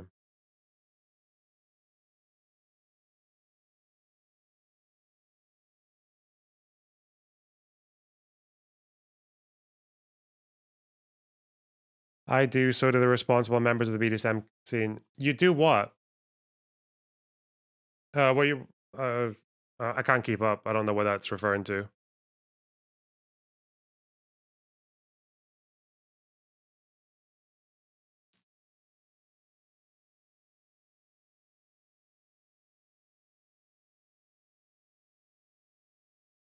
Cares? What? No, I don't mean. Oh, whatever. I don't know. You do want kids to not be around puppy play. Yeah, that's, yeah. I mean, I don't know. Maybe I'm just in my own bubble, you know, or like maybe like I know that lots of queer scenes vary massively, even in different towns. But generally speaking, unless you were in like fucking Berlin or whatever, like, and even then, I don't know. But yeah, I thought it was quite an acceptable thing to just say that like boundaries and consent is important when you're engaging in kink, and involving kids in it is like a big no-no. Yeah, that's what. But that doesn't mean you can't it was like wearing the stuff is a slightly different story though. Because there are lots of things that people like to wear that turn them on, like I don't know, low cut tops or like all this kind of shit that like can be kink, but is also that is also like fashion, right? But and just because the person doing the puppy play in the leather mask with the quite possibly with a fucking butt plug for a tail and all that, that's like, eh.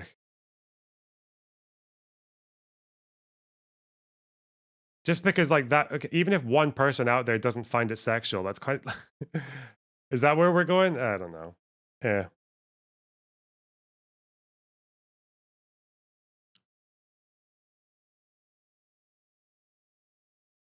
I'm just thinking of stupid arguments now. Boners aren't inherently sexual.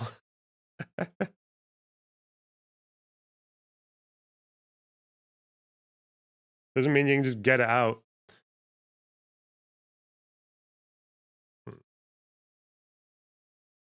Dicks aren't inherently sexual. You need them for peeing. Oh, I don't know. My argument's fine. If yeah, like I said, some people just don't fucking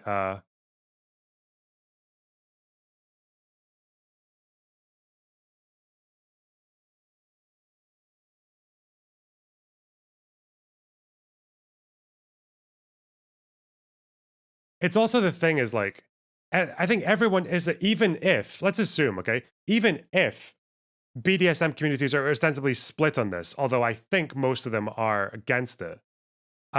Just from my own personal experience, that's all I'm going by. Just from people I've asked, anecdotal. I don't think people, even if that's the case, then what you're doing when you decide to do that on a public event in the middle of the day, because I know like BDSM communities have at least some division over this. I know that much. And if BDSM communities, even within there, you have conflict over whether or not that kind of act is acceptable in front of kids, then even when you choose to do it, then you're already shutting off what should be an inclusive event to a group of people. Because like you can be a parent who's into BDSM and you can have a fucking trans kid, but you might become uncomfortable with bringing a fucking your LGBT kid to that event because you know that someone in a fucking puppy mask with a butt plug in them might come up to them and start enacting their kink in front of your kid. I think that's the big thing with like Pride is like I don't think there's anything wrong with making Pride just like a PG event because kids might want to be there. And for some kids that might be the only chance they get to be around a bunch of like other LGBT people and to actually feel included for the first time in their life maybe.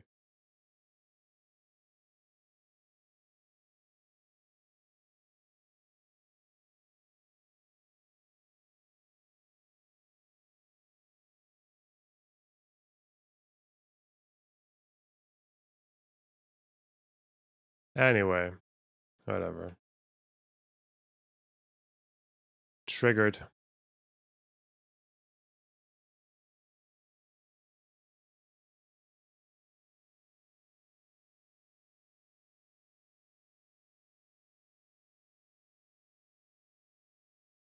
That said, I do wonder if this discourse is ever gonna end, or I don't know.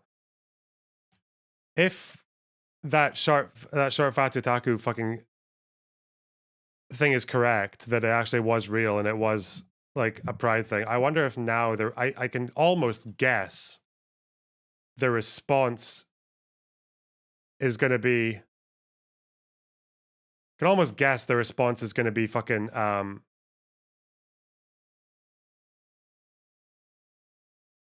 oh, it's fine though. It doesn't matter. Even if it was real, it's all good actually. which they could have just said in the first place. I don't. Where did that Folsom thing come from? I couldn't find that. Where did that original claim come from? My kink is getting called out in streams. Well, you're gonna need to maybe have a conversation with yourself, maybe explore your demons. Sean. Was it from Sean? No. What? Huh?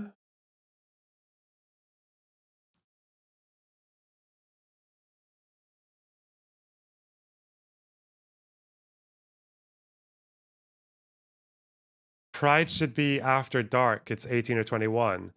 No, because kids might want to go. That's the whole point. The whole point about Pride being PG and certain things can be held for either later in the event or in a fucking pub or in a bar or a club. That's the whole point, is so kids can go.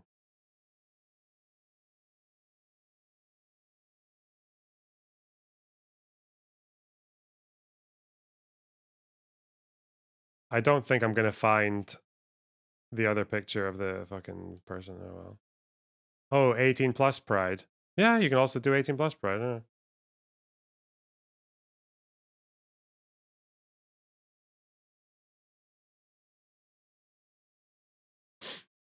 I mean, that's how they do it here. I think what they have is... Oh my god. I'm getting too close to the sun, guys. This short fat otaku guy is using my arguments on Twitter. Look at it. It's the genocide debate. Someone posted in the genocide link. And he's saying every identifiable group is at stage 4. Gamers are at stage 4. This list is retarded. The list is fine. You just need to understand the details. Fuck. Anyway.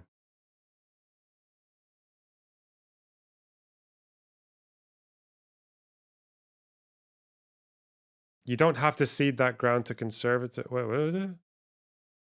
I don't even think it's ceding ground. Wait, let's just say it turned out, just hypothetically, let's say it turned out that the majority of BDSM communities had my position, that enacting your kink and involving other people in your kink in public without their consent is not a good thing to do, even at Pride. If the majority of the BDSM community said that, are we ceding to them as well? Can we not cede to them because it would also mean ceding to conservatives?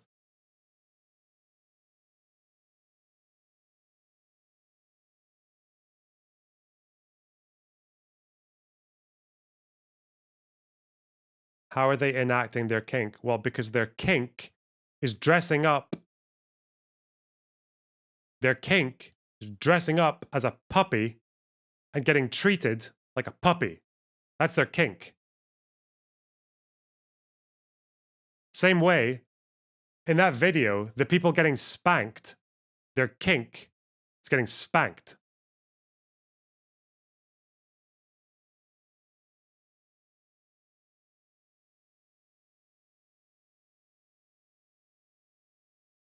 Do we need to watch that one as well with the...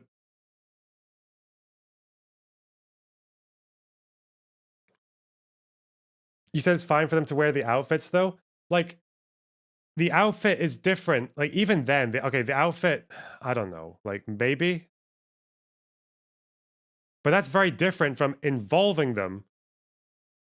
Because as far as I know, the reason people like puppy play and the reason that they fucking gets them out is because they're getting treated like a puppy.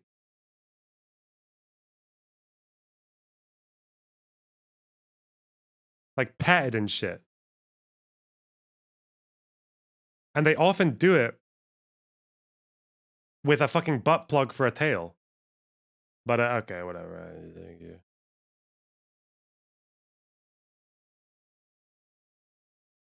But yeah, there's this one as well, right? Like, this one with the fucking petting while, like, is this not involving kink? Is that not, would you say this is involving the kid in their kink or no? He's on a leash, getting pulled by someone who's getting spanked. It's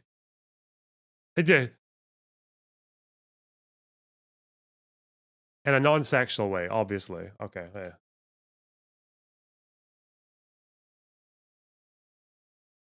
Maybe that girl is actually just a very small woman.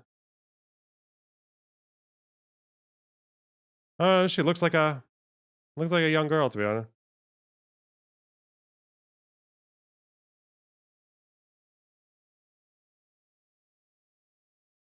If they just walked and waved, I don't think you do think this discourse wouldn't happen. Yeah, because that's much more ambiguous. I don't know where I stand on that, but this was someone being pulled on a leash by someone who's being spanked, doing puppy play. You know what? Don't put people in. Don't be in a position where, like, saying that, talking about consent when it comes to kids. Oh, God.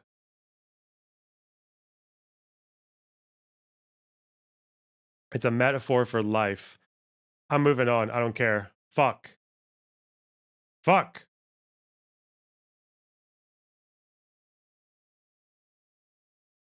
Do I even have anything to move on to? Wait.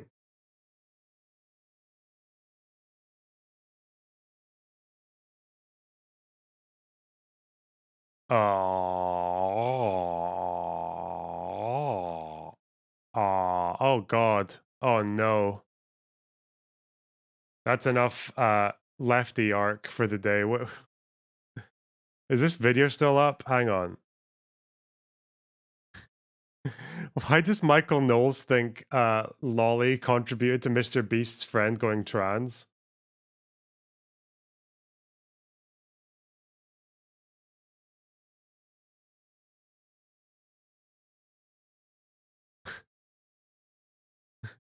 What is Lolly? I've never heard of this thing. Debate me. You want me to debate you on the kink thing, Psycho? Oh God.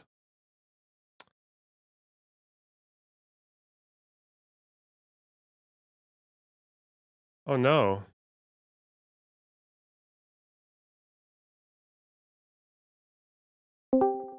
Okay.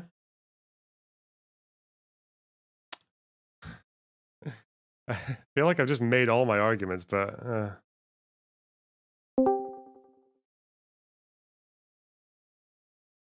hello? You're deafened.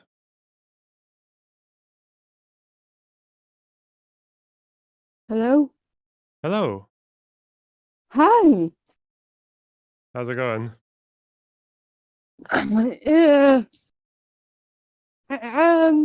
I'm a bit frustrated. Okay. Nicely. Your, Hello? your mic also sounds incredibly fuzzy, but we'll see if it holds on. I'm using a headset. I'm on my phone. It's good enough, I suppose, yeah. Okay. You do realize that kink isn't inherently sexual, right? Yeah, sure. It can also be a fashion statement. It can also be yeah, it can be a way that people express themselves in the way that they dress up, and it can overlap, yeah. Sure.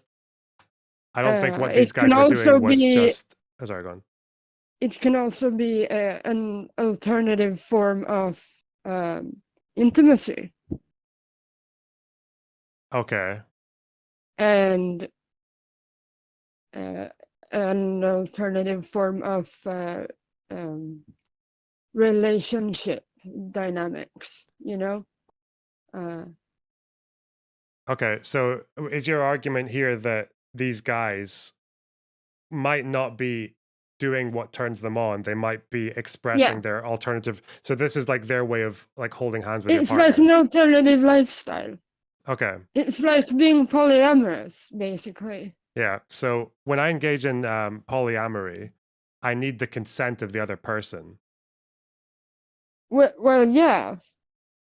Is this kid able to consent to the alternative way, like I guess alternative method of socializing that these guys are involved in?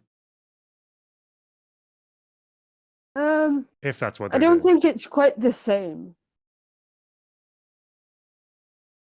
So I think there's a bit of a difference between having like a complex, mature, like adult relationship and basically playing dress up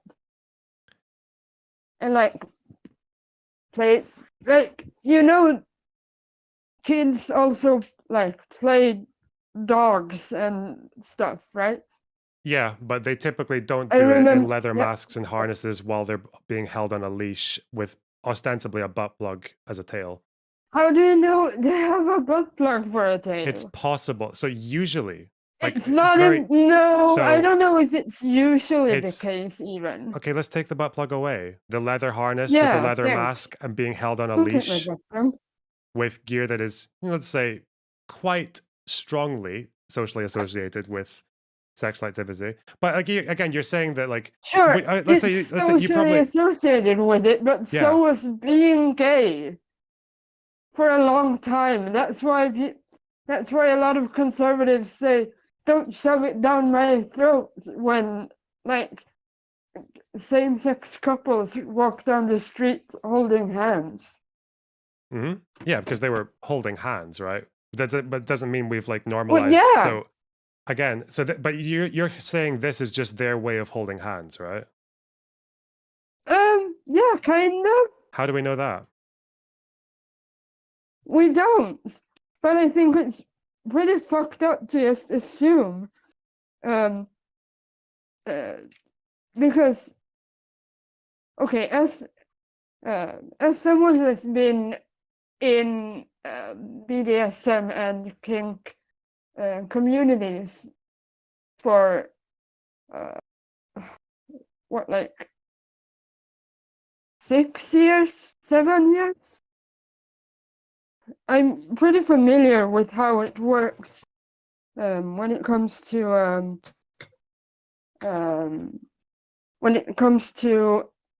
being able to separate what you do in the bedroom from what you bring out in public, basically. hmm Um, So and would to a you lot just? of people, Sorry, go on. huh? Yeah, you can go on. No, sorry. Okay. So just to get an impression of where your line is. So to you, it's very possible that these guys could have just seen that as their complex social relationship that might not be seen that way by the rest of society, but that's society's problem. They should be Yes. allowed to go and Yes. bark at a kid and get petted. Okay. So do you hold that same position when for this? You probably saw the video clip, right? Where the guy is getting petted while he's being held on a leash by another guy who's being spanked. Is that all still complex social relationship, not sexual? These, I can play it on I the think stream the if you want. spanking, huh? It's on the stream if you're watching her. No, I know what you're talking about. I Yeah, think okay. the spanking is, it's more intimate. And most BDSM practitioners would not think it's acceptable to do in public. Okay. And yeah, most of the time, most BDSM practitioners don't think it's acceptable to do puppy play in public. Yeah. One notable exception being at Pride, because that is a more sort of open and inclusive and provocative setting.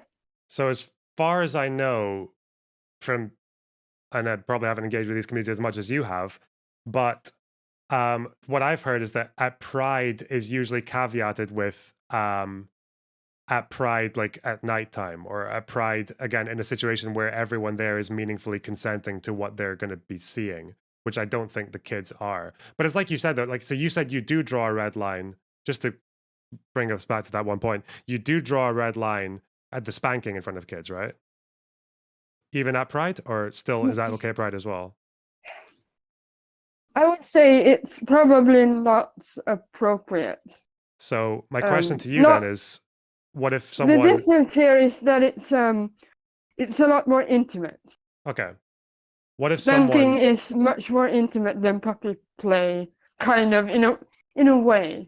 It's a So bit complicated and huh? so I'm gonna change my name to Psychodynamic Box, and I'm gonna ask you. No, Sorry, no, steal I'm my joking. name. Okay, I'm just gonna say Fuck then, you. if someone comes to you and says, "Well, spanking is not inherently sexual. That's the way It's not. some people express their complex social relationships. So why can people not spank each other because that's just their way of holding hands in front of kids? That's what they said to gay people. What about them holding hands? Why can't they say that? Is that valid if they say that?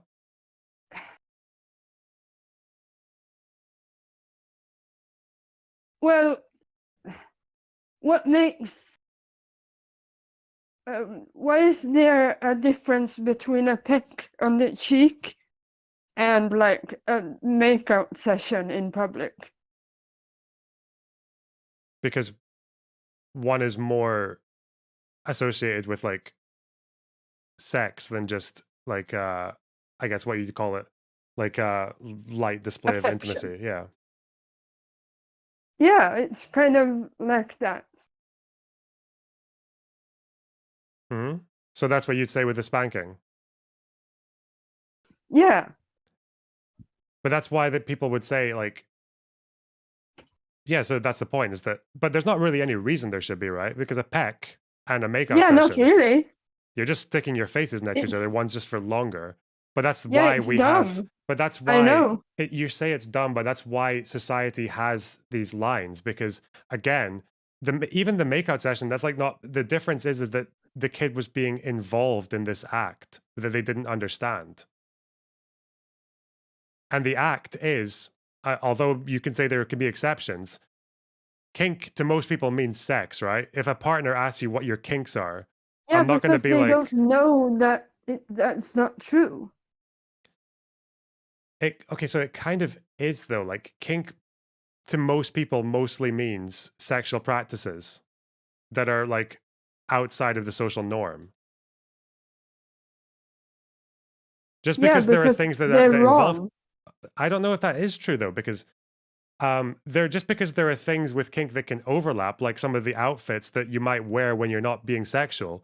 I don't think that means like kink itself can just have like can be disconnected from sex. I feel like kink actually does Of course have. it can.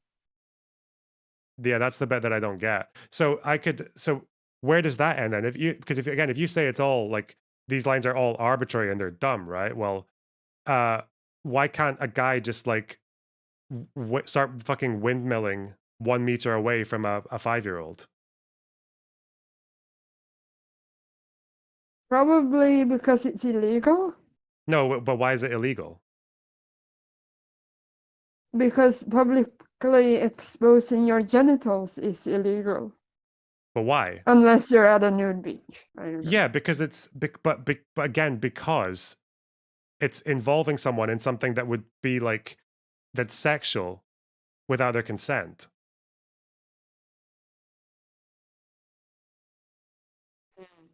I don't know if it's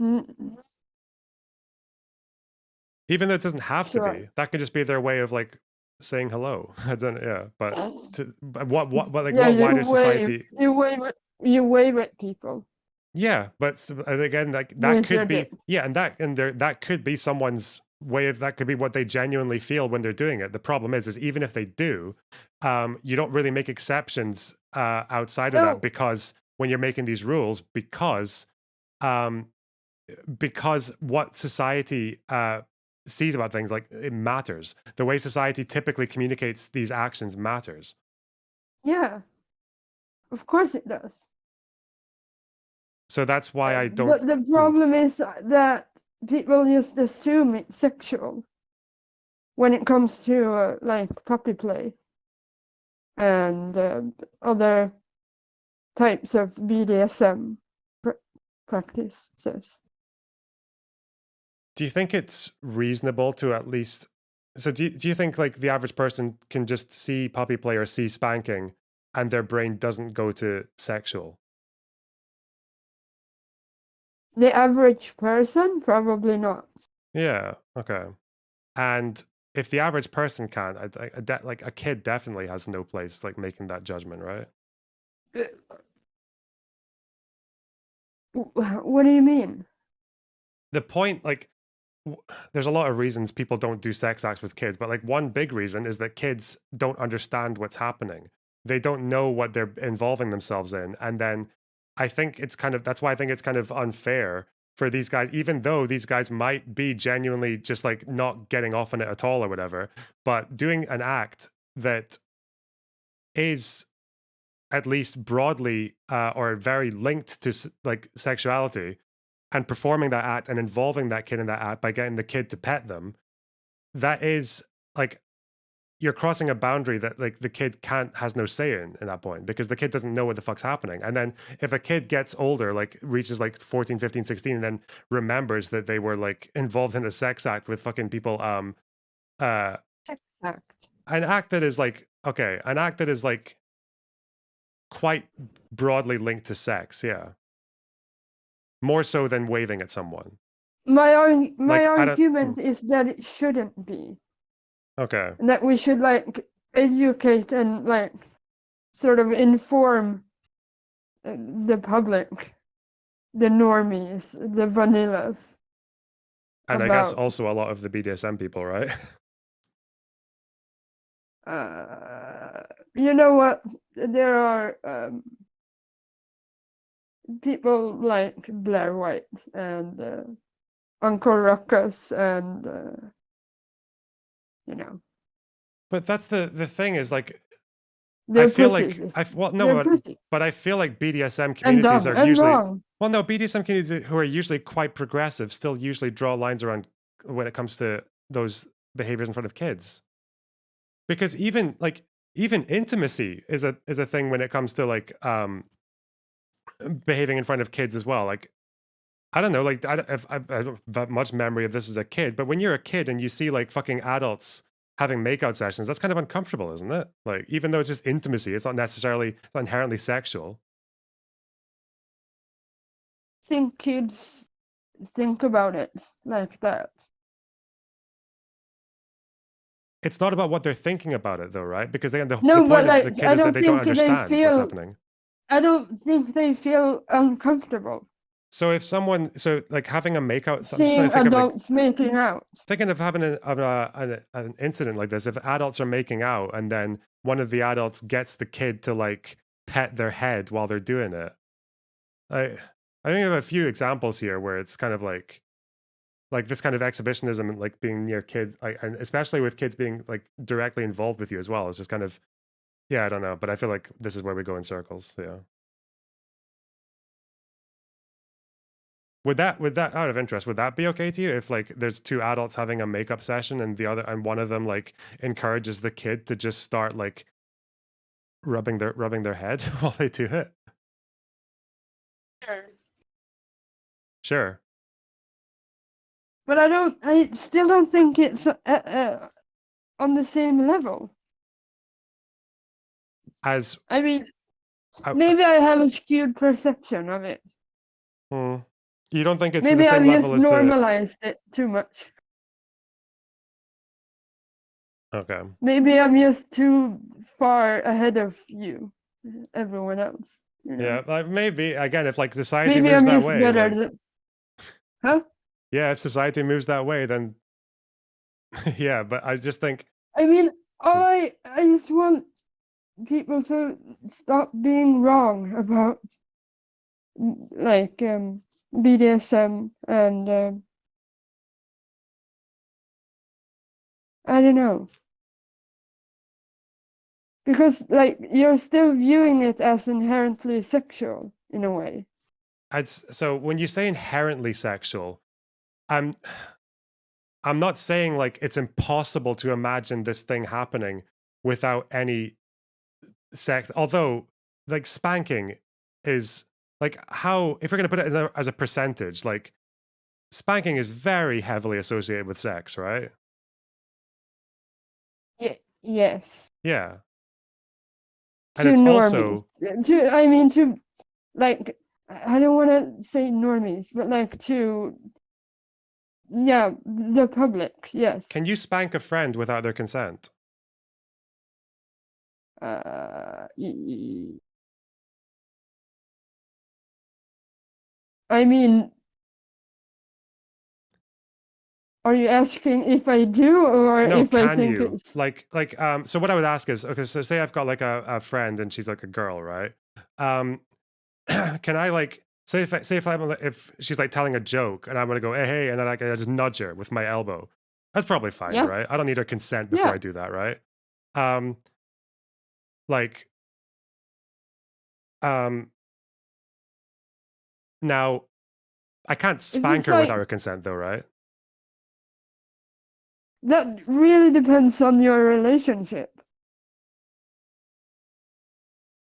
Well, if our relationship's close enough that I can, that probably means I've got consent, though, doesn't it?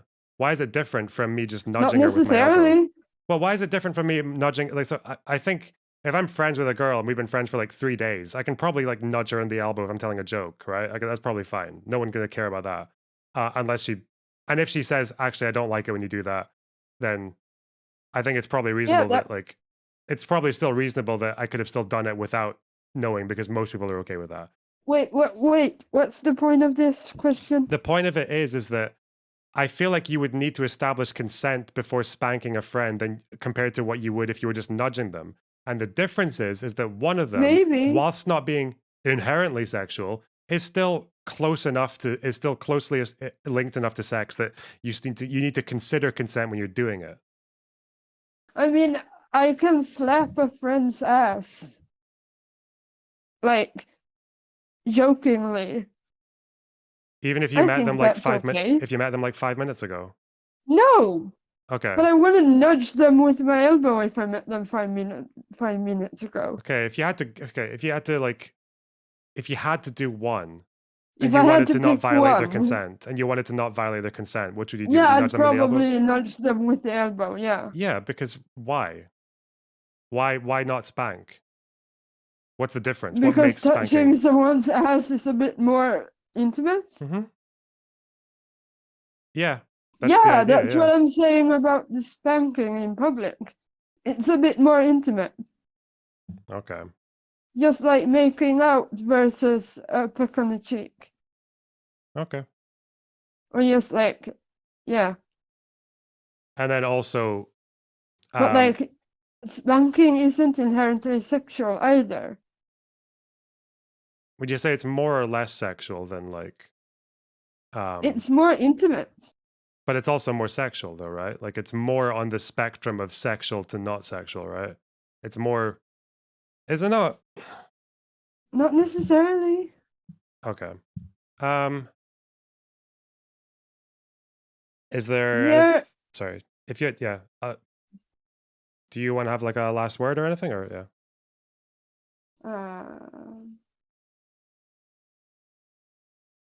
I'm sorry. For what? I don't know. No, you're cool. I didn't mean to be I didn't mean to go off in chat, but you know. No, hey, you've seen. Wait, you've been a chatter for a while, right? You know how I behave Yeah. to chat. It's okay. Okay. Oh, that's true. Yeah. That's true. Why am I apologizing? Fuck you. Yes. All right. You're the wrong. You're the one in the wrong. Based. Okay. Also, it's like 10 p.m. I haven't had anything to eat all day. I have a throbbing headache. I'm not on my A game. Okay. And I still did okay. Yeah. Fuck you. Okay. Bye. I hope you have a nice day. Oh, you too. Thanks. Oh. Bye. Bye.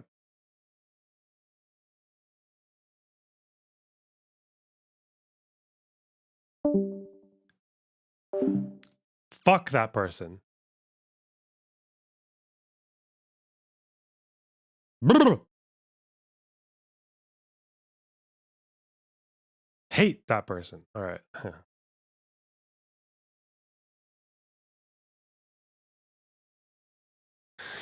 Sorry.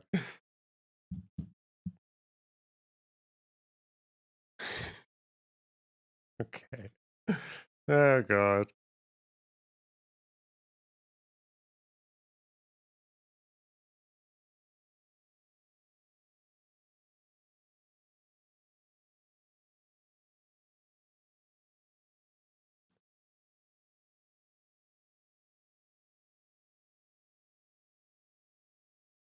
Toxic box.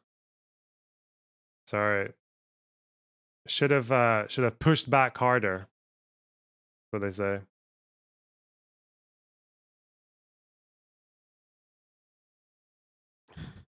Are you being bullied, Psychodynamic? Is there going to be subreddit backlash? Oh no. Imagine if there was subreddit backlash. What is this? I can't even watch it properly. All right. Job very full. Well, I don't quite know what that was for. Don't parents literally spank their kids and walk them on a leash anyway? Jade, fuck you. I'm pretty sure we made that illegal in several countries.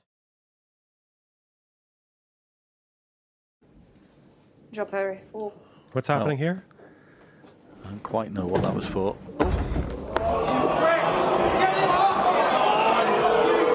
What the fuck? Oh no. Terrible scenes here at the Crucible. Job very full. You prick. Well, I don't quite know what that was for.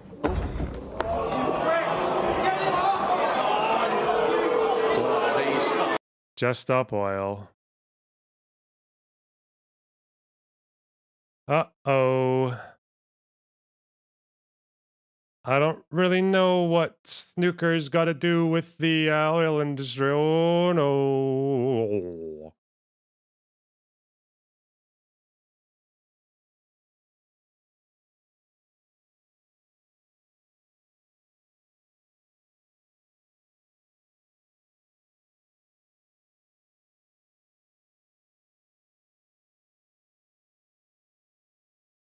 Have you considered that this is funny as fuck? Oh god, I was really worried that someone was gonna run in front of a fucking horse at the Grand National. Oh shit. No, the spanking is illegal, you fuck. Like the leashes, like the backpack leashes or the harnesses that like in case your kid fucking runs in front of a car because they're too stupid to, but like I know the same as no, that I don't think that's illegal. That's my thoughts on this guy being a tanky. Take a What's this? Second thought, Hassan. Let me read you some details off the list of these bills. thoughts on this guy being a tanky. I hope he fucking drives a tank to your house, okay? That's my thoughts on this guy being a tanky. Take a fucking week off and think about how stupid you are as a human being. In Arkansas. I mean, like, the guy's a tanky. He's kind of a tanky, isn't he? Isn't he? Am I wrong? He hangs out, so he has a fucking podcast, or guilt by association, but he does a podcast with a tanky, at least one. Hakeem's a tanky. Like, would he even deny that? There was one video that Second Thought did where he just kind of glossed over the fall of the USSR. Like, it was just like, it was what it was, you know? It just kind of happened. It was like not it was like kind of like lamenting the loss of the USSR a little bit. Like, fucking. But yeah, he does. I guess he holds his cards close to his chest because he's smarter than the other ones. Yeah.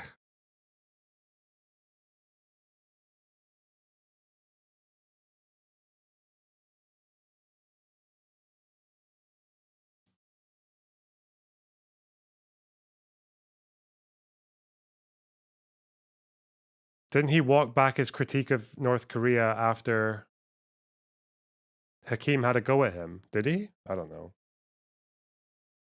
I don't know. I hadn't seen that. Thoughts on snooker as a sport? Well, enough people think it is, I guess.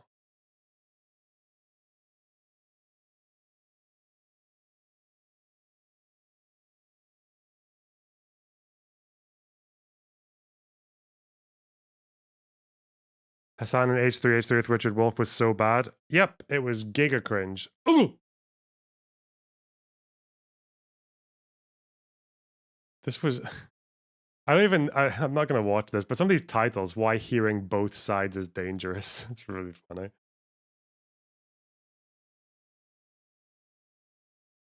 How to make communist propaganda. I think this was one that we watched, wasn't it? This episode and others like it are made possible by the generous support of my patrons on Patreon. Wow. Here's a parliament building being shelled by its president. Here's a starving Russian. And here's Mikhail Gorbachev with a big old pizza pie. Hey. This week, we're talking about liberal shock therapy. Hi, Connor boy, how's it going? Sometimes nothing brings people together like a nice hot pizza from Pizza Hut.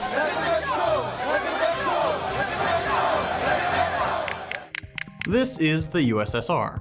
Back in the 20th century, the USSR was a country. Now, not so much. And the history of this transition has typically been told one specific way. As you probably already know, in the West, the end of the USSR is a story of inevitable triumph, a sort of teleological proof of the superiority of capitalism and the definitive nail in the coffin for any kind of socialist project. You'll certainly have experienced this yourself, but all over America and in Western countries in general, people are taught pretty early on about events like the fall of the Berlin Wall or Reagan's speech by the Brandenburg Gate. From these moments, the story goes, came the inevitable end of the USSR, of the Cold War, and to some, even of history itself. The story is usually told as though it couldn't have gone any other way. Capitalism was always going to win in the end. It's a very Marvel movie kind of way to tell history. For most people, then, the period following the dissolution of the USSR has been folded neatly into the US's overarching narrative for the 20th and 21st centuries. It's a narrative of manifest destiny, where the US is the vanguard of democracy for the rest of the world and extends freedom and peace and justice benevolently. I don't know what the fall of the USSR would have to do with manifest destiny or the victory, capitalism winning over socialism is manifest destiny. Okay, dude. To all who suffer under the yoke of tyranny. In this narrative, there is democracy on one side and communism on the other. And the US prides itself on bringing democracy everywhere it goes, including in Russia. But as you can probably expect from all the other times the US has quote-unquote brought freedom and democracy to other countries, that whole narrative doesn't really line up with what actually happened. The end of the Soviet Union was not the arrival of democracy to the former Soviet countries, Russian capitalism was not the product of a democratic reawakening, and it was certainly not inevitable. The whole transition period between the Soviet era of Russia to its modern capitalist iteration was, in reality, a time of brutally anti-democratic violence, massive and immediate misery for millions, and the beginning of a new period of insecurity. And it all started with a process called shock therapy. As you might already know, in economics, shock therapy is the process of suddenly transitioning from a planned economy to a capitalist economy. There's weird, when people talk about the fall of the USSR, they always talk about anti-democratic. As if suddenly, like, as if what? Like, that suddenly in the late 80s, early 90s, Russia was suffering from a loss of democracy. What the fuck? Said differently, shock therapy is the abrupt, simultaneous, and top-down implementation of multiple capitalist economic principles where they once did not exist. The kinds of policies implemented are usually centered around your typical capitalist stuff like privatizations, as well as things like removing price controls, opening the domestic economy to international capital, and of course, austerity politics. The goal of shock therapy is to bring in rugged, quote-unquote, free market, neoliberal capitalism quickly and at pretty much any cost. It's called shock therapy by its advocates to try to evoke a positive, almost medical notion of economic transition. Something like ripping off a band-aid. A little shock at first, but an overall therapeutic outcome in the end. In reality though, shock therapy is about as gentle and medical as a bath with a toaster. And it can hardly be said to have cured any of the countries where it's been implemented. But that's— Oh, I'm thinking of the wrong fucking video. I just realized. It was a Ukraine video, wasn't it? But I guess that's also an impression of how he thinks about the fall of the USSR. Well, where's the, was it this one? What is Putin thinking? Is that the only Ukraine video he did? Might have been. Is it the one that has the what the fuck? I'm not trying to This donate. I'm episode gonna is made fucking- possible by the generous support of my patrons on Patreon. Fun fact, this is only the second time I've ever released a video late. It's an important topic, and I wanted to cover the conflict from an angle I haven't really seen yet. So I moved some release dates around to get this one out in a timely manner. Anyway, this episode is absolutely going to get demonetized. So if you appreciate Hey. the work I'm doing, please consider becoming a patron on Patreon. Is Putin crazy? Why do people say like this video? I like all my Russia Ukraine videos are completely monetized. I wonder why he thinks he's going to get demonetized, or if he just says that.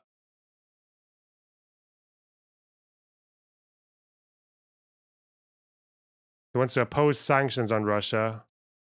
Anti-war is the only principled position. Like these fucking sentences. Anti-war is the only principled position. Escalating into a hot war with another nuclear power is a death sentence. I guess is there not a middle ground then between hot war and America helping Ukraine? Okay, whatever. Should be resolved diplomatically. End to hostilities. New agreement that prevents NATO expansion towards unfriendly states. NATO is a relic of the Cold War. Doesn't do anyone any good. Bomb is a bomb. Okay, just that ridiculous. Probably. Most likely, at least a little bit. Does it matter? Also, yes. That's the short answer for this video that's going to end up being around 20 minutes long. The long answer, well, it's obviously more complicated than that. Let's talk about mainstream coverage of the conflict. Because this situation is fraught and constantly evolving, here's your disclaimer. Hit pause, and invasion/expansion. The fucking This USSR bit. conflict is a dramatic countries who will suffer terrible questions. It's asked in the first, that question better, history of we're going significant, so your heart's content. But rather get back to Putin. Recent hubris. To actually, Senator Marco Rubio posted a tweet that it's pretty odd problem this seeing. Where's all this right? Is another right fucking video? Jesus Christ. Button nope. Ugh. Why can't I find it? Why liberalism won't solve anything? Oh God. Oh no.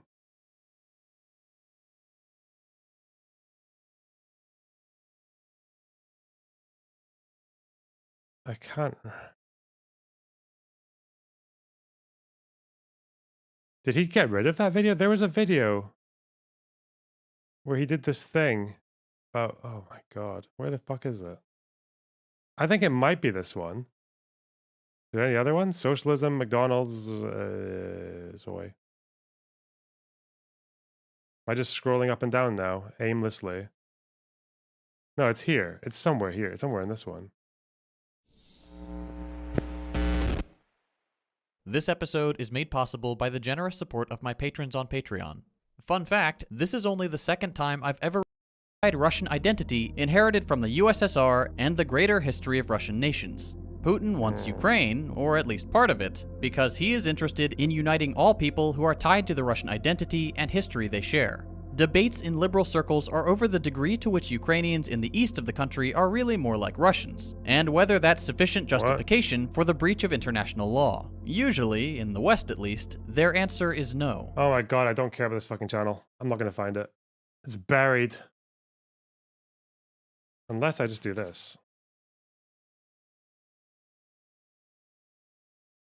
Yeah, no.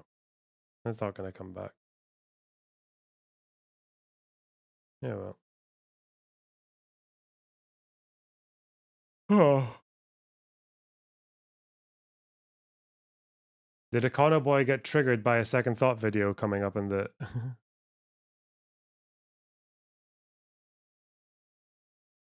On second thought, you decided better. Nice one.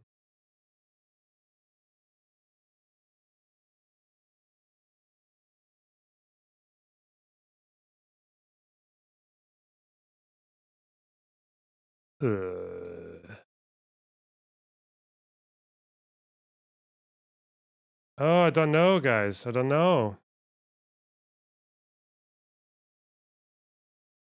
Ugh. Nah, we're definitely not finding it. Fuck. Any motherfucker that says liberal when talking about the left is a tanky.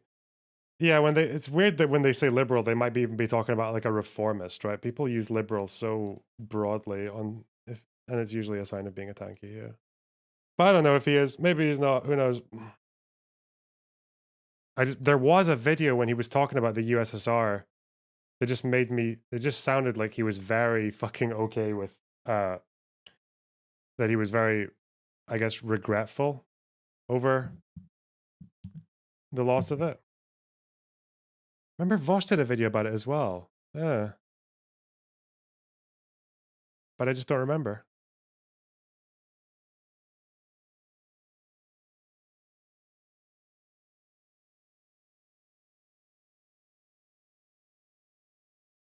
What kind of spread does your audience have on Europa versus Burgerland? Mostly Americans, like 40-50% Americans. I know he does a podcast with that Hakeem guy. And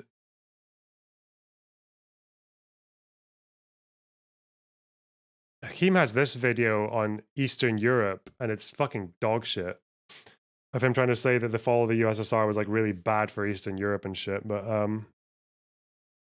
he kind of ignores the last 10 years of Eastern Europe when he's making the argument.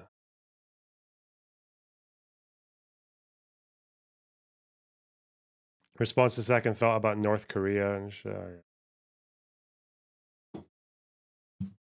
I don't know. Like these video essays are just so boring though. They're just like, it's like very, I guess it's all well edited and like it makes you look like you're getting fucking good information and all that, but you can tell like there are just so many obvious flaws and so many like bits missing and like just like very poor use of information. I'm not bothered. Anyway.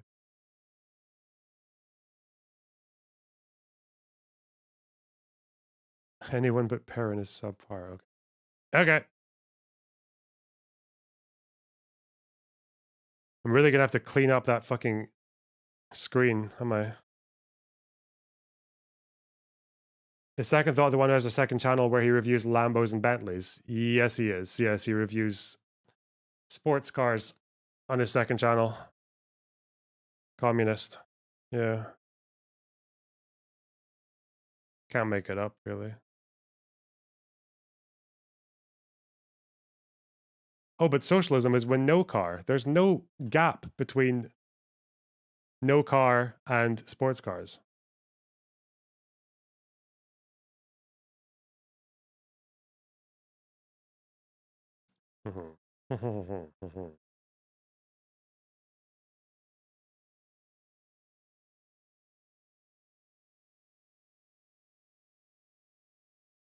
Ah, fuck it, man. I'm so fed up with like like all the like the problem with all this far left stuff is like there's just nothing. It's just not relevant. Like so much of it is just so irrelevant to the way things are right now. Like to the current political climate, it's just useless. It doesn't add anything. Like why does talking about whether or not the fall of the USSR was democratic enough? Why does that help? Why do I need that? I don't.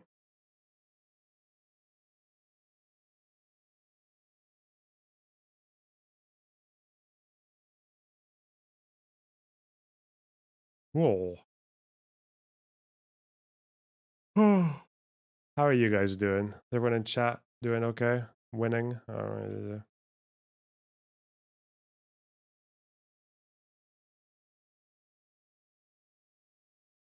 Okay. Oh fuck. There's too many reacts. Okay, they're getting rid of all of them. Fuck it. Go away. The novelty's worn off.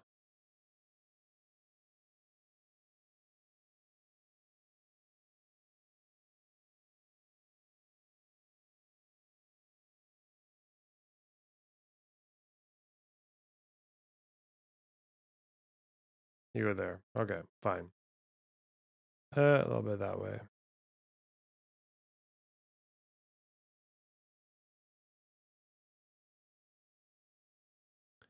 I hate when libs do this. Oh, you used communist symbols? You must now defend every crime of authoritarian socialism. Okay, dog, now your US, European Union ass has to defend imperialism, sodomy laws, and racial segregation. I guess the only first of all, this is a USSR flag. It's not like a communist flag. It's the flag of the USSR. I also, yeah. Oh, hi, Econo Boy. Well done for having the exact same opinion as me. That's why you're based. Based?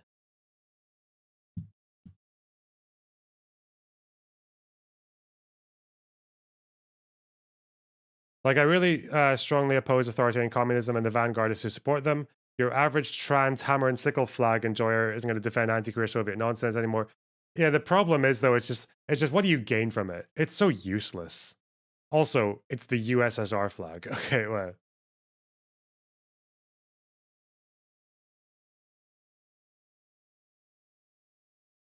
Stalin's security services executed 779,000 politicals, imprisoned 14 million in forced labor camps, almost a million excess deaths, internally deported 4.315 million ethnicities, 1.8 million kulaks in special settlements. Oh no, not the kulaks. Oh no, they all deserved it apparently. That's the meme there. Declassified documents, ethnic minority groups, Tatars.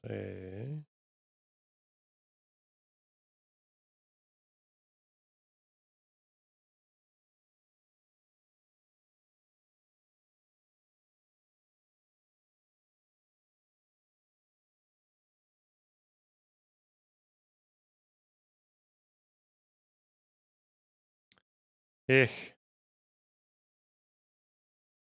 Yeah, I don't know. It's a USSR flag. It's not. And Soviet Russia was not good for gay people. Stalin was like, I don't like it. Don't like it. It started with anti-kink laws in public, and then it escalated to banning all the gays. It's a true story. It's not. I made it up. Okay.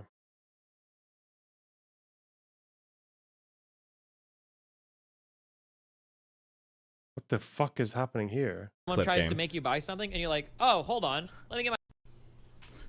Do you ever walk around, go into the store, and Oh shit, why did we stop playing the paperclip game? someone tries to make you buy something, and you're like, oh, hold on. Let me get my dumbass fucking wallet out. Oh, look at me. Using a wallet like a dumbass. True. Do you ever get embarrassed when the ladies look at you in line and like, ooh. Oh, is this because Lav's husband sells wallets? Oh no. Wait. Ooh, the trifold. TBH or new blue pick and Linus with his arms up showing his pits, that's all we here for. And also cause your base an enlightened And center. then the security You know, guards ironically. come and they beat you up and they throw you out of the store. Don't be this guy. Be this guy. Get a Ridge wallet.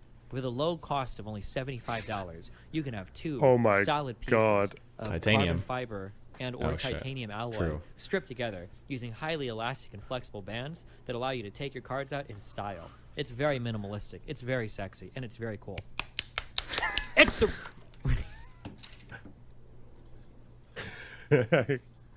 Wait, he was actually selling wallets?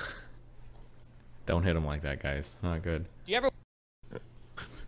you ever walk around, go into the store? And so the actual reason behind all the Lav drama was actually because OmniLiberal exposed that Ridge wallets are a trash product. So her husband, the CMO of Ridge Wallet, wanted to sign. Did he actually do a fucking Ridge Wallet advert? In the fucking in Nebraska? Oh my god.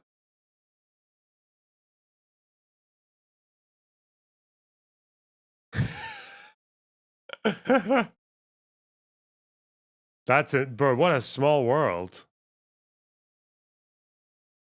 What the fuck is this? The amount of paper clips that have been made in the world. I don't know. I don't care. Whatever. Wow.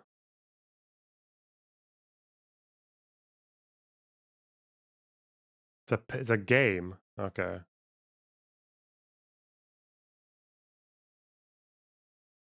Dan actually did some sort of business transaction with them. I think they bought Dan's old company that sold similar genres of products. What a fucking strange world. What the fuck?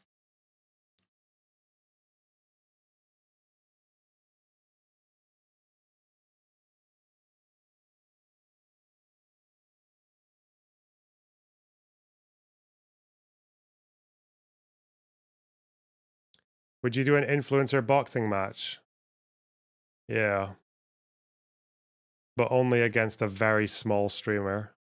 Like, physically small.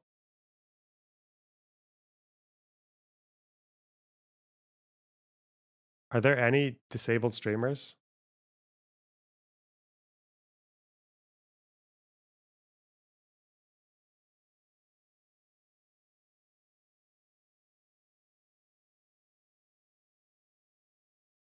Chud logic. Stop. I technically am, but don't stream much. Okay, I'll box you, Dahlia. There we go. Done.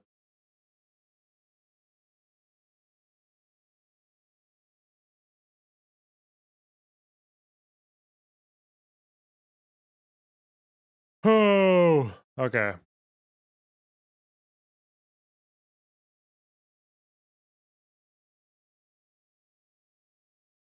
I'm 6 foot and was an FMF core man.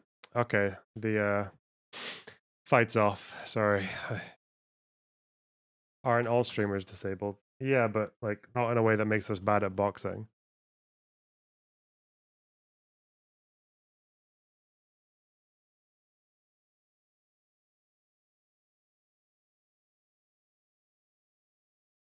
Oh, okay. I'm so sorry. I'm yawning. Fuck. I need to eat. Okay, guys. Shit. And I don't think I have anyone to raid out to, so I guess I just stop the stream, don't I? I guess I just stop it. Vosh Steven Crowder. Yeah, maybe. All right, chat. I love you guys. Thanks for sticking around. Thanks for giving me money. Wow, soy. So much of it, too. More than I expected. First stream live, it was pretty good. True. Okay. Okay. Bye. Bye, bye, bye, bye. Bye. Sorry for being weird. It's fine, psychodynamic. You're allowed to be weird. Okay. Bye, bye, bye, bye. Bye.